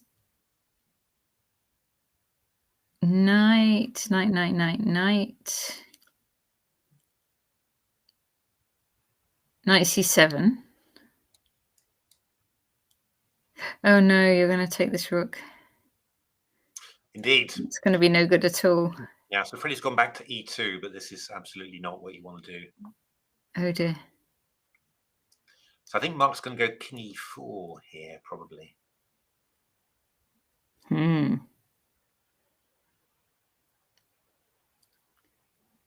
Freddie's got to get the pawns going and scare Mark back again. Here we go, rook f2. We should probably take. Well, I don't know. Then we could probably do this, couldn't we? Yeah. G3. Okay. We could check and take some pawns, maybe. Take. White's definitely playing for the draw now. Yeah, White's definitely. I mean, White's. Yeah, it may still be in there. May still be in there. But it's really, it's very clear. You know, it's really getting quite. Getting a bit desperate now. I mean, rook b8 is maybe quite strong as well.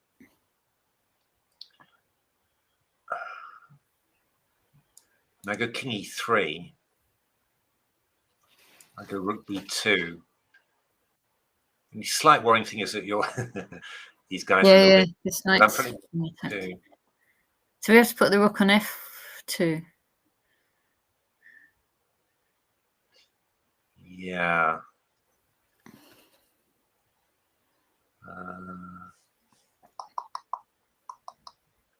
The double pawns are better than a connected fast pawn, indeed. You've got to double up your pawns.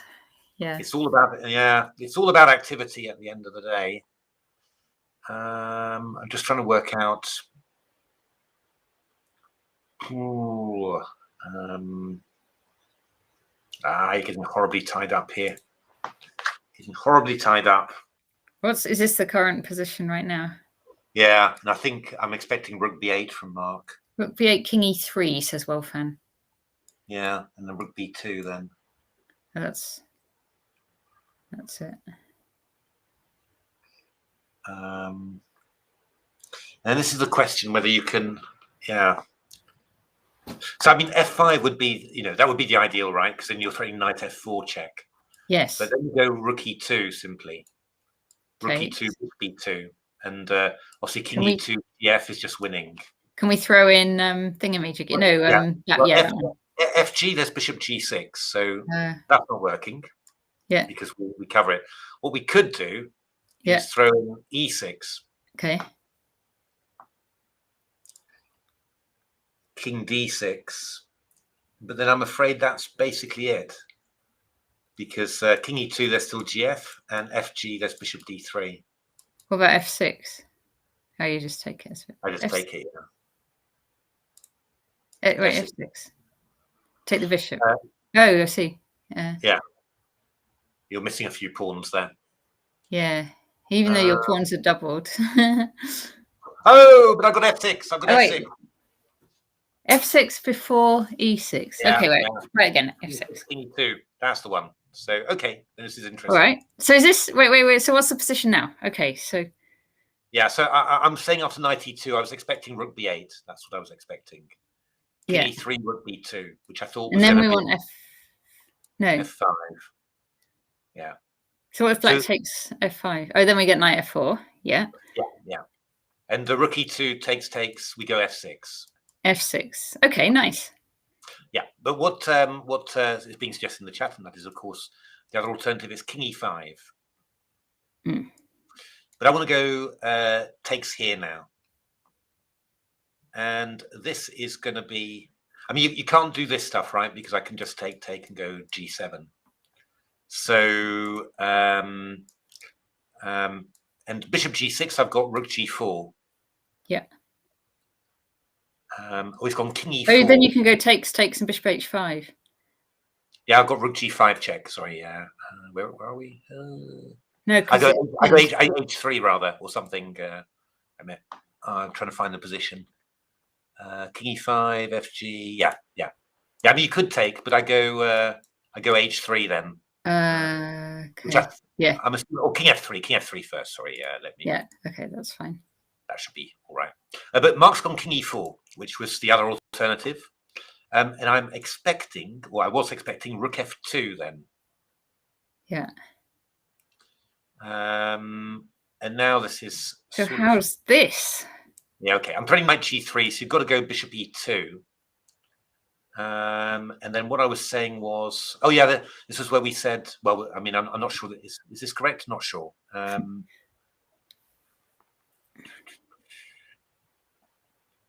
We said rook E2, king F4, E6. Yeah. I guess rook E8 or something like that. I'm not sure. Maybe king F5, E7, rook E8. And we said, yeah, White's fighting for the draw here. Yeah. Maybe we didn't like this too much, huh? Maybe he's played rook F2. Maybe he can still get it. The point is, I don't know. I'm not quite sure what move White should play really. Yeah. Just give it A6 for example. Yeah. King F6. I go rook E4, rook E7, rook G4 maybe. I'm not sure I should have played A6. I mean, I can take this one afterwards. So you're going to check first rook D8.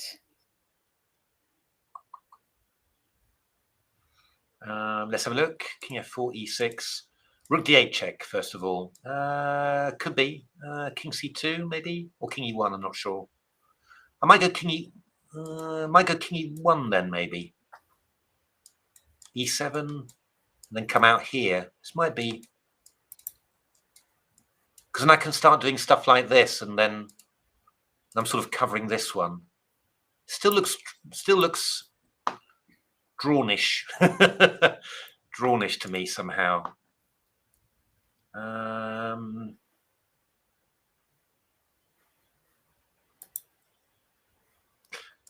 I mean, the other thing you've got to think about is, what if I take back with the king? Is this? But this feels wrong in principle. But maybe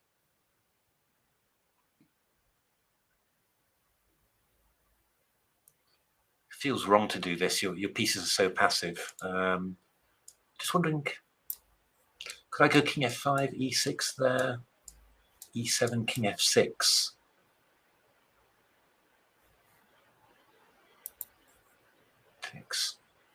I don't know. I mean, at some stage, you start thinking that with all these pawns of yours I'm taking, I mean, you've got this G3 pawn, but I've got...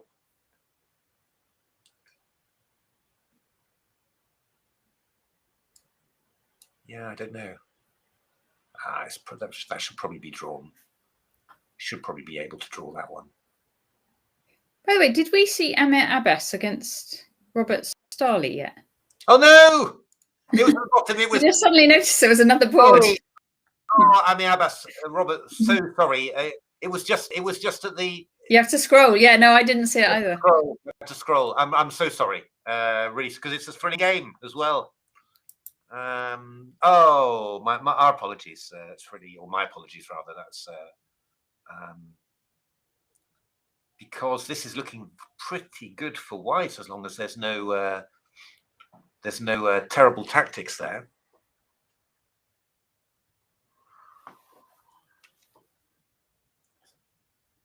Oh.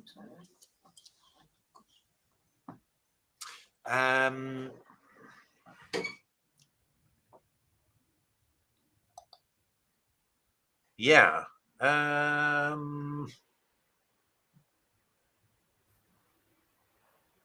I mean, G4 is really what... Oh, it's White to play even. Oh, my goodness. That is quite worrying. Knight D6 played.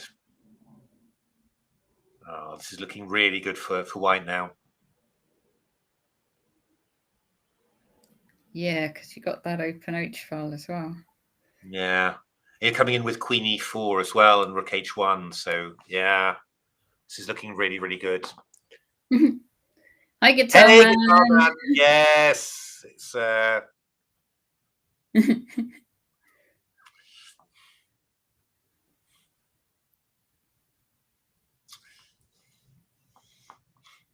I always think I should have been would be good to be commentating motor racing or something. I'd have plenty of opportunity. Oh no! Oh, no. It's yeah, this is looking very good for Marabas. Yeah, and our apologies, Robert and Marabas, for missing that game. I just hadn't. We just missed the scroll there. Just go back through. So we've got plenty more moves. Knight E6, Rook H2, Knight D8, little fork, and well, it's all about White really deciding how. I mean, the opposite coloured bishop rook ending is winning. Yeah, B takes A4 and bishop C and bishop B6 is also very powerful. Oh, bishop G5 is lovely, isn't that nice? Bishop on A4 is trapped. Oh yes, clever. Very nice, very nice. Clever, Louise. Visual, as Jules used to say. Yeah. Yeah. So Peter Finn. Oh, Peter's been. My goodness me. Well, yeah, it's going to be tricky to make something of this, but still, I mean, yeah, I thought Peter was struggling a little bit, but he's really turned this around. And it's looking.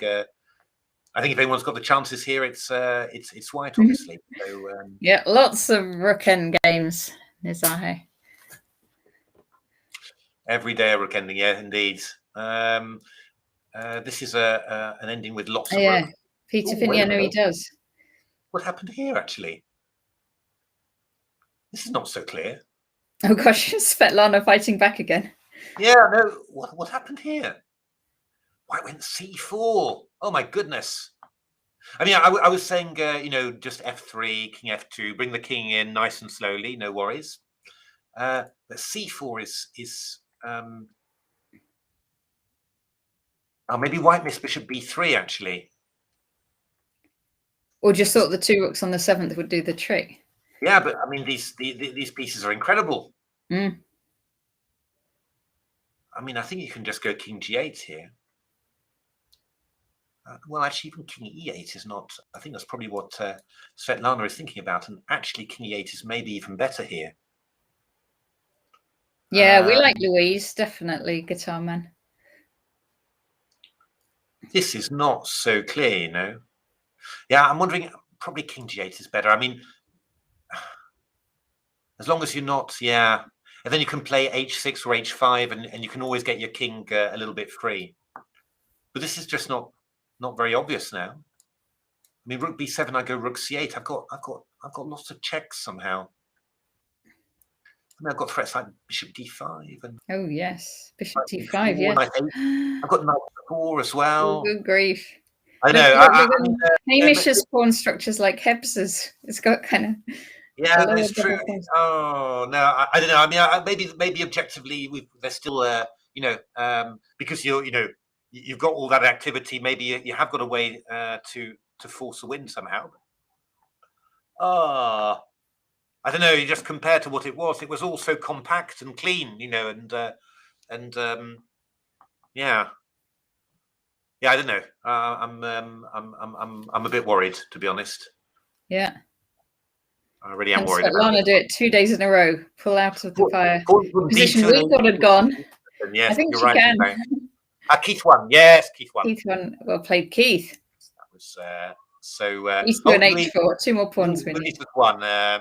Yeah, I think nice game, Louise. One of the games of the round. Very nice. Very nicely played. I think lovely all-round game there. So very good to see. Always good to recover from a loss with a game like that. Very good. Peter Finn, Peter grinding. Peter plays long games. He's called checkmate a lot, but he takes a long approach to checkmate. In the end games. Head for the end game. A lot. Let's have a look at Marcus against Theo. Rook e7, king d3, h4. And now breaking with e4. And the a7 pawn has gone. Yeah, now this is completely gone.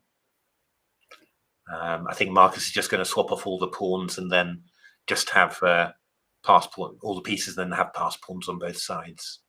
Yeah. So, I mean, probably just take on b7 twice, and then just go king d4 and king e5 and all that. So, yeah, I mean, hard luck, Theo, but actually, yeah, I think Marcus played at the top of his game there, actually, and spent a long time in the opening, but found a fantastic idea. And yeah, as I said, I don't know whether there was a way to break it, but I think definitely, you know, that was really what you needed to look at, you know, just because I think once Marcus got control, that was, yeah, a very smooth technical performance after. So, but yeah, I think you played certainly one of the form players of recent times in English chess. So, yeah, no disgrace to lose to him. Let's have a look. What did rook g3? Nick playing for knight c3, rook takes c5, knight d5, knight c7. Wow, knight c6 from. Okay, so what is happening here? It's what chaos. is happening is the question. So knight c7, knight takes c5, knight e6. This is probably still good. It feels a little bit like Nick sort of lost a bit of control there somehow. I guess this is probably still very good. Rook d3. Yeah. Or even rook b8, actually. Ooh, I'm a little bit nervous, getting a little bit nervous about this.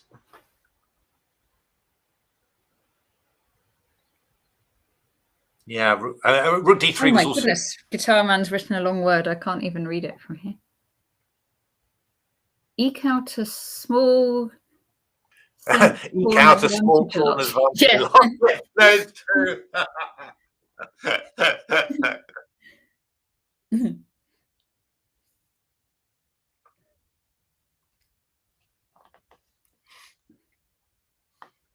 Oh God, this is it's tough putting people away. It really is. We saw it with Keith yesterday against Peter Finn.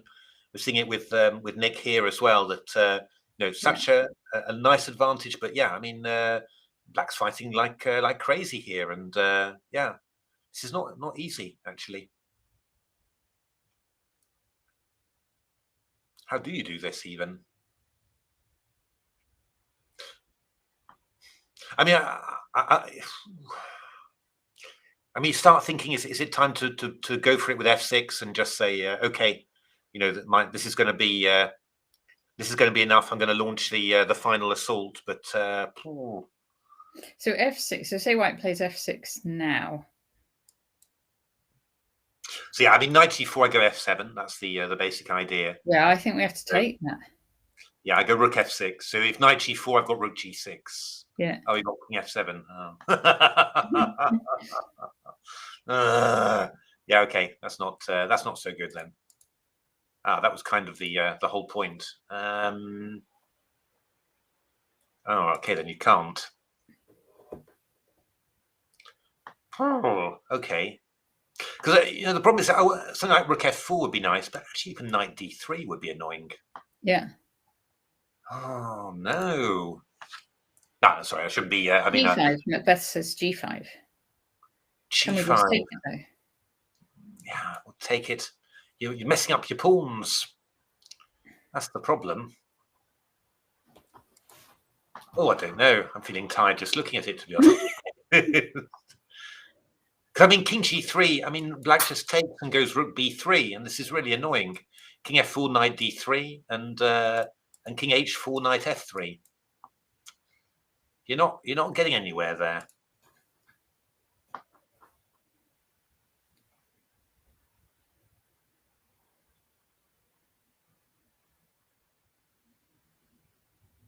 I mean,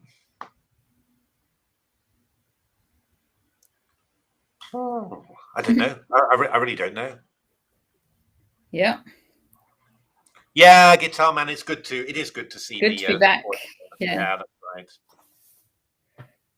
I mean, Mr. Dodgy has been filling the gap online with his games, but yeah, it's not quite the same as playing OTB yourself. Oh, I hope Freddie's okay. He looks a bit upset. Oh, I'm going to make him big for just for a second. Make our... Oh, no, he looks fine. He was just... I think he was just checking his position. Okay, so yeah, Mark went rook b8 indeed. Knight check, king d5, king e3, rook b3. And that's quite interesting now because Freddie went rook d2. Okay. Oh, are we going to get some... Oh, he's going for some trickies, isn't he? You're the only one to lose a match against Mr. Dodgy, Nizahe. Well, I shouldn't laugh, but that sounds like you. There's a story there. Yeah, no, it was Mr. Dodgy was playing. He got there was some sort of, I think it was qualification for the Banter Blitz, and he was going to be playing. I think he was going to be playing Prague. So you know, it was obviously rather scary at a Blitz. So he announced his training schedule of matches, and he lost almost all of them by rather big scores. So yes, that's right. So it was. Yeah, I remember seeing. Yeah, I mean, it was because he finished his only one of those warm ups. Yeah, because he finished it. He finished it his thing and saying, "And now I hate chess," just before he was due to play Prague. So it was quite funny. Normal Mr. Dodgy funny stuff. So so rook takes c3. Can we play knight e4?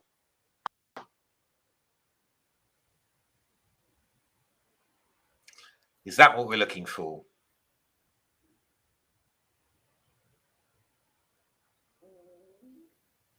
Oh, how's this? Knight e4. Well, this is all rather. So bishop. Oh no, you can't. Oh, it's complicated. You can't move that bishop. Knight e4 on the board. Okay. Yeah. So this is now an interesting one for black. I mean, you could play. You got two. I mean, rook a3 is the obvious one. And then I think what the idea is, because I mean, obviously you would have liked to have done something like this, but we get bishop f5 check, which is just killing. So, but I think we go knight f2. That's the idea. Okay. And we are going to take on d3, which is kind of. Okay. So if say the black king moves, we just take on d3. Yeah, we just take on d3. We're doing all right, I think. You know, because we've got this protected pawn, and if black just takes on a5. Yeah, we go rook d6 check. And we don't allow mate. No, king f5, rook f6. You're not going to win this, you know. I think, and king f7. I can even just give a check or something. You know, you just you're not going to win this. Not with those the pawns as they are. I mean, you can even play actively with a king. I think as well. I think it should be fine. The mark's gone rook c1, which is the other one. And now, yeah. Now we're going the other way. Now we're going to take this one. Oh, Freddie did the wrong check. No. Because Mark went rook c1. Right. So and then against knight f2, yeah, knight f2 then is not the correct move in this case. Yeah, rook e1. So knight f6 check, king goes e6. I would have thought, and then knight g4. So keeping material parity, and yeah, and you've got rid. Yeah, I mean this is not bad. That's an annoying pawn, isn't it? Because now you could play your knight at f. Yeah, I mean if you go king f5, which would be a good move, you can always give a knight h6 check, which is quite important.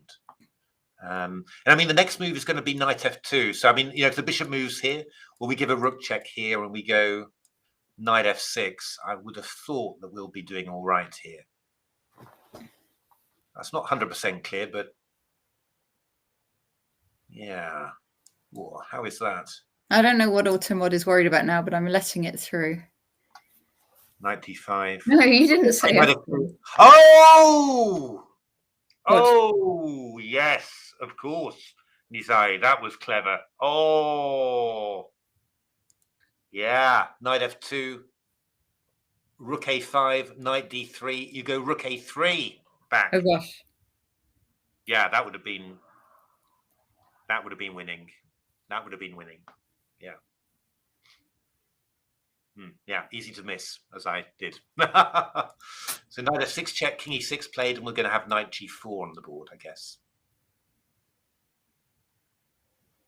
Has Mark got less time than Freddie? That can't be true. Looks like it. Freddie was spending ages, I thought. Okay. So, okay, knight g4. So it looks like Mark probably missed a win in that position. But, okay, still a very tough position still for Freddie. That could be, I mean, maybe a decent idea for white. Actually, I'm going to close the window because it's quite cold. Oh.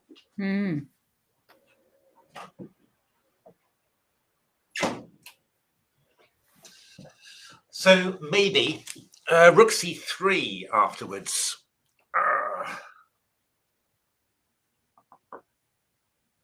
How would that be?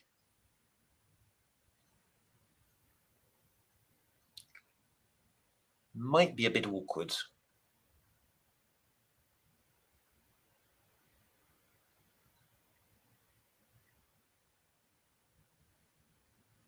Just trying to restrict that king, really. I don't know. Because knight f6 looks sort of natural. You sort of get your knight safe, but then I can play king f5 maybe.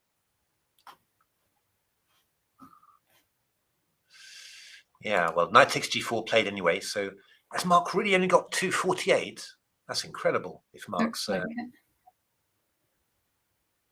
it's just that. Yeah, I don't know. I had the feeling that Mark was way ahead on time. Actually, that was. Chris Finn's asking about c3 tactics coming in. Yeah, not yet, but they're definitely going to be. They're definitely going to be there very soon. Oh, wait a minute. Are you sort of? Okay. Actually, come to think of it, maybe refresh the screen.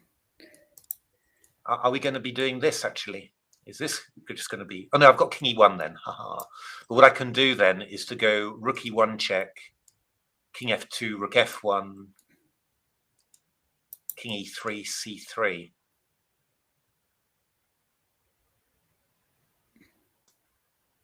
That looks winning. Wow, is that happening so quickly? Rook e1 check, king f2. I can go king f3, but I don't think that's, yeah. King f2 and then rook f1 check. And we go king e3 and c3. Yeah, that looks to be winning, I think.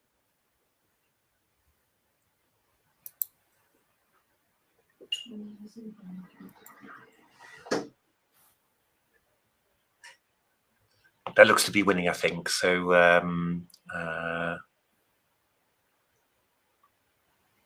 rook d3, c2. Yeah. Rook d6, we just come back here. Unless there's a miracle. No. Actually, this is, yeah, amazing. Actually, it's just, it hadn't occurred to me that this would just be just lost like this. But yeah, no, it's really true. King f2, rook f1.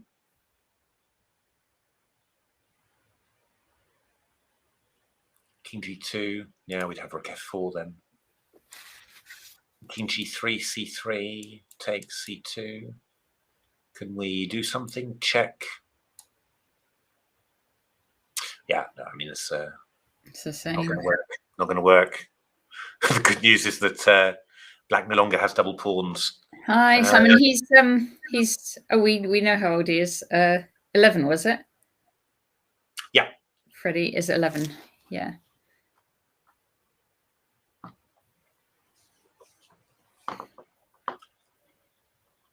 Yeah, times run out there, but I don't think that's correct. No. Just turned 11. But I mean, really, really, really incredible endgame play from Mark. I mean, we've got to give Mark the credit. He was in a very difficult situation, and he found an astonishing defense. And then he's just, I mean, he's really played this ending superbly.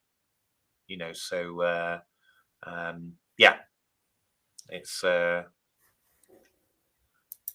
yeah, it's you have the feeling that if Freddie carries on, then and he's going to be causing everyone a lot of a lot of pain in the next few times. But yeah, I mean, yeah, the English Grandmasters, then they're not just giving up just like that. They're really making him fight for every single scrap, which is as it should be, of course.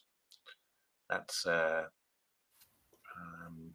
but yeah, this is amazing scrap, this one. But yeah, and I'm just would like to see some updates of moves ready. So let's have a look. See whether we get an update.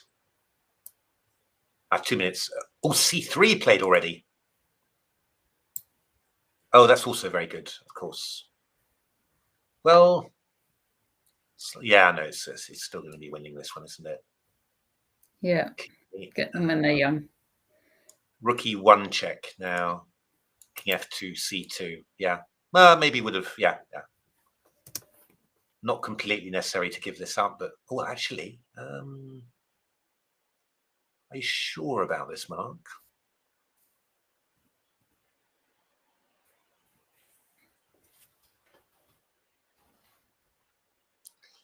I'm wondering about, was this really necessary? Because I think if you just gave the rook E1 and rook F1 check, you didn't need to give this up at all. Because now we're going to go rook D3. You're going to go rook E1 check. I'm going to go king F2. I'm going to go C2, and I'm going to take here now. You're going to queen. I'm going to go king E2 takes, and I'm going to go H. I'm going to go H3 simply.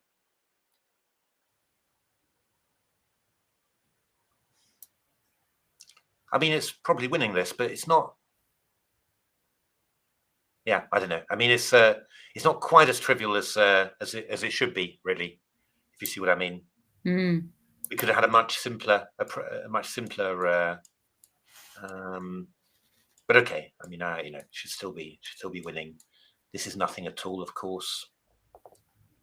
But yeah, I mean, we can just play this move H3 and then. Well, it's still got to be one, actually. Yeah, I'm sure Mark will. I mean, that's not the question, but I think could have just been a little bit cleaner with rook E1 and C3. I think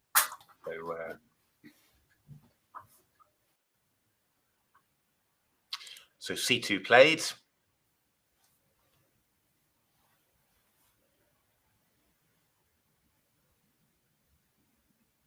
King takes C1. Yeah, we're going to get this C1 queen. King E2, queen F4, H3. Most probably, I think.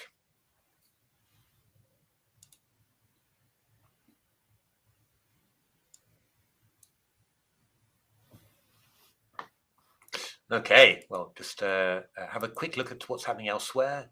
Marcus Harvey has won against Theo. Hard luck, Theo, but yeah, I mean, a really good game there. So C takes D5, G4, A4. Thanks, Macbeth. Everything broken up there, and yeah, just that was a win. Hamish against Svetlana. What's happening? Oh yes, this pawn structure. Oh. How's this one going? Rook takes B7 played. Ooh. Yeah. Okay. I hadn't expected that. I thought we'd just keep the rooks nice and active. Okay, so takes. Bishop D5, knight D4, F3.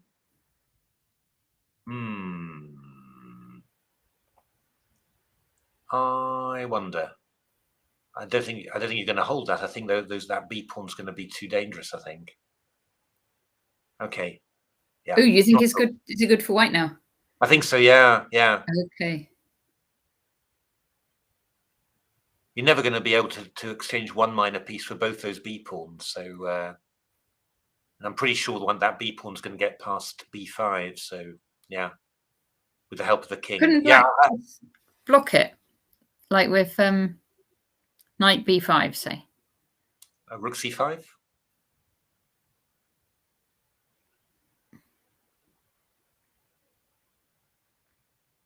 I mean, I get the pawn to B6. You can block on B7, but then I bring my king in, and yeah, I don't know.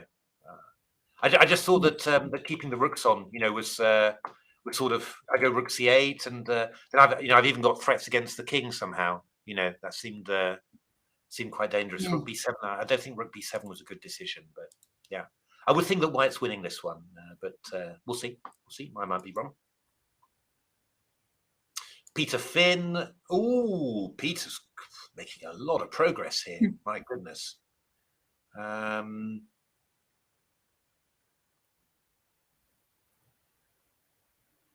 Yeah, I don't know.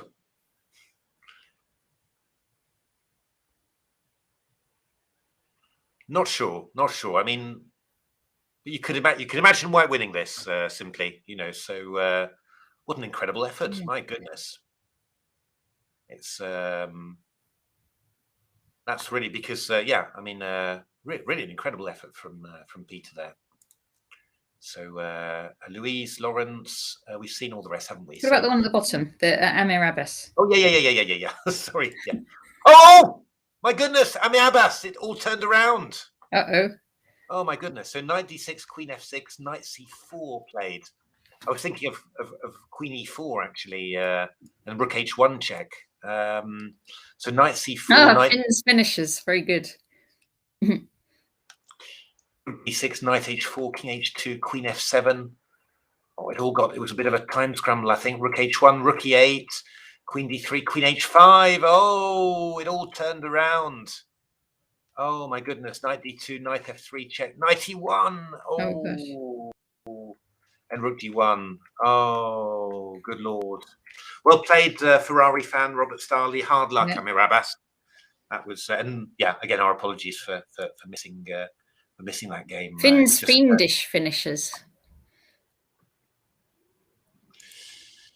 Let's have a look. The top board game: Rook 8 C5, Rook 8 E1, Rook C6, Rook A1, Rook C5. Takes. Oh, that was that was the variation we pointed out. King H1 takes, Bishop H3, Rook F2, blocking the rook from coming into F1. King D7. That's a lot of pawns. Yeah, should be just an easy win for black. So, well, it's going to take a while, but pretty clear win basically. So that would be a very big result at the top, really. Yeah, as with this one, Queen F4, H3, Queen C4. So yeah, Mark's got to put this one away now. But it's not. Yeah, yeah, it's still got to be done. That's the thing. And there's still quite a bit of work to do. Yeah, Mark could have finished that one off much more easily, I think. With but okay, King E3. But Mark hasn't got that much time actually. That's the looks like. I think they finished. Just let's have the look. They seem to be scoring. Unless there's, yeah, I don't know, maybe. Unless they're disputing something. No, I don't know. Oh, looked like they'd finished. They looked like they were. No, maybe no. Carrying on. I think. Okay. Mark, been a long game for Mark. He's been sitting at the board all the time. But okay, I mean, you'd expect Mark to finish this off. It's just, yeah. I don't know what sort of time control is it after 60. Do we know? I think they added on half an hour at the end or something. Added on half an hour and then a new score sheet. But yeah, maybe that's it. Okay, so Queen C1, I guess King E2. Mark's going to try and run that C pawn down. I'm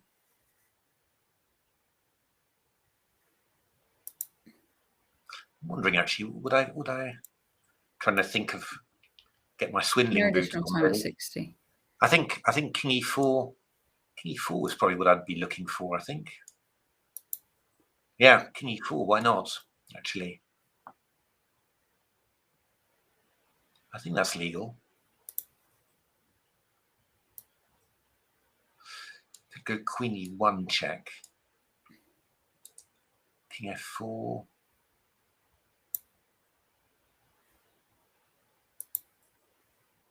Queen A5. Well, you can always pick up the pawn. I don't know, yeah. Tough. My tendency would be to try and play it aggressively, basically. You know, that would be my my general feeling. And to, you know, basically to try and make black a bit afraid about his king, you know. And I mean, in general, this pawn, I'm not too bothered about it. I just want my e pawn, my knight, my rook, my king to be combining together, you know. Yeah, Queen B1, but I'll go King E3 simply. You know, I think that's so King E4 played by Freddie. Yeah, I think so. I think that's a good move.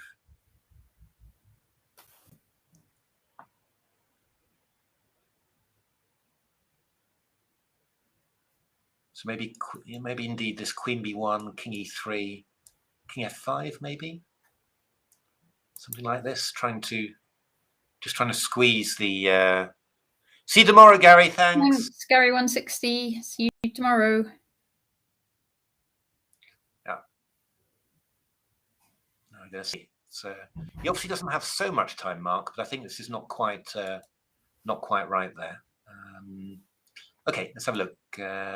This one, well, this one's going to be a long one, but I mean, Danny is going to win this in the end. I'm pretty confident of that. Freddie, Nick Pert. Oh, what's happened with Nick? Nick That's Pert, yes. How's this gone? Rook E2. Played Knight C4. Knight G4. I guess we were going to get Rook. No, surely is that? Oh. Okay.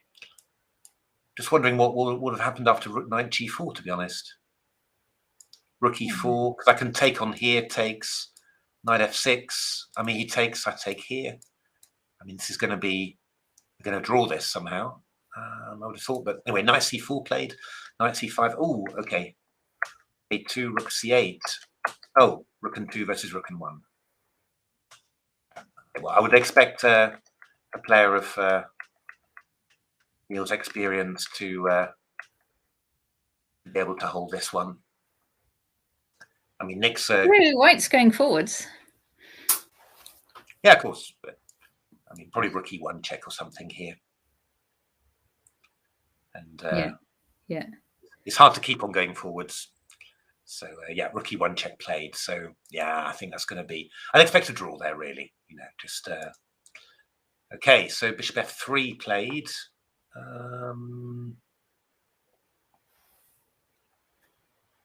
King F2. Yeah. Bishop D5. But I think we're just gonna keep on nudging the pieces out of the way. I think it's going to be very difficult. I think for Black to hold this. Yeah, she can't get the king out, can she? Because no, it's going to be. It will get out eventually, but then you'll already be tied down. You know, to. It's probably going to be a long one, I think. But yeah, still. You know, you remember I was earlier saying Svetlana always had the longest games in the foreign CL. Well, indeed. It's. I mean, maybe even Rook C5 here is quite a good idea. Not sure. Maybe the king comes out there. Still going to need some work, but I would really think maybe King E3, maybe just Rook D7, maybe try and get an F5. I think that the white will make this in the end. How's Peter doing? Rook D8. So he's giving some Oh, Hamish plays long games as well.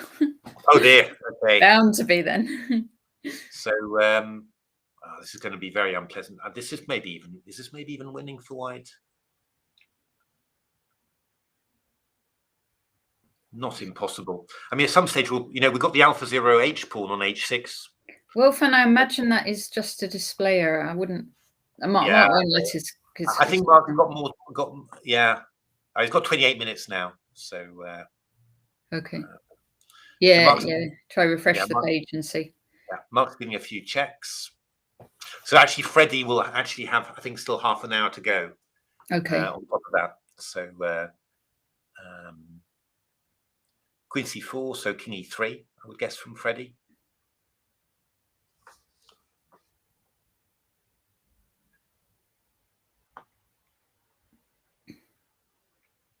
So what's Mark going to do now? King F5, maybe?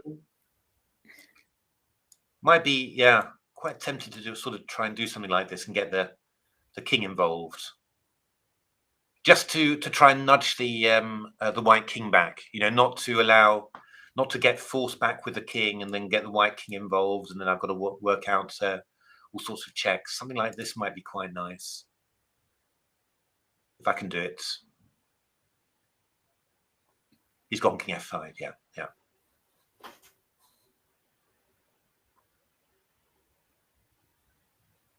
So Freddie's got his 42 minutes now, so 27. So okay.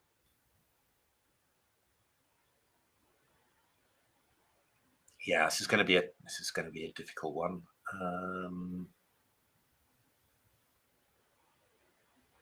Okay, maybe we should go Rook D6 here.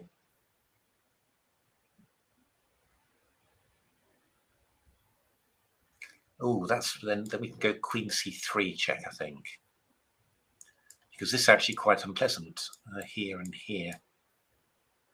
Oh yeah, that picks up the rook. Indeed. So and if you went King E2, then Queen H3 starts destroying your structure really. This is it's good play from Mark. King F5. It's I mean, I think the way Mark's playing, normally speaking, you'd say that this is lost for Freddie. So but we'll see whether King D2 is the best move. I think we'll see what happens, but Mark's playing it really well. So okay, is anything else happening now? I think we've just got our quota of very long games coming now. We've got Danny against David. That's going to last a fair while, I think. Probably A5 B4 is what Black wants, and then if Bishop C4, we just take off and queen the pawns. We'll go A5 B4. We'll put the rook somewhere, and we'll just try and work out a good moment to break with the pawns. Maybe play a D5 break as well. Try and get this one. It's going to take a little while though. Going to take a little while. This one's the exciting one. Queen A2 check. I've got to see where you want to go here. Yeah. Back to E3 maybe. Yeah. Then you've got this move Queen G2. Then is probably quite annoying. Knight F2, I suppose. Yeah, but then I take on E5. So I think you're getting stretched quite badly, really. So now Mark's playing this really well. Yeah, really well. Very accurate, I have to say. Simon played both Nigel and Mickey when they were 10, and Freddie's just as good. Yeah, he's a really exciting prospect. Yeah, because I don't know, you did see some of the online British, didn't you, as well, Simon? He did really well there as well. So yeah, Nick. But he's 11. So Nick, yeah. Oh, poor Nick. That's really a really nicely played game, but yeah, but very well played, Neil. Just to keep on fighting. Not easy putting these games away. Now Hamish having a good think about this position. Played King E3. That's quite a natural move. Yeah.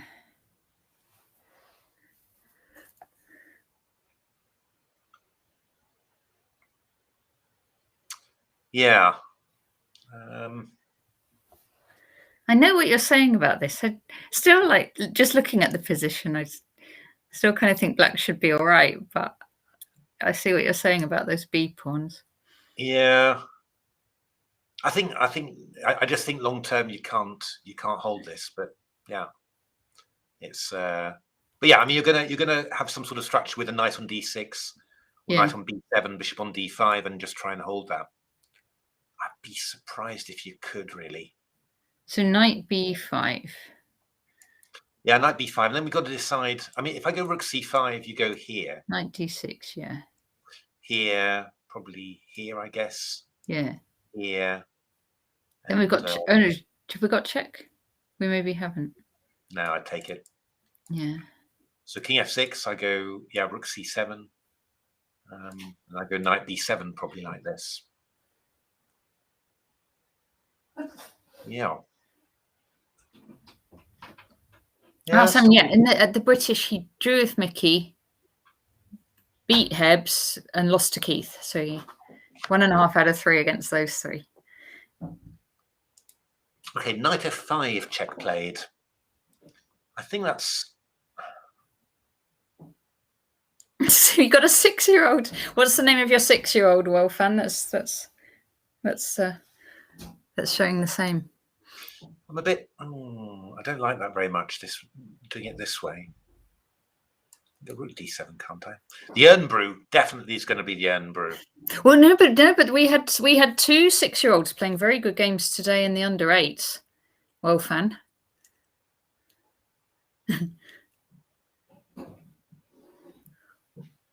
Oh, actually, I think take on there, play the rook to D6, play the king round. I think Peter's going to win this, you know. Peter Finn. Indeed. He is. It's but he'll only checkmate a lot if his opponent plays right to the bitter end, I think. I don't think he'll get a checkmate this game. Oh, thank you very much. So King D1 played by Freddie. So actually, this is quite a good move, actually. The idea, I think, you're going to try and give a little rook F3 check, and then maybe a rook E3 check, and then an E6. Super Banerjee. Yeah. So, yeah, still some thrills to come, maybe. Okay, so what if we... Yeah, I mean, I think take on A5. No, I'm not sure we need that one. I'd maybe rather want to play C4, actually. Okay. Or even play King E4, actually. That might even be better.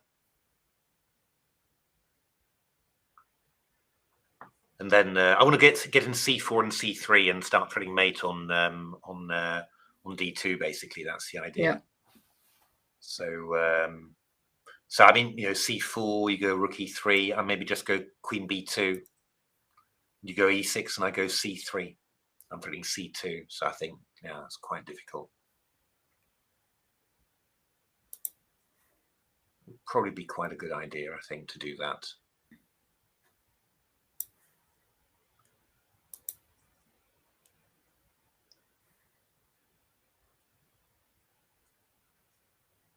Yeah, I mean, either King E4 or a C4, I think, looks very, very good for very, very good for black here.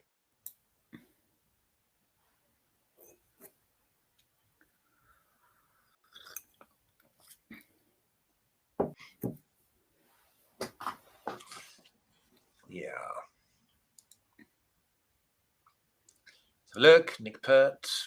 Oh, look at those pawns. Indeed.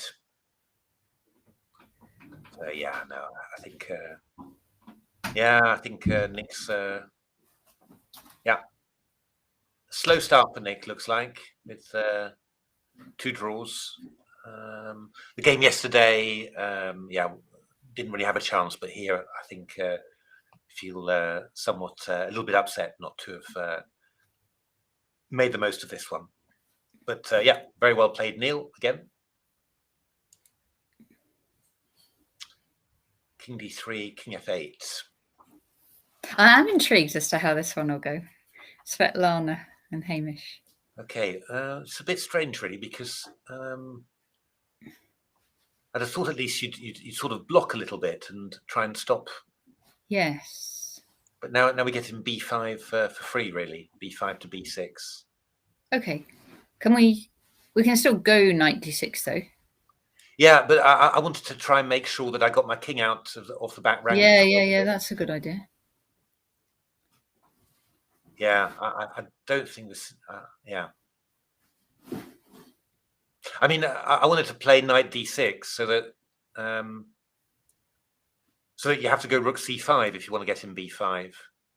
Because rook d7, I go knight b5, and there's no way around. Yeah. Has she went king f8? Has she? Yeah. And now we just go b5. Must be trying to.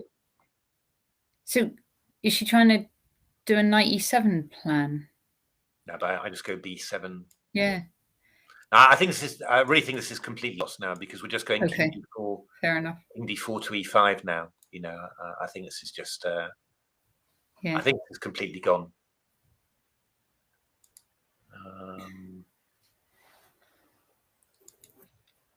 Actually, Hamish had quite a long game against Theo, didn't he? In the. Oh yes, he did. Yeah, rook d6 played now, so that actually the king's going to come all the way around here now. And there's not really very much you can do about it. I suppose the only thing that, maybe you can try and get some counterplay with this, but I wouldn't have thought it would be possible. They say AlphaZero pawn on h6. It just means that. No, I was noticing that one. That h7 is so vulnerable then. So no, it's looking. Maybe although because you have to play g5 to stop the king coming in. Yeah, you can play g5. I hadn't thought of that. Okay, maybe not over yet. Not over yet. I thought that was just. But on the other hand, I mean, I think then we probably go back to d4, or we go rook d8 and pick up this pawn. That's probably what we do. I would have thought this would be winning, to be honest. Feels like a winning rook ending, really.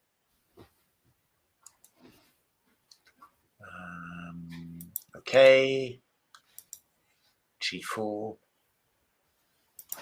So probably even. Can you play a4? Probably even a4 here is quite good.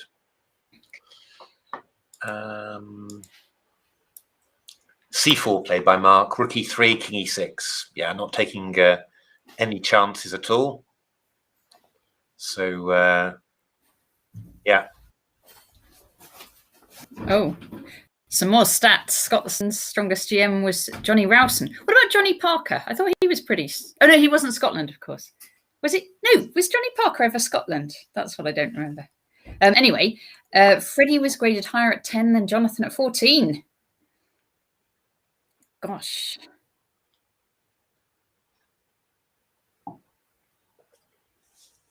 Yeah, I mean, holding your own against GMs at age 11 is pretty good, huh?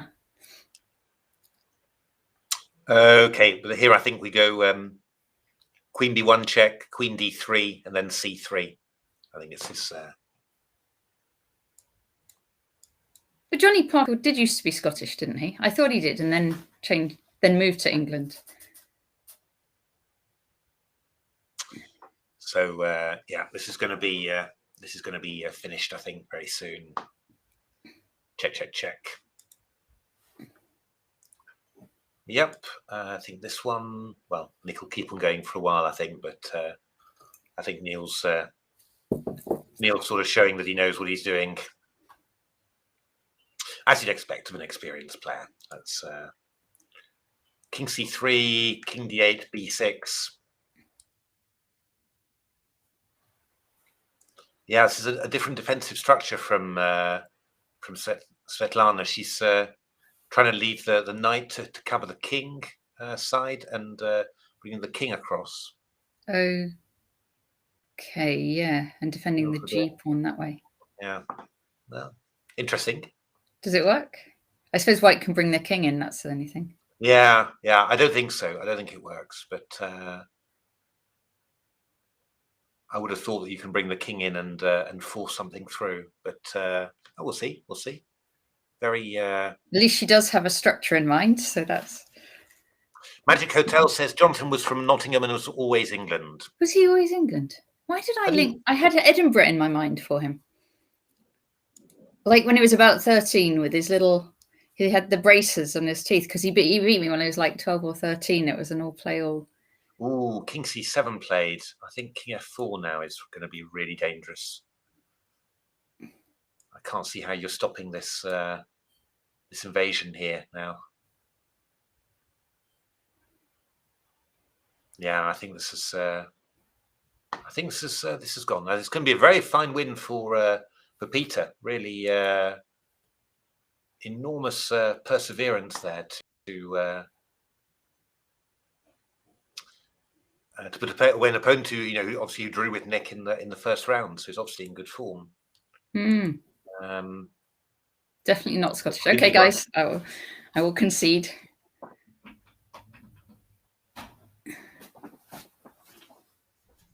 Yeah, we looked at Pert Bradbury. That's going to be a draw, indeed.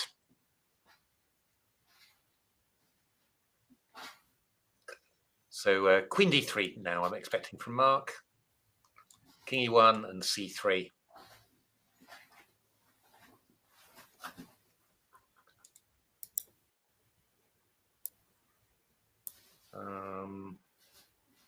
I suppose you could conceivably continue with Knight E3. Still, but yeah, getting a bit desperate now. I think you can even take this pawn now, actually. I can't think of a fork. So, yeah. Yeah, I think Mark probably just spending his time just trying to... I think he'll be a bit tired after this game. It'll be quite a tough game to have played. But yeah, brilliantly played by Mark. I mean, Queen D3 takes H3 is also very good, of course.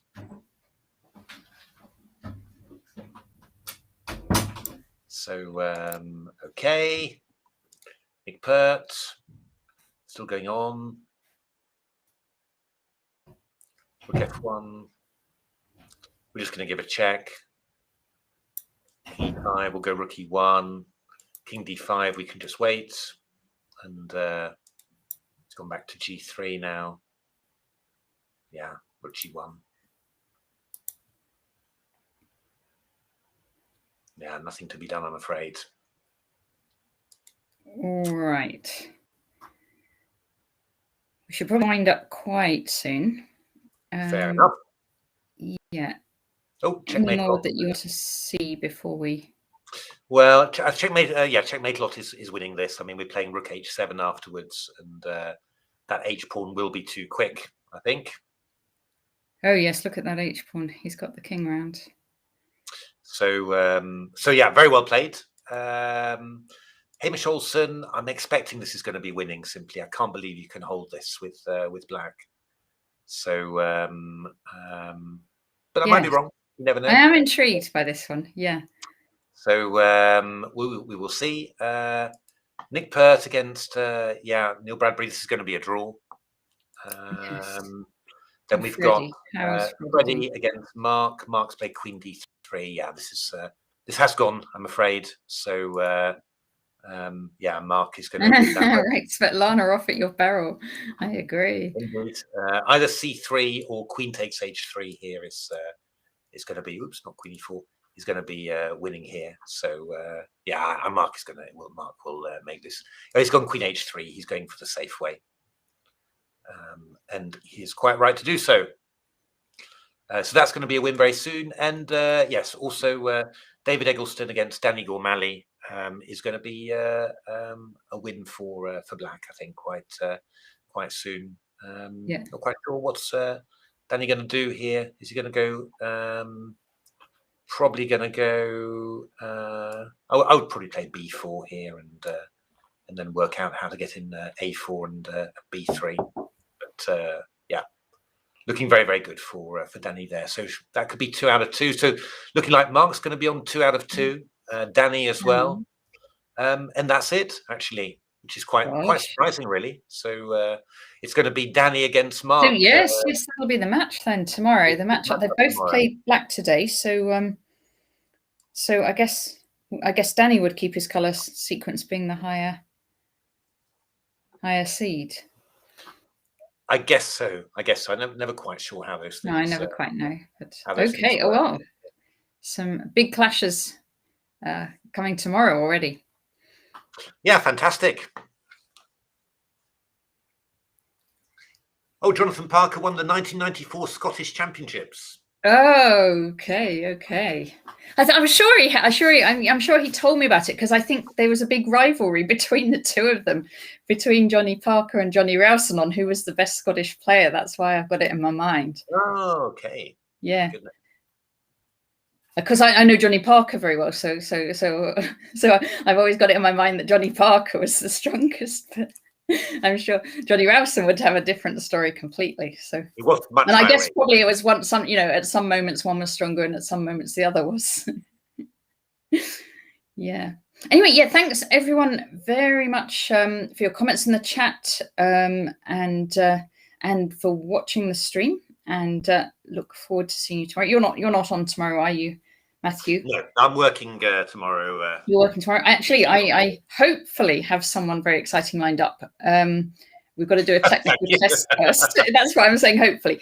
But hopefully we will arrange it that Grandmaster Jonathan Mestel will commentate tomorrow. So that should be lovely. He hasn't tried commentary before, so should be lots of fun. So hope to see you tomorrow. We're just going to do a short one tomorrow. So 4:30 till 6 o'clock. And we will see you for all the championship games then. And we'll see Matthew again on Tuesday. So fantastic. Thanks everyone very much for watching. Okay, thanks very much, everyone.